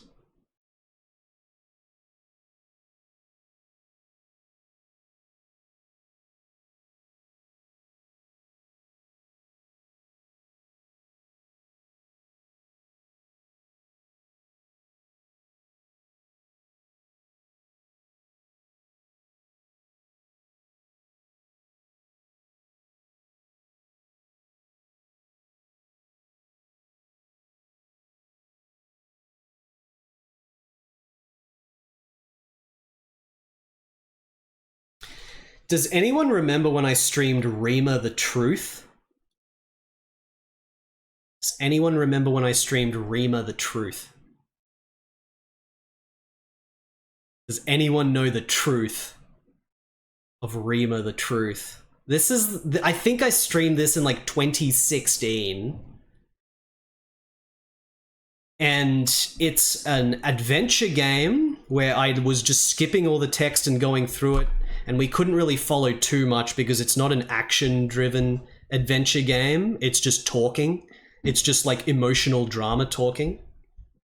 So we didn't get the storyline at all, but the freaking music, in this game, I remember playing it, it's just like, holy shit, why is the music so sick? And then it turns out that like the music guy that did the music to this is the same guy that did the music to Mad Stalker, the beat 'em up, the robot beat 'em up. It's called Mad Stalker, but it's a robot beat 'em up, chat. For God's sake. And then that other Japanese Windows 95 game that I played, the one by Studio Jiken Shitsu, where like I just kept raving about how sick and insane the music is. I didn't know who the composer is, but then it turns out to be the same guy. Except that Windows 95 game after Rima the Truth is, what was it called again? Deflowering... I think it was Deflowering Priestesses or something. I think that was the name, Deflowering Priestesses. And that's a game of like unbelievable strength. Like that game is insane. I did the whole review last year where I was telling people how insane that game is, because it's one of those games, because Windows 95 era of Japanese adult games or PC games in general, they're 99.9% adult games. There's a lot of schlock, there's a lot of shit. It's not like PC 98, where on PC 98 the quality standard was so high that everything was artisanal. Everything is not artisanal in Windows 95. Most of it is shit. And the cover art to Deflowering Priestesses is just the most smutty, just garbage, where it's just like, here's another one of these games, another one of these. The only reason I bought it is because it was Studio Jiken Shitsu, which is Wolf Team. It was one of the Wolf Team branches. And that game is just incredible, dude. Like, it is the most... I remember last time I played it and I was just entranced from the beginning. Just like the first time I played it, right to the climax, where the climax has this music track that is so mesmerizing. The music through the whole game is mesmerizing. But that's the game where you're playing this gigantic hulking knight, like this gigantic knight that has bandages over his head, and his name is Carmine, and he gets hired by this woman to go and he's like doing some kind of cleansing thing on all these women around the countryside of the... That's right, it's like the opposing empire. There's two empires that are fighting, and you get hired by the leader queen of one of the empires to go and stop all the other generals that are all these women and stuff. But it's the music, the drama in that game, characters dying, action scenes, characters fighting each other. And it's one of those games, just like Blue Eyes, this is the big thing. Apart from just the sick music and art and everything. Like, the big thing with whether an 18-plus game is the god tier is when even the adult scenes, the porno scenes, are sick and match the game. Like in Blue Eyes. I showed you guys a lot of the scenes in Blue Eyes when they're happening because the game was so... it's not just a porno game. Twitch doesn't want you just to stream a porno game. But if you're streaming a game where it's like this hard-boiled action thriller narrative like Terminator or something, and it just happens to have some sex scenes in it, it's fine. So that's why I showed a lot of it in Blue Eyes. But it's the type of shit where it actually suits the game. It's actually sick. And in the game I'm talking about, Deflowering Priestesses, the sex scenes in that game are insane. Like, it's actual gameplay. It's gameplay like a rhythm game where you have to click things on the screen. But the artwork and like just the drama of it, with like the main character having to cleanse the priestesses or whatever, is really insane. Like, where he's like just this massive hulking knight, but the sense of power and like it's very like Frazedian. It's like it's like Sword and Sorcery, like Frazetta or Ken Kelly artwork, with the way that everything has like drama and motion in the artwork and shit. It's really sick. It's just sick. And then, like, it was only a few years ago where the musician actually released the official soundtrack to that game, even though the game came out in, like, 1998. I should go find the game. Where's the game? I forget the name of it all the time. I'm talking about this game because this game is so insane. But, like, it's really, like, I can't stream this game properly. I can stream it a little bit, but because it's, like, constant sex scenes, constant really brutal, like 18 plus, like, sex scenes and shit for, like, most of the big scenes, like, it's to the point where I have to censor too much, so it's not good to stream. It's shit. That's where I have to get my OnlyFans to stream it on my OnlyFans, which I do not have. Soundtrack to Blue Eyes. Blue Eyes has a good soundtrack by Muse. Muse has a good soundtrack, but it's nowhere near as good the soundtrack to this other game I'm talking about. Best Studio Jikin Shitsu game. I was thinking of starting a Patreon. I think I'm going to start a Patreon soon just to do, like, constant little videos on games that I have or games that I've gotten or shit. Just like little videos that's like, oh, this game, because I do it rarely on stream, but I've got so much shit that maybe I should do a Patreon so that anyone that actually wants to support the channel further can just see me endlessly talk about random fucking games endlessly. And then I'm gonna do a big streamer move, and I'm gonna make the higher tier on Patreon. There's like a $5 tier, and then the bloody, oh yeah, Django is sick. For like 2008 or whenever that game came out. That game was amazing. But I'll do like a higher Patreon tier that's gonna be like $10 instead of $5, and I'm gonna have all the porno shit on that. It's gonna be all the porno shit. Even though I just stream it anyway, like I'm never gonna just stream these games exclusively on some pay thing. Like, I only stream them on this channel. Like Blue Eyes. I only stream it on this channel with censoring. I'm never gonna hide them. Never hide them. Don't hide this shit. This shit is a huge part of Japanese gaming history, with some of the best drama adventure games ever made. The only time where I might not is if the game has so much sex scenes in it that it's basically pointless to stream. And Cry Sweeper falls into that category, and Deflowering Priestesses falls into that category. I would want to stream them here, but there's just so many sex scenes that it's just pointless. Like, it's just pointless. And that's, like, Cry Sweeper is, like, the best game that Dio ever made. Cry Sweeper is, like, the game that's set in the school, but the school gets Geigerized at the end, and it becomes a light gun game? Like, out of nowhere, after, like, freaking 20 hours of adventure shit, trying to figure out this shit, it suddenly becomes a light gun game where you're shooting Geiger monsters in the Geiger tunnels of the school. I actually streamed that once. I streamed all the action scenes, because it does unlock an action mode when you finish the game. I streamed that once. But it's just not the same without the full narrative and shit. What was I talking about? That's right, chat. I remember now. I was talking about Standby Seiyu for Windows 95.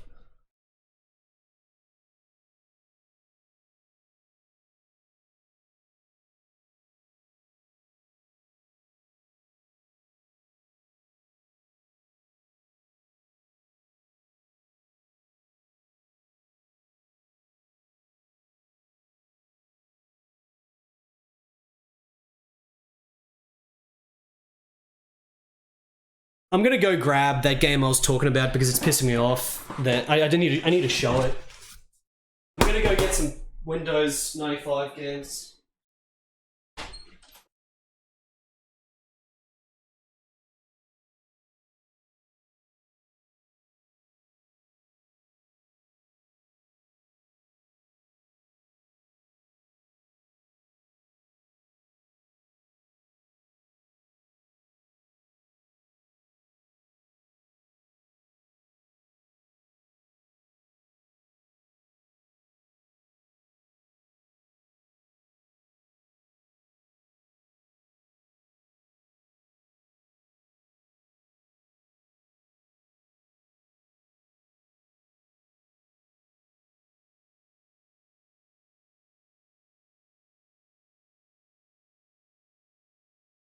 Let's get these 5 classics of game here.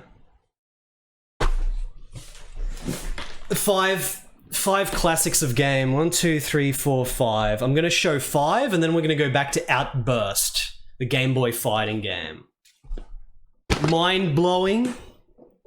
Find Love EX mind blowing.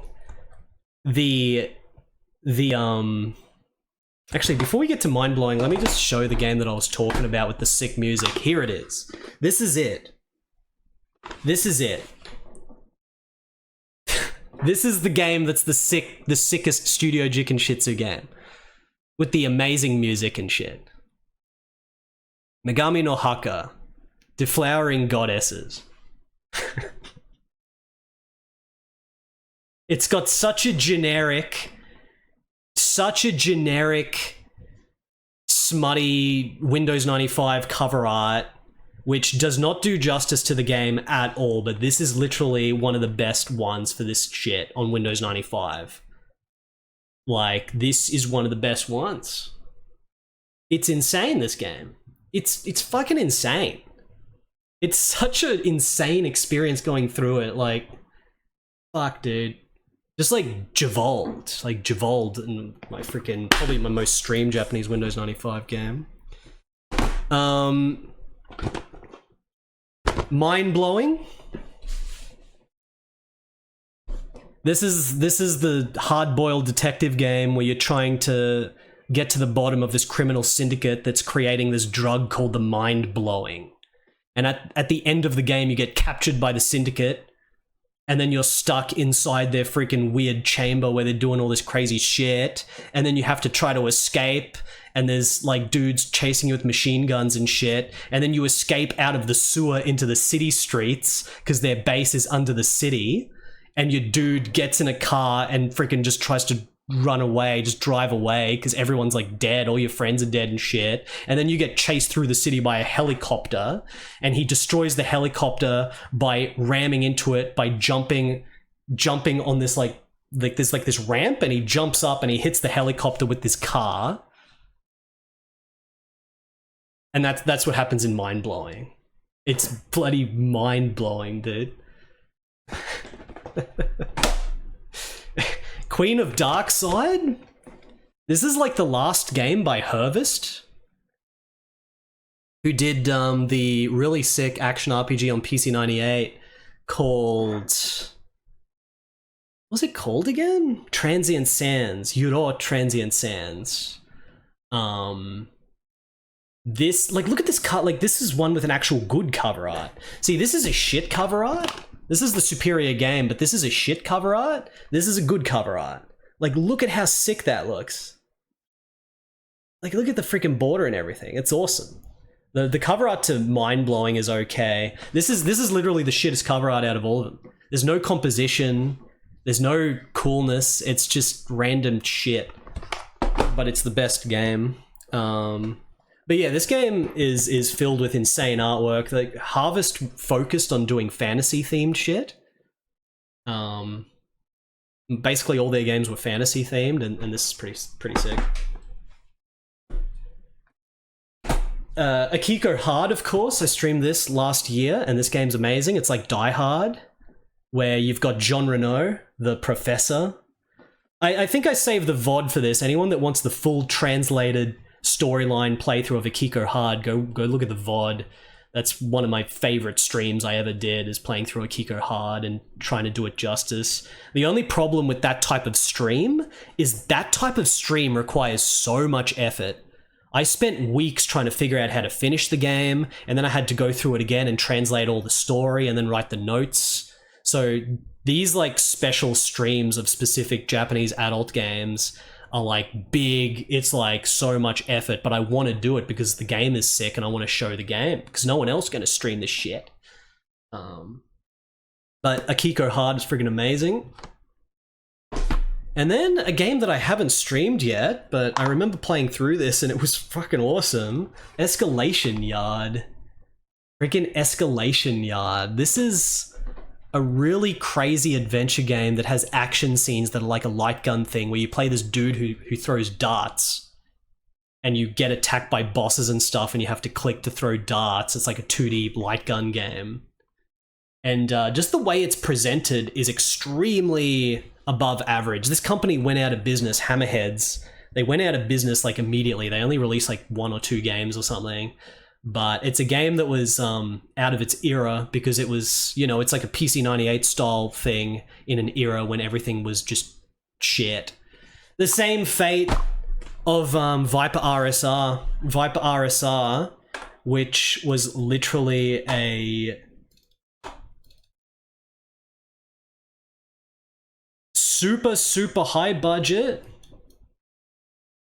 Japanese PC game with an art style that was like mid-90s instead of being 2003. So instead of looking like that shit that I showed before with the really generic mid-2000s art style, it looked like this. It didn't sell enough, and Sonya went out of business. So that's what happened if you made really sick-looking anime shit. Really sick. I have to talk about it again, D-Conquest, because I didn't mention this. I have to always talk about how Viper RSR was released in 2003, and it has this art style, which is insane. It has that art style for 2003. It doesn't look like other 2003 shit, like... Where's another 2003 shit like this? This is mid-2000s. This is the art style. This is the shit art style. Every character looks the same. You've got the one dot mouth and the nose like that, and super pale, super bright white with the big eyes like that. And every character is the same, whether it's a man or a woman. It's real shit. Real fucking shit art style. It's a fucking piece of shit. This is 90s art style. Look at this. This was released in 1994. Oh no, this is like 1996. Look at that. That's normal. It's still generic anime, but yeah. Or we can get even cooler. Of course, we can show the Geolite Moon again.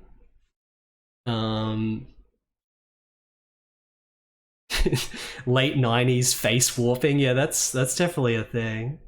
We could just go 80s. Let's just go 80s, chat. What's it look like in the 80s?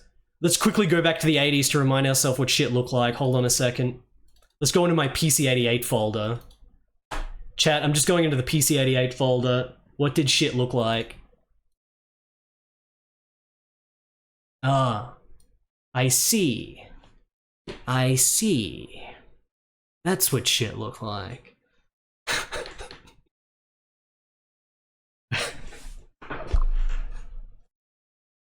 Remember what shit looked like in the 80s, chat? Let's go to a different cover art of what shit looked like in the 80s.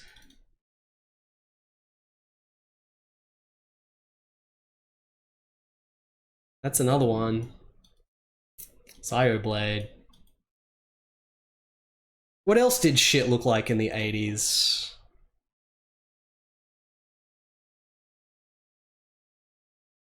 That's what shit looked like in the 80s. Everything is just fucking sick. Everything is just fucking sick, dude. Everything is just fucking sick. Look at this. Kami no Machi. That's what shit looked like in the 80s.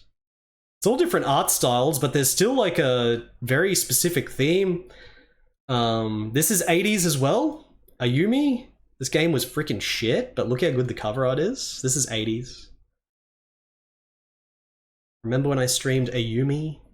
Remember when I streamed Ayumi because the back of the box says that it has action RPG style fights, and then there's no fights in the entire game until the very last boss, where it's the most simple little mini game where you're controlling this little thing. It's like Pac-Man, and there's this little monster bouncing around. Remember that? How many people remember that stream? What about Alpha? That's 80s as well. This is a Squaresoft game from like 86. Alpha, 80s. It looks sick because it's from the 80s and it's from Japan. If it's from the 80s, it's from Japan, it's gonna look sick. They're gonna have something sick about it. It's gonna be bloody... It's most likely gonna be fucking awesome. Look at 80s mech game. 80s mech game looks pretty fucking sick. Remember freaking Galf stream? This the cover art to a game. Oh shit, there's like a bloody clip of me playing Ayumi. Look at the clip. Galf stream, which we finished last year. Thanks to the help of the community as well, because this game was so impossible to figure out. I could never finish it on my own back 15 years ago.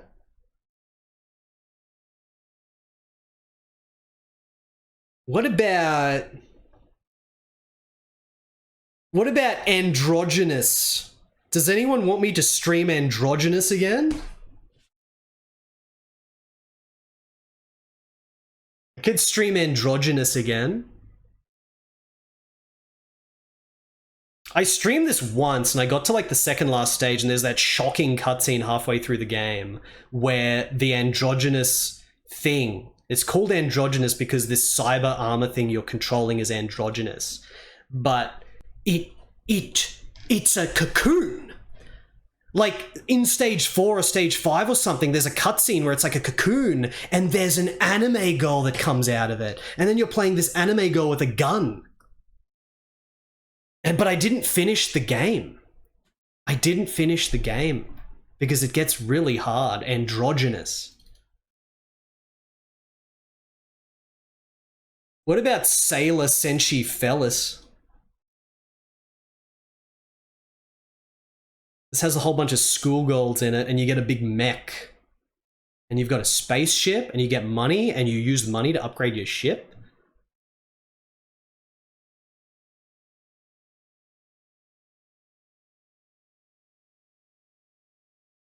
What about real combat game Rambo on PC88? Rambo Super Rambo.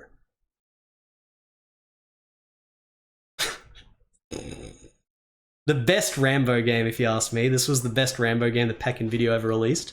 They made like 4 Rambo games. One of the artists for Androgynous was the lead pixel artist for Fixate and was the guy that came up with the tiny little guys in Same. I think I remember you telling me that. That's fucking insane that it's that guy that became a pixel artist for Fixate of all things. That's so weird. Maybe he's the guy that secretly was playing Mystic Formula or the other way around because Mystic Formula actually was the other way around. I don't know.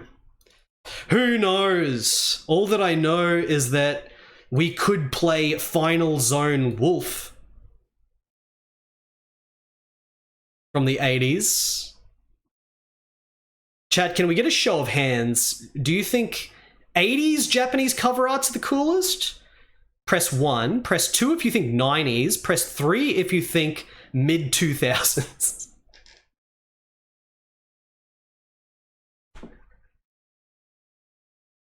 Where's the 3s? Where's Kraid to type 3? There's Guinea Princess 3. Freaking War of the Dead Part 2, just freaking anime SWAT girl with a bloody machine gun and monsters.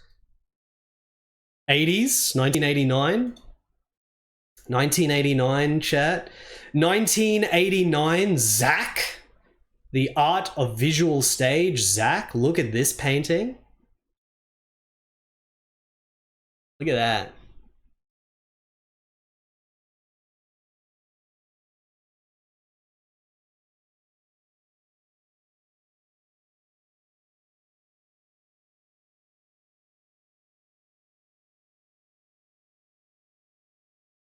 Saziri! NK. McCall, you still need to finish War of the Dead 1, or is it too hard? I guess it's too hard. Only real hardcore gamers for that one. I'll get to it eventually. I'll get to it with my stickers, my over bloody paying to get a physical copy of that damn game where I paid like 26,000 yen so I could get the stickers, which I've never seen before. Thank you, NK. It's not a particularly good game, but it is fucking cool. Speaking of games that aren't particularly good but are pretty cool, here's Saziri. This is Telenet. A lot of these are Telenet games, by the way. Androgynous is Telenet. This is Telenet. These are all Telenet. What do we know Telenet from?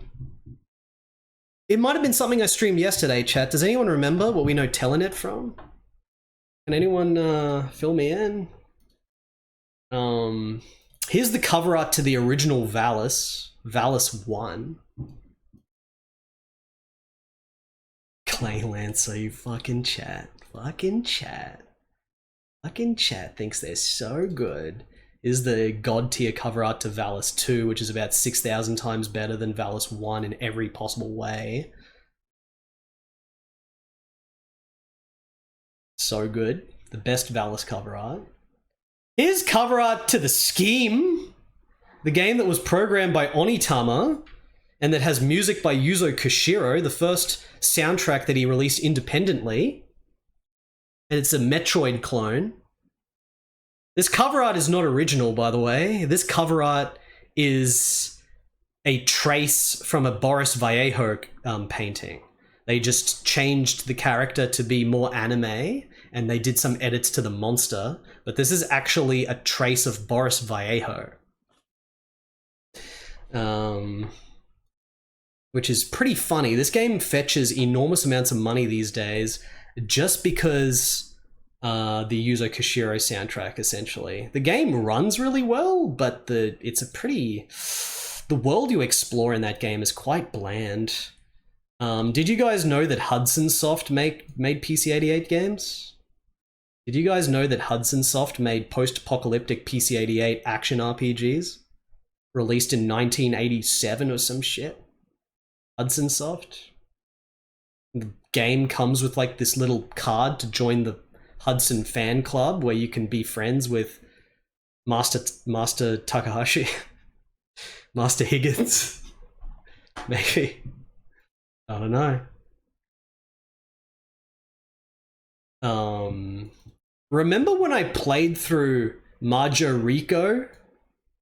I did a stream where I played through this game and it's an unbelievably annoying and shitty platformer that's so sick you gotta keep playing it because like the last boss was Zeus. The last boss was Zeus himself as this huge dude. And then there was another boss that was just like this big dick. And it's got this insanely sick sword and sorcery cover art with a little anime girl in the corner. That's the cover art to Majoriko.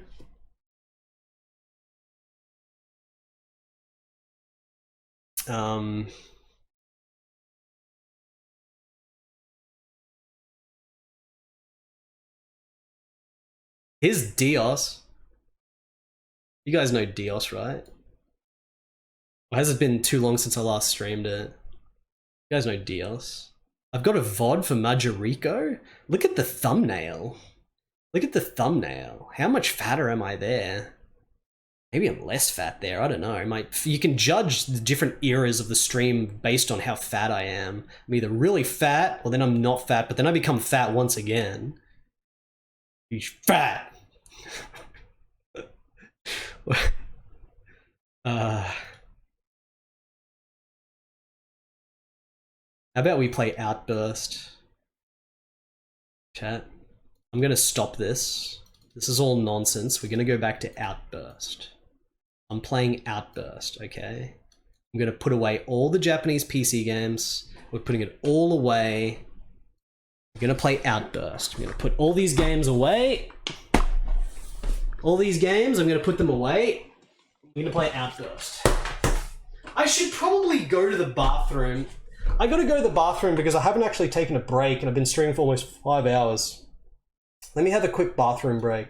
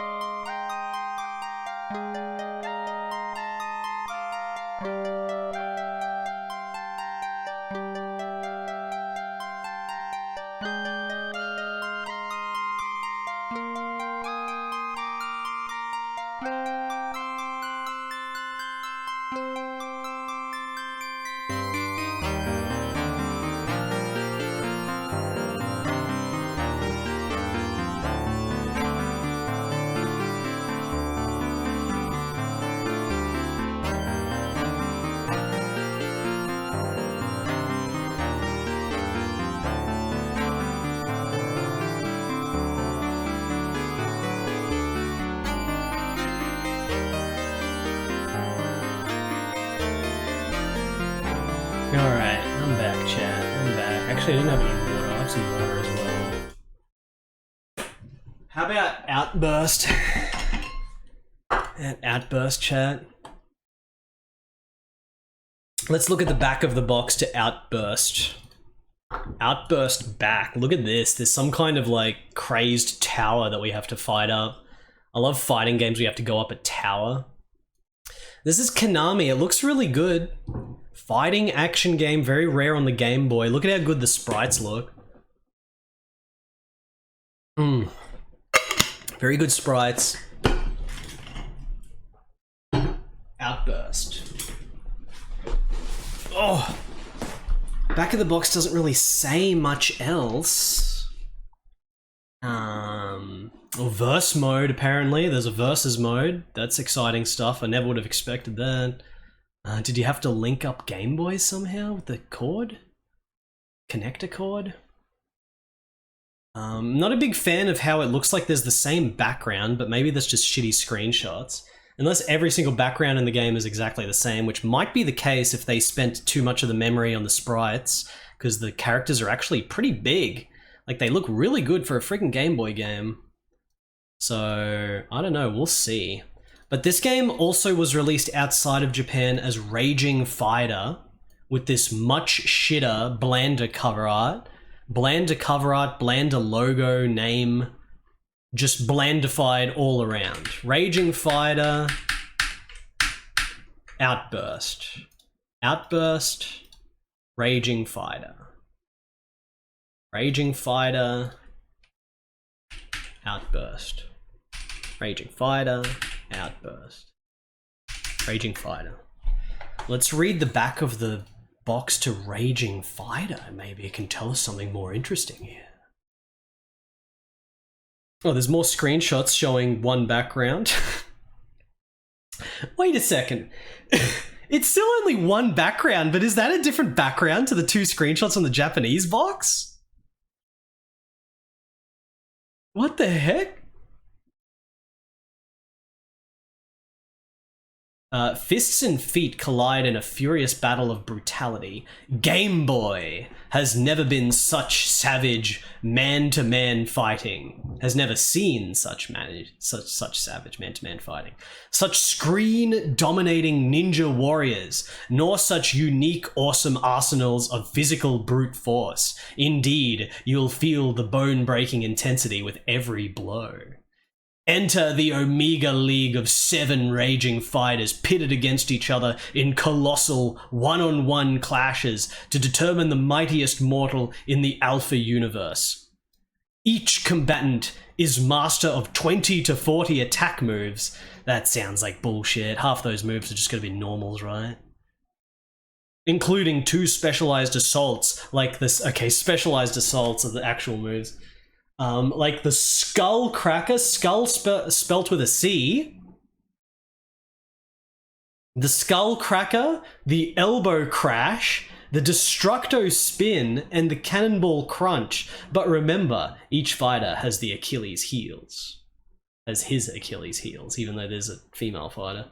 Select a ninja warrior and pulverize your way up each story of Trial Tower. Lose, and you'll be an utter disgrace to the league. Select a ninja warrior. So everyone's a ninja in the English version. I don't think everyone's a ninja in the Japanese version. Chat? Train in the practice mode by wailing on computer-controlled opponents who are either purely on the defensive or pumped and primed to attack. 1 or 3 round matches, you decide. It's got a training mode in an early 90s Game Boy fighting game? That's pretty advanced. Training mode? Practice mode? Optional mode thrusts you into a single elimination battle of brawn to determine supremacy of the entire league. Optional mode? They're not saying what it is. Inflict unforgettable pain on a friend in the versus mode using another Game Boy, a Game Link, and a second Raging Fighter game pack.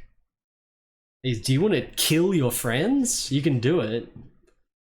Choose from 4 difficulty levels, then let the fights begin. You have nothing to lose but use of your limbs.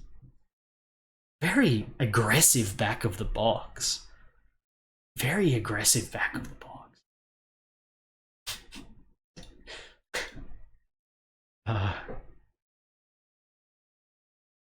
Outburst. I'm going to use the Japanese cover. We're going to be playing the Japanese version, which I think is all in English anyway.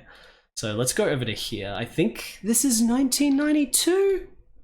Am I right in saying this is... No, this is probably 93. This can't be 92. This is 93. It's way too advanced for 92. There's big differences per year. Outburst.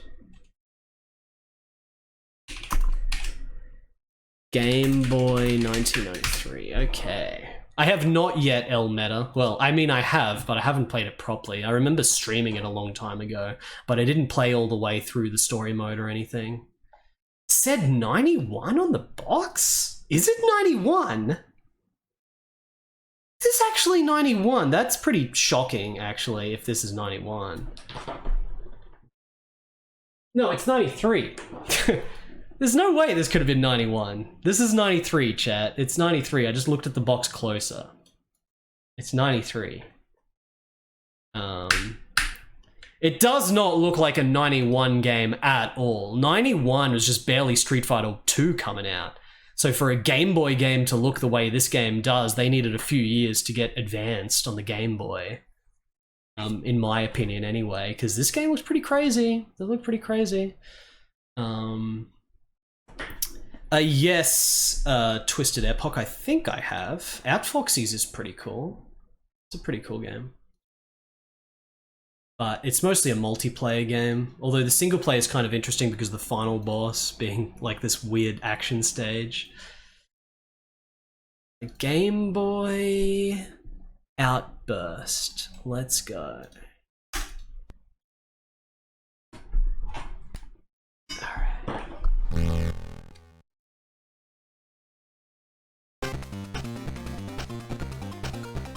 Fuck Yui. Programmed by M. Nagata. Dots creator. Pixel art. Yeah, the wrestler character's little kick.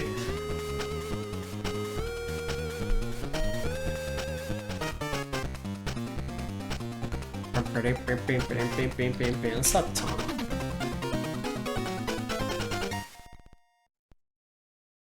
Alright, pretty advanced. Outburst. 1 player versus story option? What? Why is story the third option? Outburst. Alright, it's just going through that again. Option. What's in option? Trigger type, difficulty, timer set.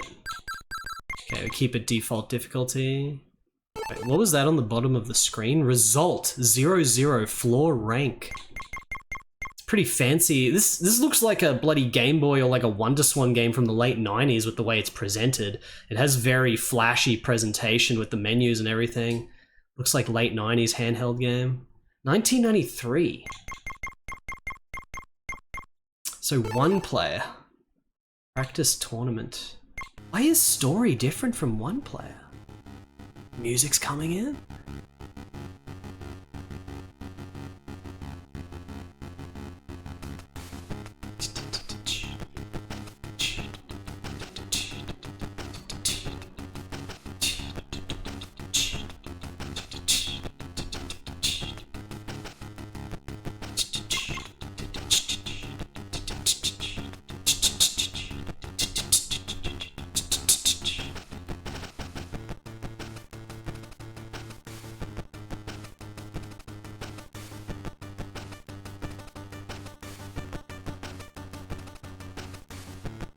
This game actually has a sick as fuck soundtrack. This track is awesome, it's just like the ambience. It's just ambient track. Okay, practice. Alright, we got Redden, Vandal, Asuka, Bulk, Sayaka, Ruo, Shadle. Oh man, we gotta go with Shadle. Let's fight Bulk. The two characters I want to see. Fight, training, 3-set match. Look at this. This is pretty cool.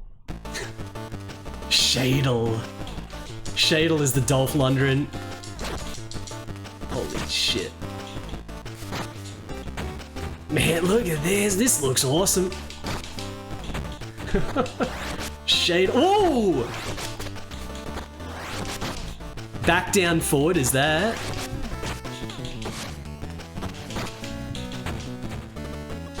Okay, forward, forward, forward. Does this charge attack? Can I grab? Are there grabs?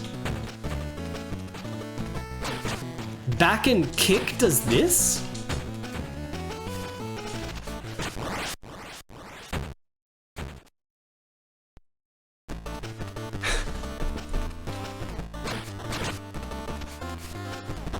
Oh!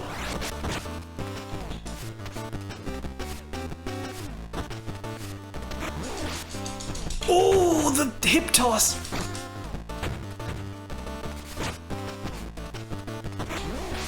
Okay, I can't just hold the direction into him. I have to press like forward and... Oh, do I? Wait. The hip toss, it's like forward and... Now I can't do it. I don't know how I did the grab. Continue, end, outburst, 1993 Konami. Alright, well that's the practice. Let's take Shadle into the tournament because this apparently is the main one-player mode. Shadle. Tournament mode.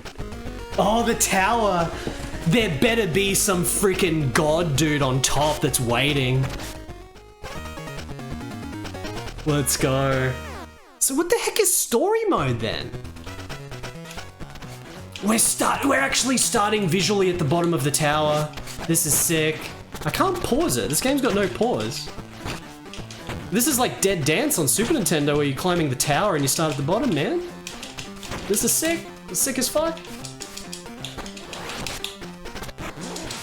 Yeah, hip toss. No score, unfortunately. She's landing grabs. I don't know how to be consistent with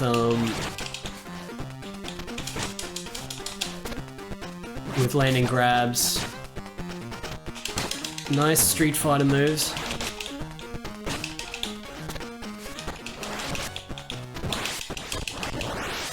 Oh shit! Start and select at the same time? No.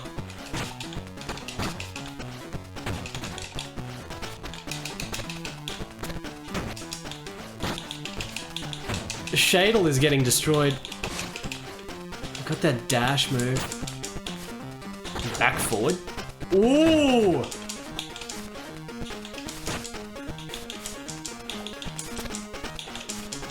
How did I do that?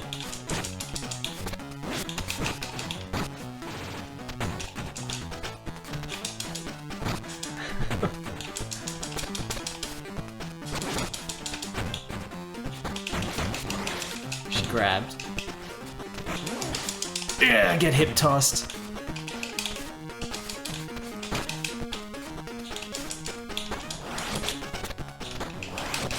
She's really hard to hit with that. Okay, I got the hip toss.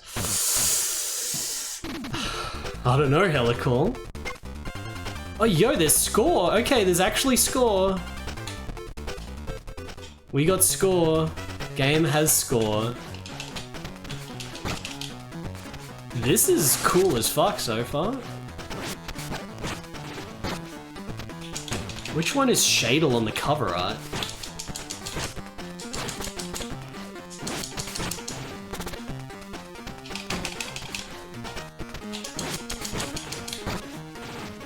Oh my god.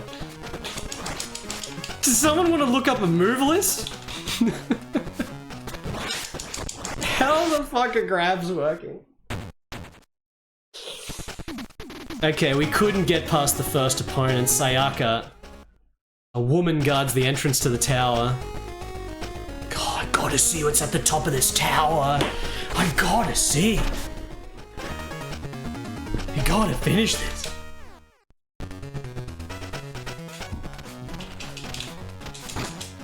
He's got really shit jumping attacks. Maybe Shadle is not that good.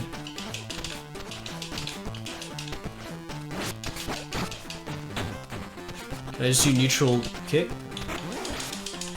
A hip toss feels amazing.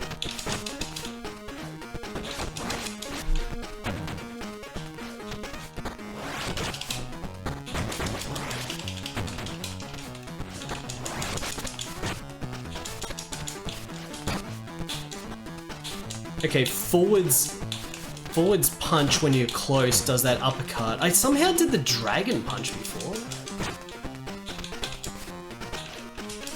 Is there like a dragon punch input?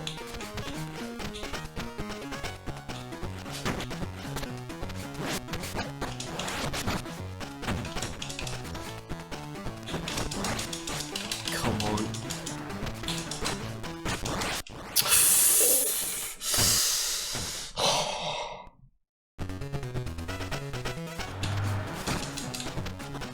We got the move. I can't pause the damn game. Okay, so I know how to do Ball of Fury. There's two versions of Ball of Fury. Knuckle Buckle. Down, left, right, B. Oh! Oh, that's the uppercut, okay.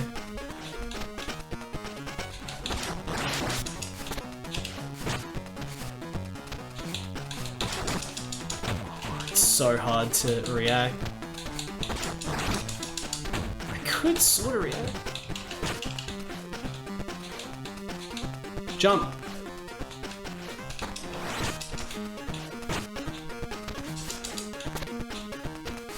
And so what exactly is the defined command for grabbing? Because I'm doing like forwards B.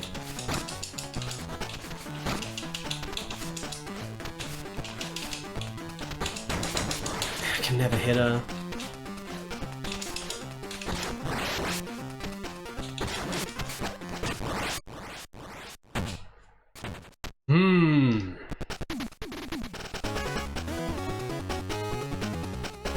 Shadle defeated once again.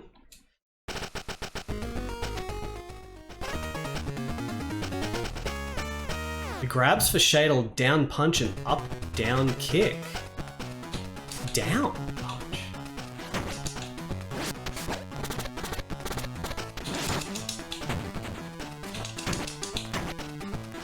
Down punch? How can you do up down kick when up is jump?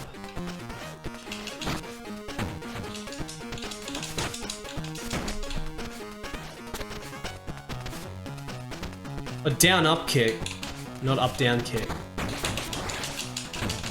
Is that like a special command grab?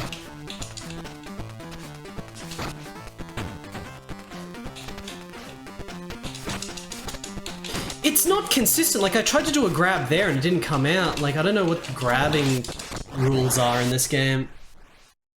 This is pretty hard for a freaking Game Boy fighting game, but it's probably a matter of just figuring it out, and then every enemy is probably about the same difficulty. Maybe. Maybe boss is harder. We can do a dinky little downwards kick in the air.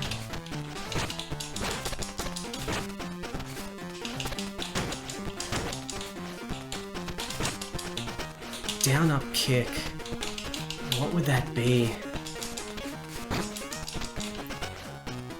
Shadle cannot beat bottom tier. Shadle. I can't do shit against this fucking...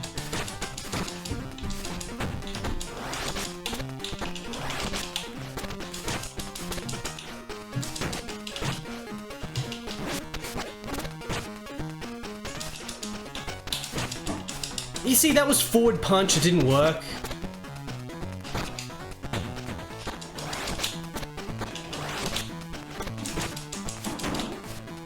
Shadle, Shadle, Shadle.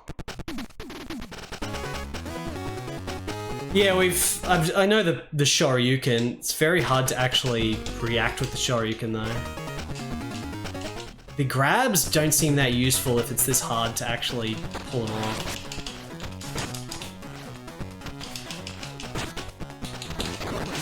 There's the Mega Shoryuken.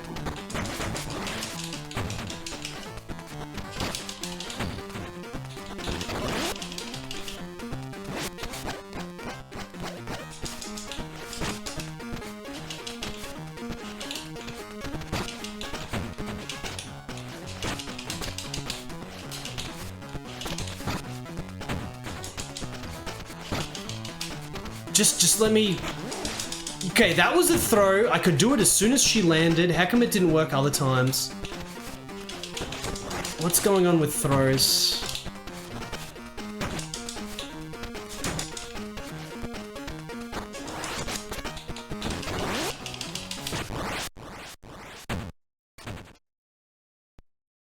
Shadle.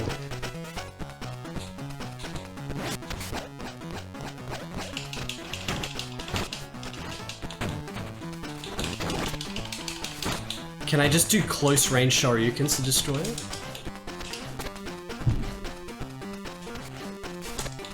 Oh! Go that! It like stops his forward's momentum.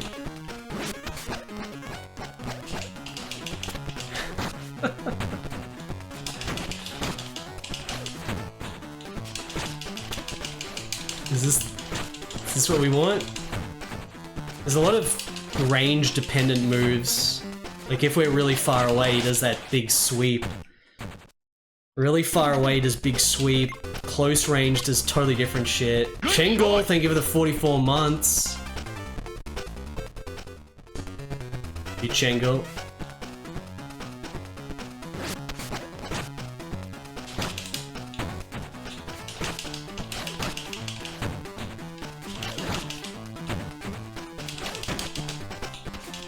Do I have strats? Shadle is the master of low kicks.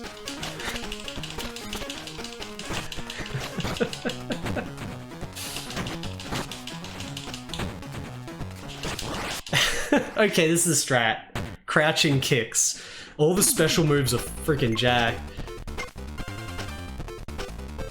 Forward, down, forward. Okay, what happens? There's 7 dudes. Do we have a mirror match, maybe? We climb the tower. Oh, climbing. What we got? Redden. Good old Redden. It still looks like we're on the ground of the tower.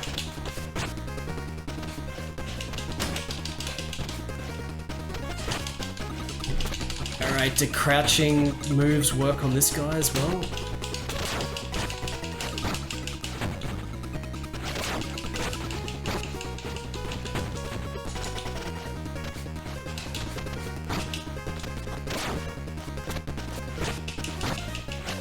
A lot of these characters are very Fist of the North Star, for sure.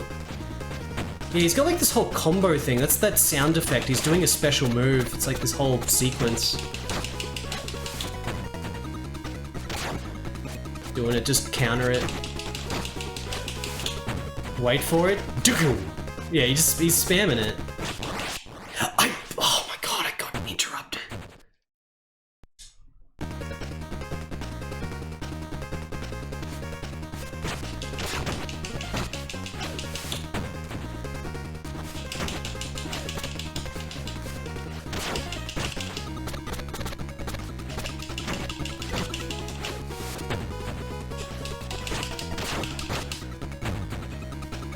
This guy jumps back on his wake up, so I jump into him. Do this. I got this.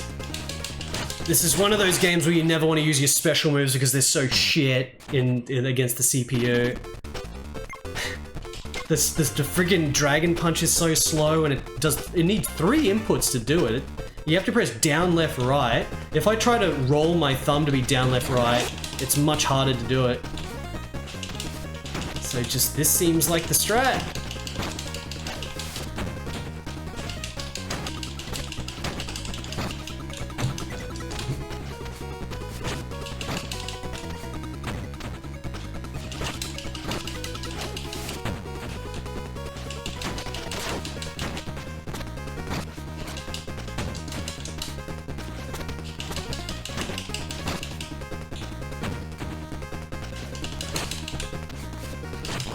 Shadle is victorious. Okay, third opponent. Is the background gonna change? For as sick as this game looks, I feel like it's quite blandish without the background changing, this tower. Blandish. It's a Pokemon. So many of these dudes look exactly the same, I can't tell them apart. Ruo? Ruo is different from Redden, who's different from Shaddle. Maybe these 3 dudes are the 3 dudes on the right of the box where they all just look like medium man. There's a lot of sprite reuse with the characters as well. They couldn't probably fit much more on the Game Boy. For just pulling off such big detailed sprites in the Game Boy, I think the game deserves credit for that. This has got to be... like, there's a bunch of other fighting games on the Game Boy, but they don't look like this. You know, you've got like the Fist of the North Star fighting game that has the tiny little stick figure sprites. And there's a few others that are pretty basic as well. Like, this is very fancy looking, but they've had to do corner cutting to fit it on the Game Boy with using a lot of the same torsos and stuff.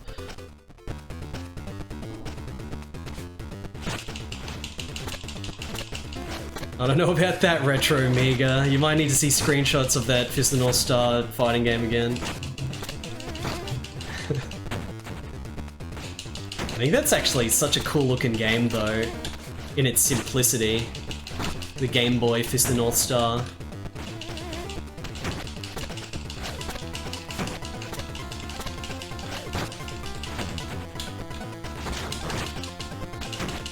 Alright, I'm just using the crouching kick on every dude. We're gonna 1cc it.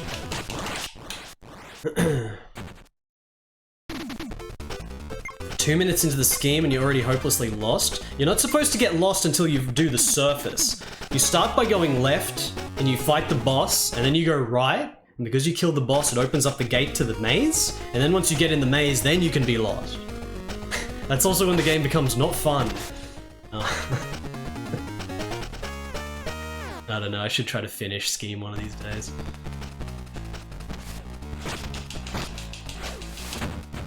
Okay, the background changed a little bit.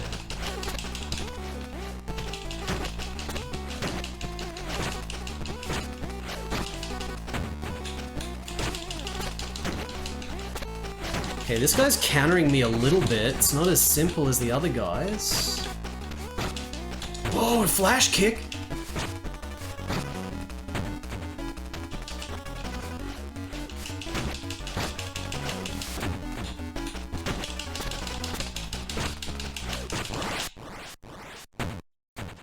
What do you reckon, guys? Is this better than Konami's Martial Champion that was also released in '93? The arcade fighting game? Fankel! Hello, welcome. This is the third game.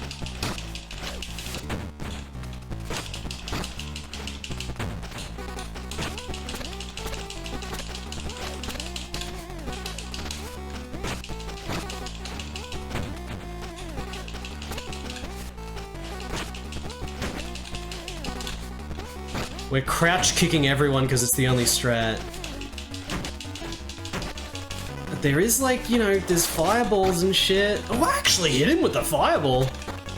And there's block damage, so that's something. But still not as good as just doing this.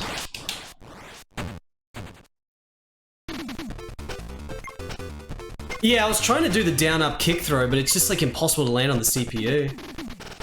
I really want to land it. Like, how could I even set it up? I don't think the game has dizzies.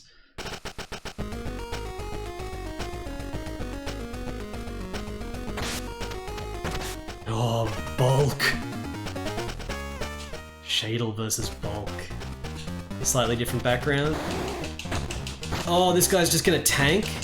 Look at him, he's got these little legs. He just super armors through everything, shit.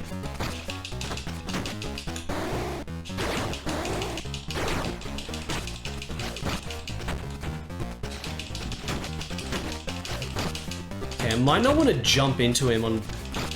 Well, maybe I do. Jump in is always good. Okay, crouch kick works. I thought it wasn't gonna work on him, but it does. Shadle.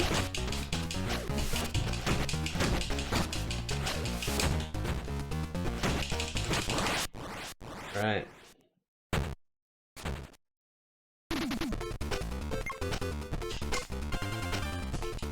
Bulk. Shadle and Bulk. It's not many opponents left. We're gonna see if the game has a final boss. And then there's the story mode, which is different. There's a different story mode that's different from this tournament mode. This tournament mode is the main single player mode though. That was like a command grab he did.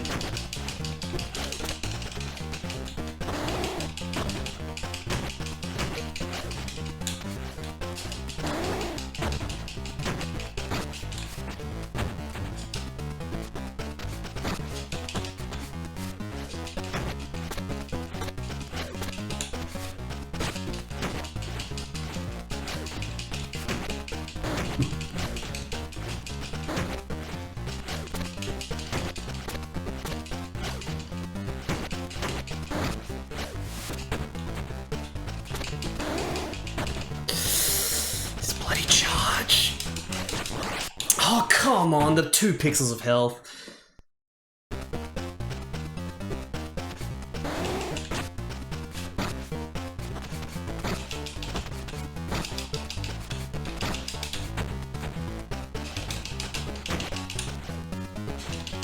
Shadle.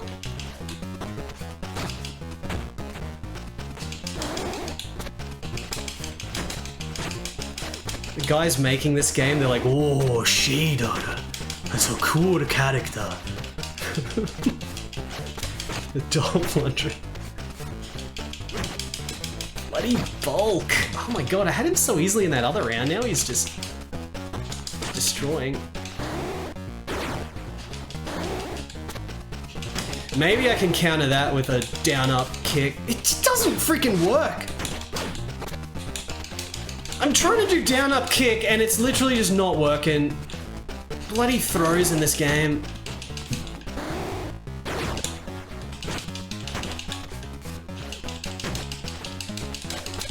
Almost dead. Can I get him? No, the same thing. The same thing.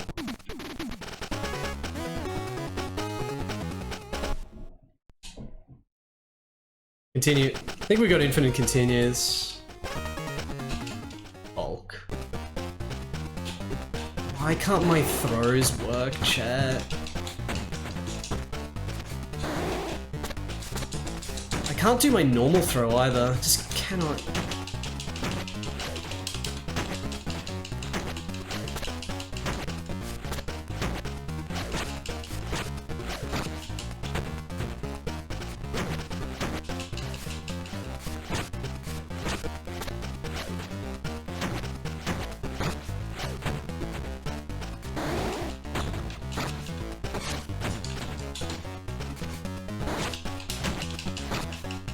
Good hits. Shadle. We got this, Shadle. We got this, Shadle. Yes. It's the same with all the characters. It's just very hard to land throws on anyone. Even though I'm right next to him, I'm doing the forwards attack. Just doesn't throw.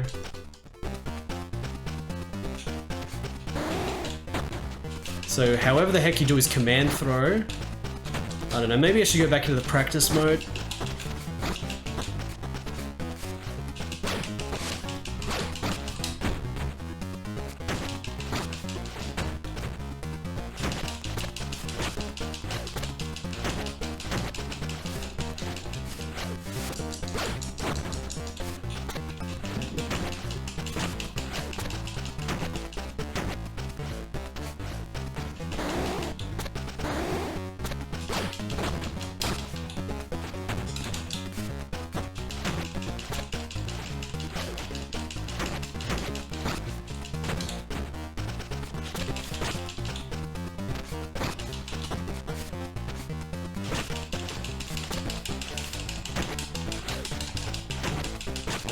Alright, Bloody Bulk. Maybe he's gonna be the hardest enemy because the others are back to the normal style of fighting him.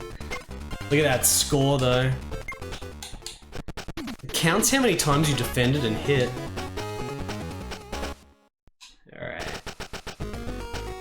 How much more tower? This guy and then the top maybe? Oscar.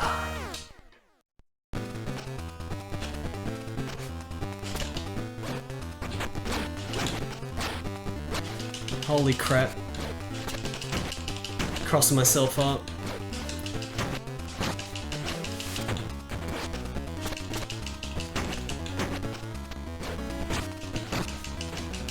He's susceptible. He's got a wake up hit. Fuck. This guy's advanced.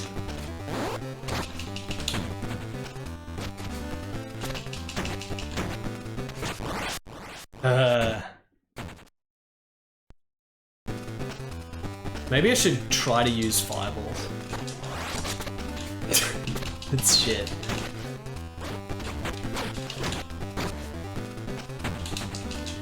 Alright, this guy's way harder. I can't get away, it's like I'm stuck next to him. Just trying to jump in and crouch and attack, it's so slow. Like, this guy goes too fast and I can't just get in and start crouch kicking. Ooh, the elbow. He's doing that 3-hit combo that I can't get out of. We'll beat him. That elbow looked like it had potential. Shadle.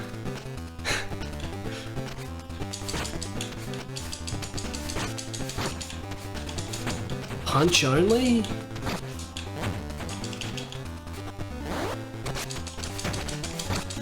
Punching in his dick seems to be real good.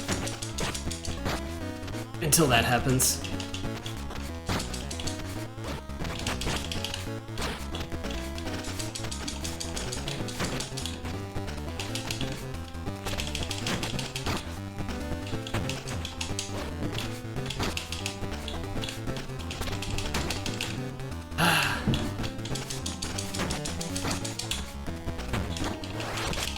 Get it. That does half decent block damage. Alright, maybe we just go a little bit slower.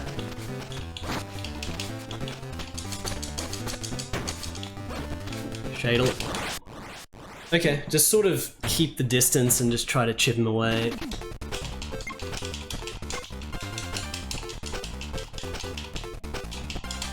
Gotta have your score. One more round. Yeah, the upwards punch.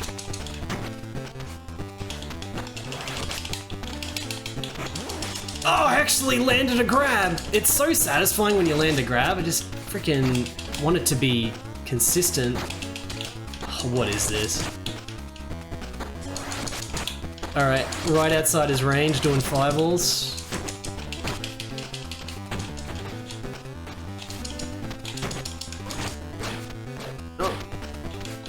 Shadle.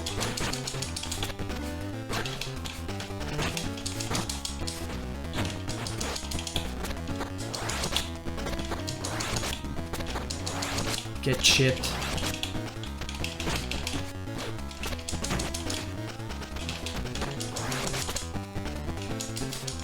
he only jumps at me if I do a... Oh, got him! Okay. Yeah, he only jumps at me if I do a fast projectile. If I do a slow one, he just takes it. Okay, can we be at the last boss now? Because it doesn't look like there's a mirror match. There's no dudes left. Last boss? Oh, Vega! Oh, it's just us with a mask. It's just Shade. It's just... If this is the last boss, it's a shit last boss.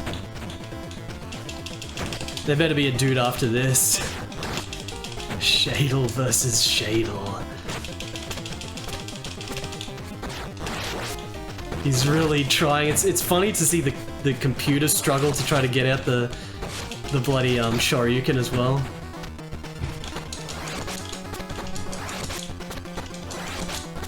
Yeah, I think block damage is a legit strat in this because they never jump if you don't do a heavy fireball. Well, he did there. That's the sick throw! He did it on me. That's gotta be it.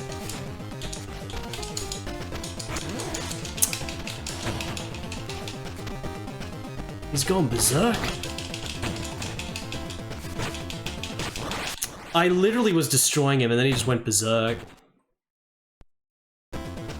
There's a dash if you do like forward, forward, forward kick. Haven't been using it all.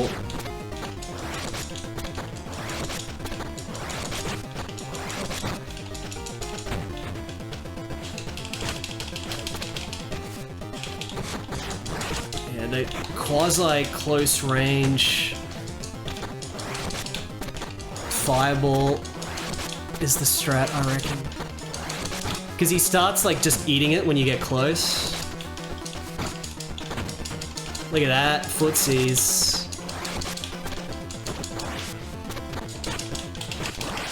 Oh man, we got this under control now. Shadel. Is Shadel anyone's favorite fighting game character?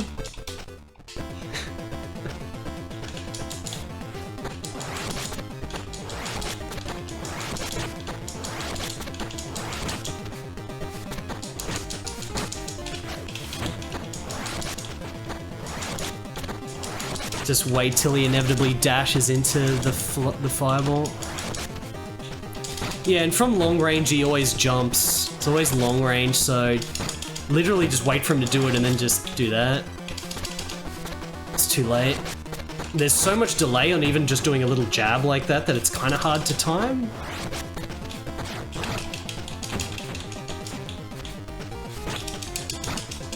He's got me cornered again. This shit is fucked.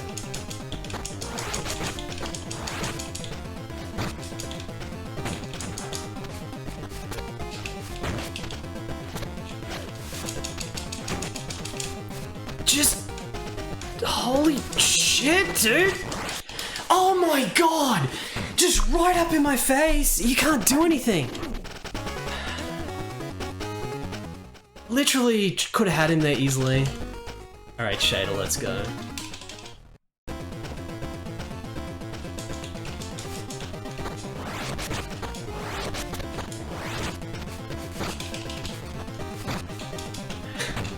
Shadel.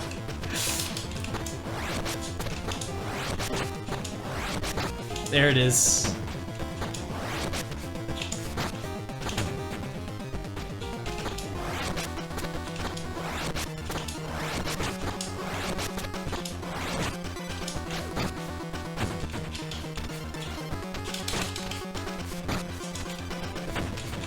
Shadel.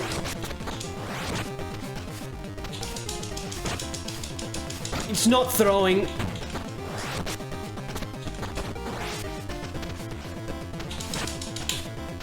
There's another attempt to grab, didn't work. I got the Shadel, I got evil Shadel easily.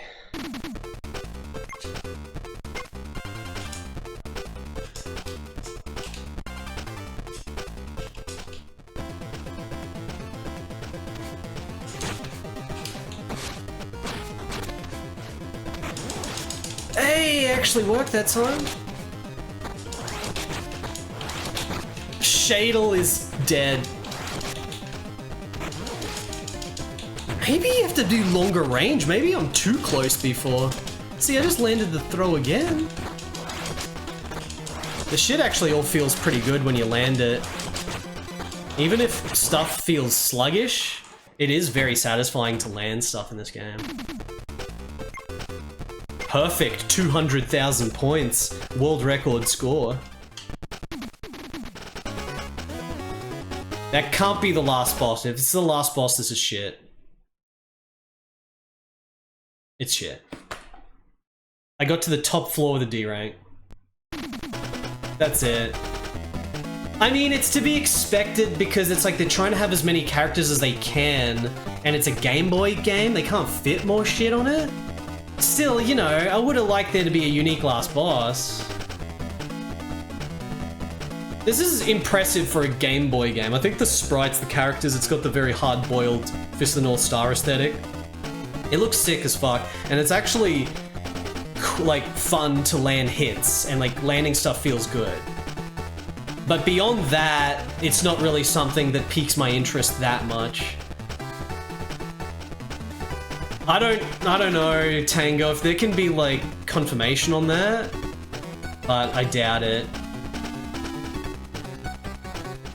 US EU version only has 2 continues, trying to make it so you can't finish it. Look at this, like the whole presentation of this game is so fancy. These movie credits, like this feels like a Game Boy game from the late 90s. In just the presentation with the menus and everything. It's very fancy. Gwilga. Gwilga? What if there is a last? Can anyone look at a long play or something and see if there's like a secret last boss? I mean, we still got the story mode I have to do, but that was the main mode. We'll have a look at story mode. This is Gwilga. Look at this, they're trying to be like a movie. Not even Konami Super Nintendo games tried to have presentation like this. The dudes that made this game were getting pretty hype over their fancy little presentational, like, visuals.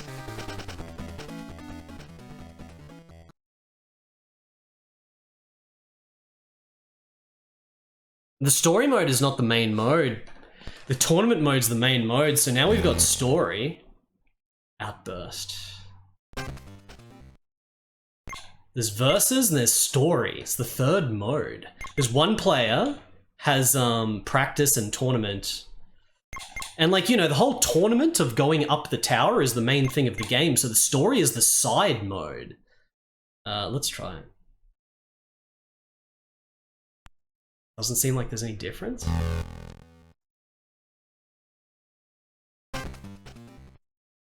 Story. Gonna do the music? This is the best music track in the game. There's like this unique music track if you just start a mode but you don't start it yet. It does that, it does the sick ambience music.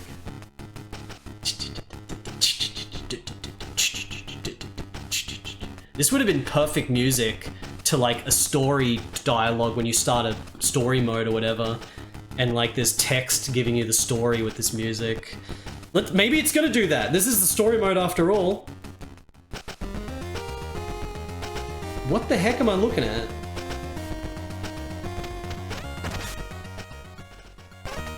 Okay, we're not in a tower. Redden versus Vandal. I'm not even choosing a character. What the heck is this? I'm playing as Redden. This guy's jump is way too big. This guy's shit compared to Shadle.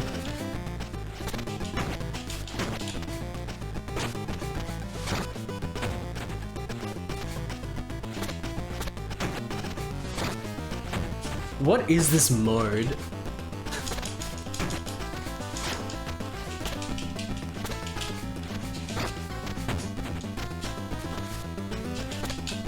Gwilga's the clone in the US version. So there's no unique... So what is this story mode? What the fuck am I playing? What is this?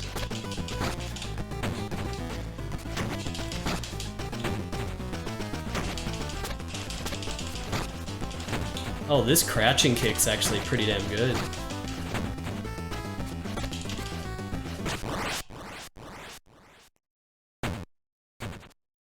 Okay, I lost. Is that gonna mean anything? 1 round? What?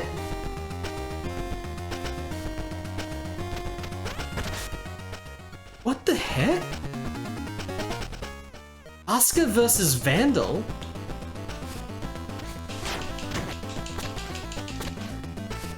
What the fuck is this? Now Vandal has the same amount of health that I just damaged him for when I was playing as Redden, but now I'm playing as Asuka?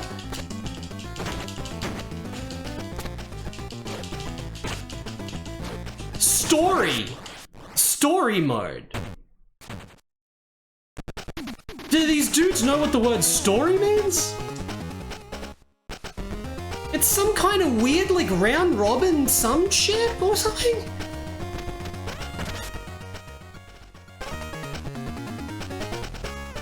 Yeah, but it's an endurance mode where we don't actually pick our character. It just randomly went to a character, and then there's a new character being introduced.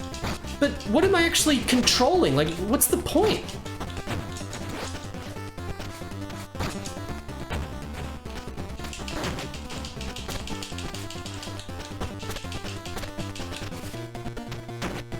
Did they fuck up and they called the tournament mode the story mode and the story mode the tournament mode? Because the mode we just did with the towel was the tournament mode, it was called.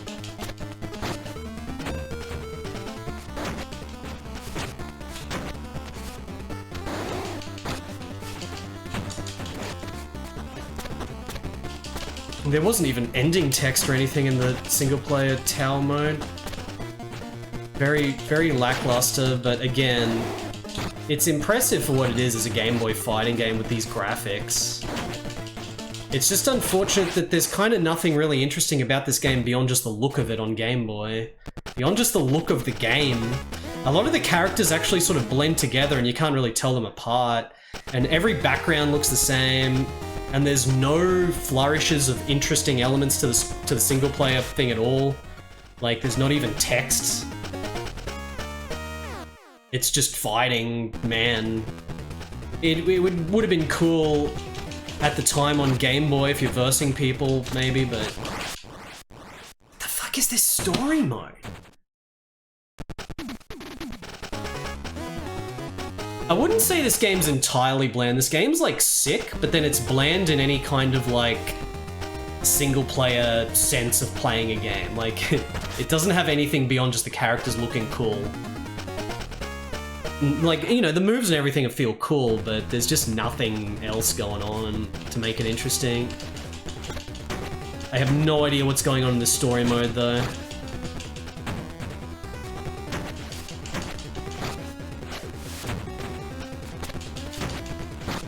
Yeah, a bunch of the characters are sort of copy-paste of each other in a few ways.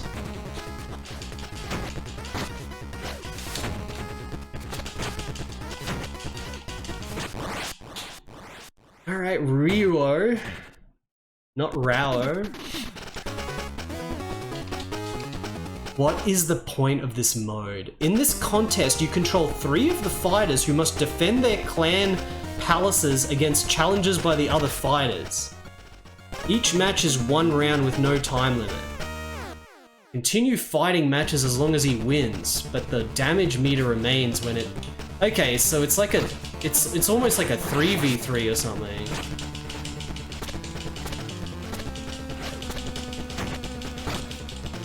But we didn't actually choose our team. And there was no story dialogue, even though it's called story mode. Are these 3 dudes that we're playing as supposed to be the heroes, maybe? Maybe it's just in the manual of the Japanese version or something?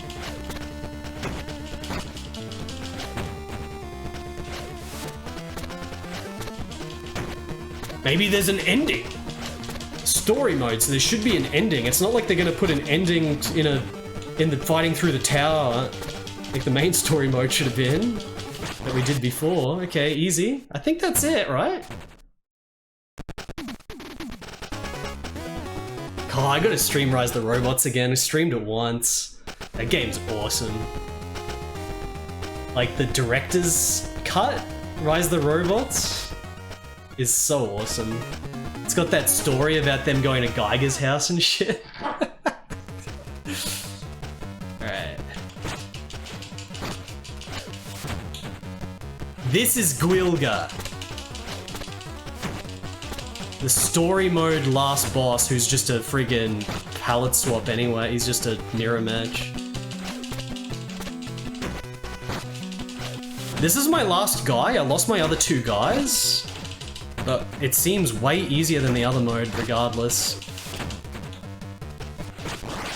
Easy.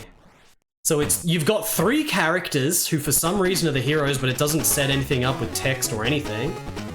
And we defended our turf from the invaders. How is that story? What are you talking about, story mode? There's less story in that than there was in the other mode, because at least the other mode we play as one dude climbing a tower to get to the top. This is not story mode, this is another mode that's just some, like a 3v3. It's like a 3v4.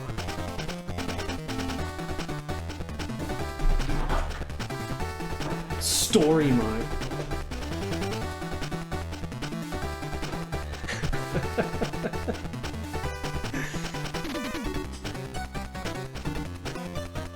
Alright, maybe there's something after this.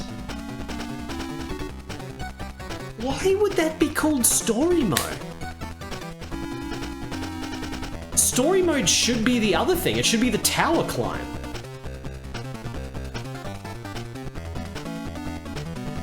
Gwilga.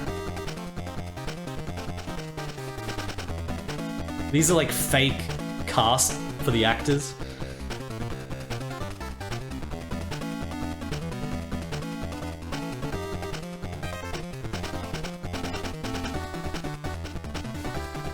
I know that the story is like we're 3 dudes challenging the guys who are invading our palace or whatever, but it's still no more story than the other story mode where you actually play as one character. Except the other story mode was not called story, it was called tournament. Yeah, they look fucking sick, Trap. I've done my own pixel fonts that basically look identical to that before. There's only so much you can do in such a small space, so whenever I see games doing small pixel font, that outburst right there, that's the exact, like the way they've written Outburst and Konami there, that's identical to my fonts that I did in pixels since I was a kid. Like, I know them so vividly, and that, like, that's my font. But it's not my font because it's just, you know, it makes sense that you would inevitably have overlap between people doing the same, like, language fonts in such a small amount of pixels. But usually when I see that in games, whether it's a DOS game or whatever, usually there's some variation, but every single character in the Outburst there is what I do for my font. I think there might even be that font in Kevin Costner's Waterworld. Yeah, like, look at Kevin Costner's Waterworld. Like, I've literally released a game, you guys can see. Like, compare the font, it's the same. And that was all hand-pixeled by me with no reference, like I just came up with it because it's just what I've always done, really. It's the same font, not this font, but like when you finish the game and it says Outburst 1993, that font is identical to what I did in Kevin Costner's Waterworld and shit. Show us your font? Just download Kevin Costner's Waterworld and look at the text in the staff screen or whatever, the message.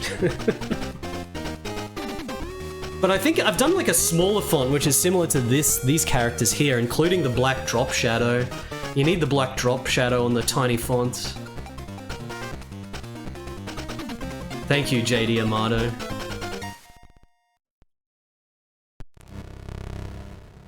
I might have come across an Amiga game once that had the same pixel font that I did as well. And it's always like, oh, that guy had the same sort of like design sense as I did.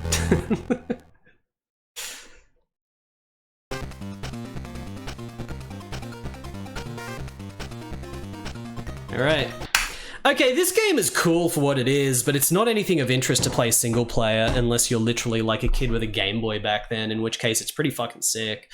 But the lack of any interesting, unique elements make it pretty dull as a single player thing. But it's undeniably sick in so many ways. it's just not interesting single player, really. Remember the stream McCall tried to say he invented New Times Roman? I didn't invent that. I can't claim that I did that.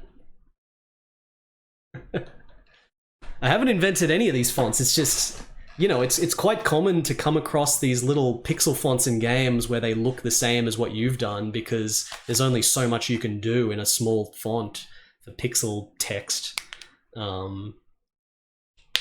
Thank you, NK. Good outburst. That was a good outburst. Yeah. All right, chat. That's the game.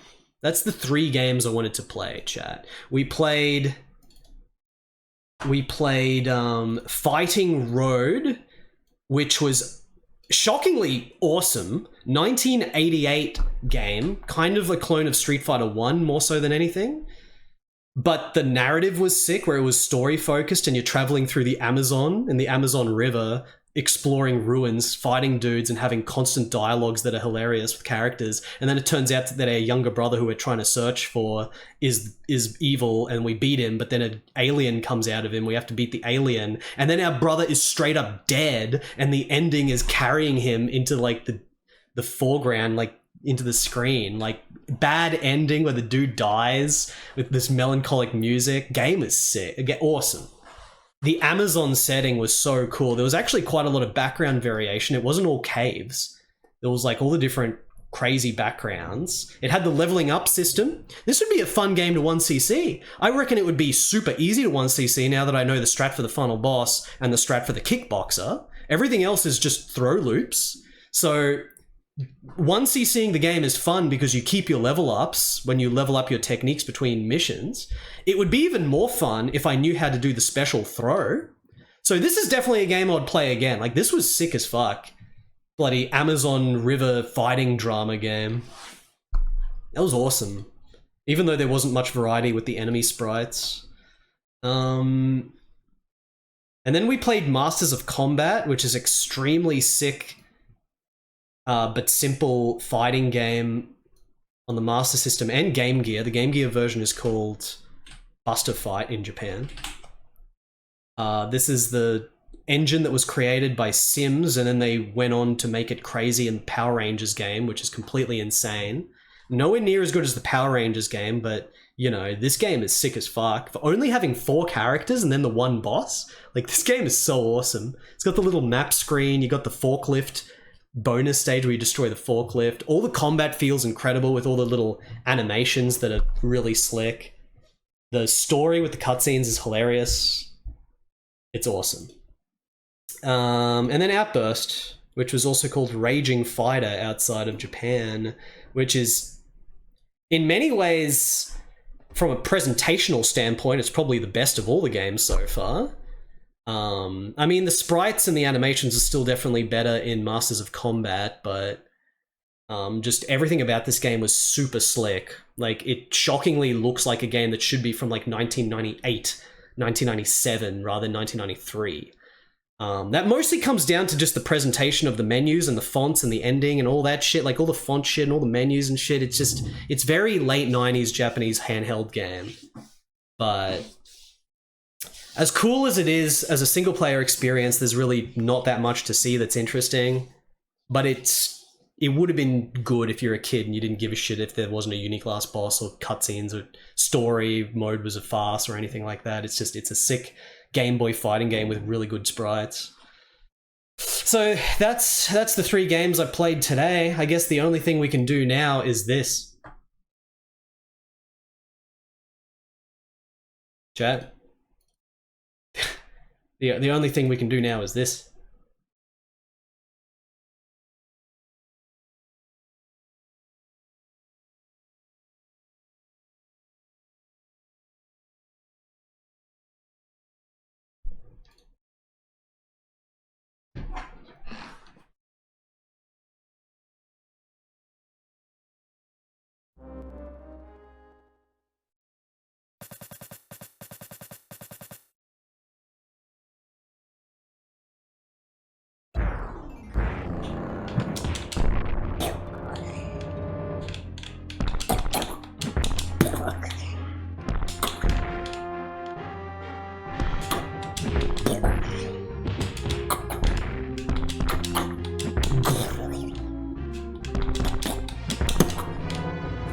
Alright. I'm satisfied. It's a Bardic. That's it. That's it, chat. 10-hour stream yesterday, 6 hours today on these 3 interesting fighting games. I definitely want to return to Fighting Road and once you see it, because that game was so good. Amazon River Drama.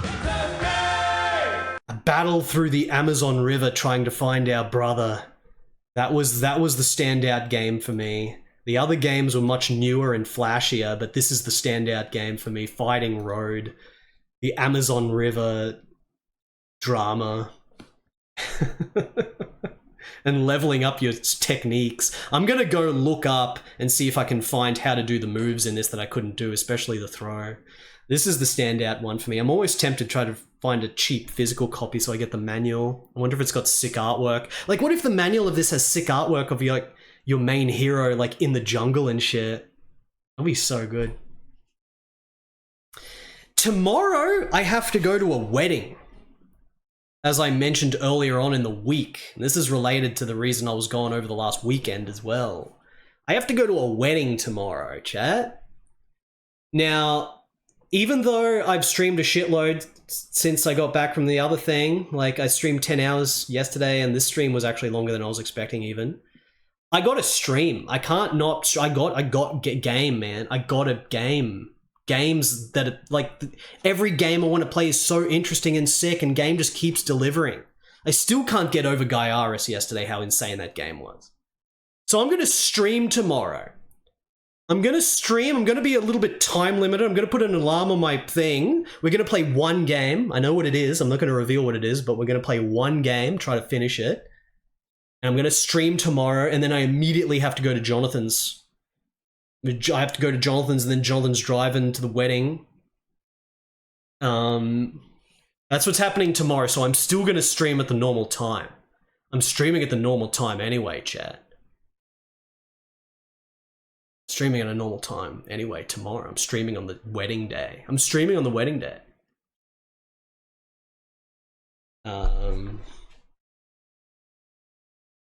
For now, let's do this. Because I feel like I need to calm down after such a long series of dramatic battle.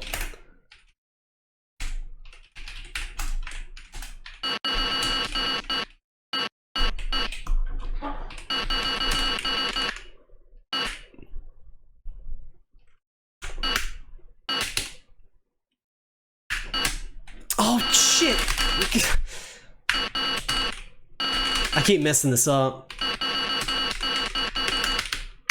Okay. Alright, chat. Let's go. Let's play and finish El Capitan Trueno.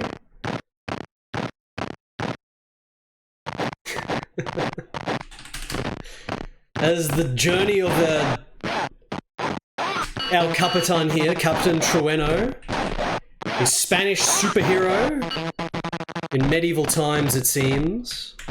Travels with his 2 companions, a hunchback Crispin and the strongman Goliath. Here's Goliath, by the way. Goliath can't move left or right. He can punch, but he can't move left or right. You switch between them. You have to kill Satan, who's in the underground of the cathedral. Timer? We don't need no timer. Pretty loud, isn't it? Should I put the volume down, chat? I'm gonna be streaming again tomorrow. Cannot stop me from streaming. We have to get the magical diamond inside the cathedral, and now we must climb the rope once again. Oh, I didn't climb it properly. We have to place the magical mystical diamond in the trap room and then immediately get out, otherwise we lose all our lives immediately. This unlocks the secrets underneath the cathedral that lets us go to the magic sword. In the wine cellar, no less. We use Goliath to break the wall. Goliath has only to jump up and down to get through the wall.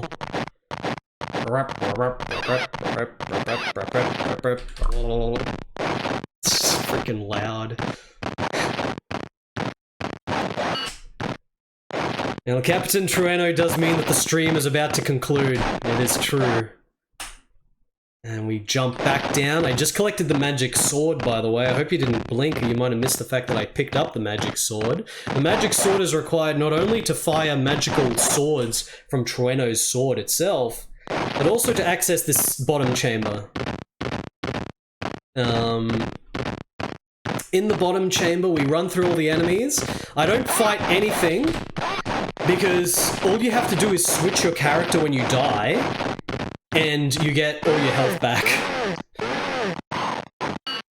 It's so easy to break the game mechanics. It's kind of hilarious.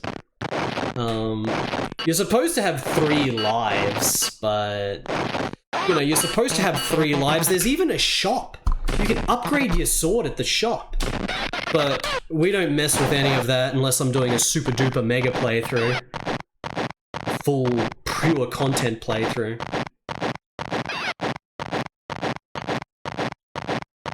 That's why all the enemies are dropping coins, because you're supposed to buy lives and health and sword power. How many Spanish lads? This was probably the most popular 8-bit computer game in Spain. For the 8-bit version, this is the DOS version, which is very different.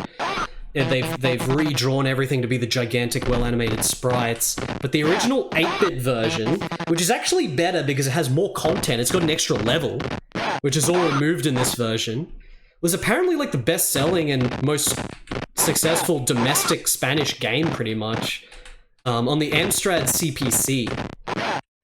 So probably a lot, to answer the question.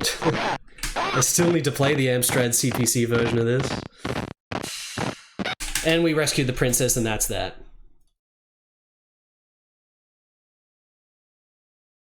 That's the original dialogue, Crorius. It actually has, like, the Spanish swearing in it, yeah.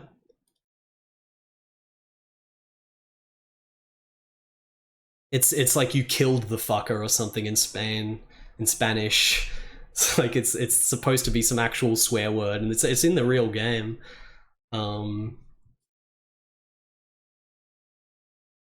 So that's gonna be it. That's gonna be it for today. Do I wait here until the next stream? What if I don't want to stop streaming? What if I want to keep playing games? I don't have any games set up though. I don't have any games set up. There's no game set up.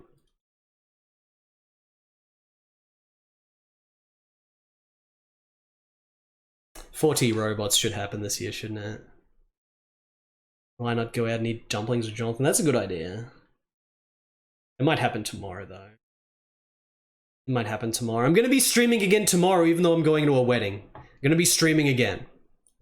Thank you everyone for watching. I'll see you all tomorrow. It is, above all, social experiments of which you are the subject.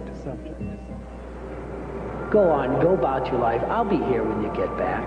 As a matter of fact, I might be where you're going before you get there. Maybe our paths will cross. Hey, it's a long night.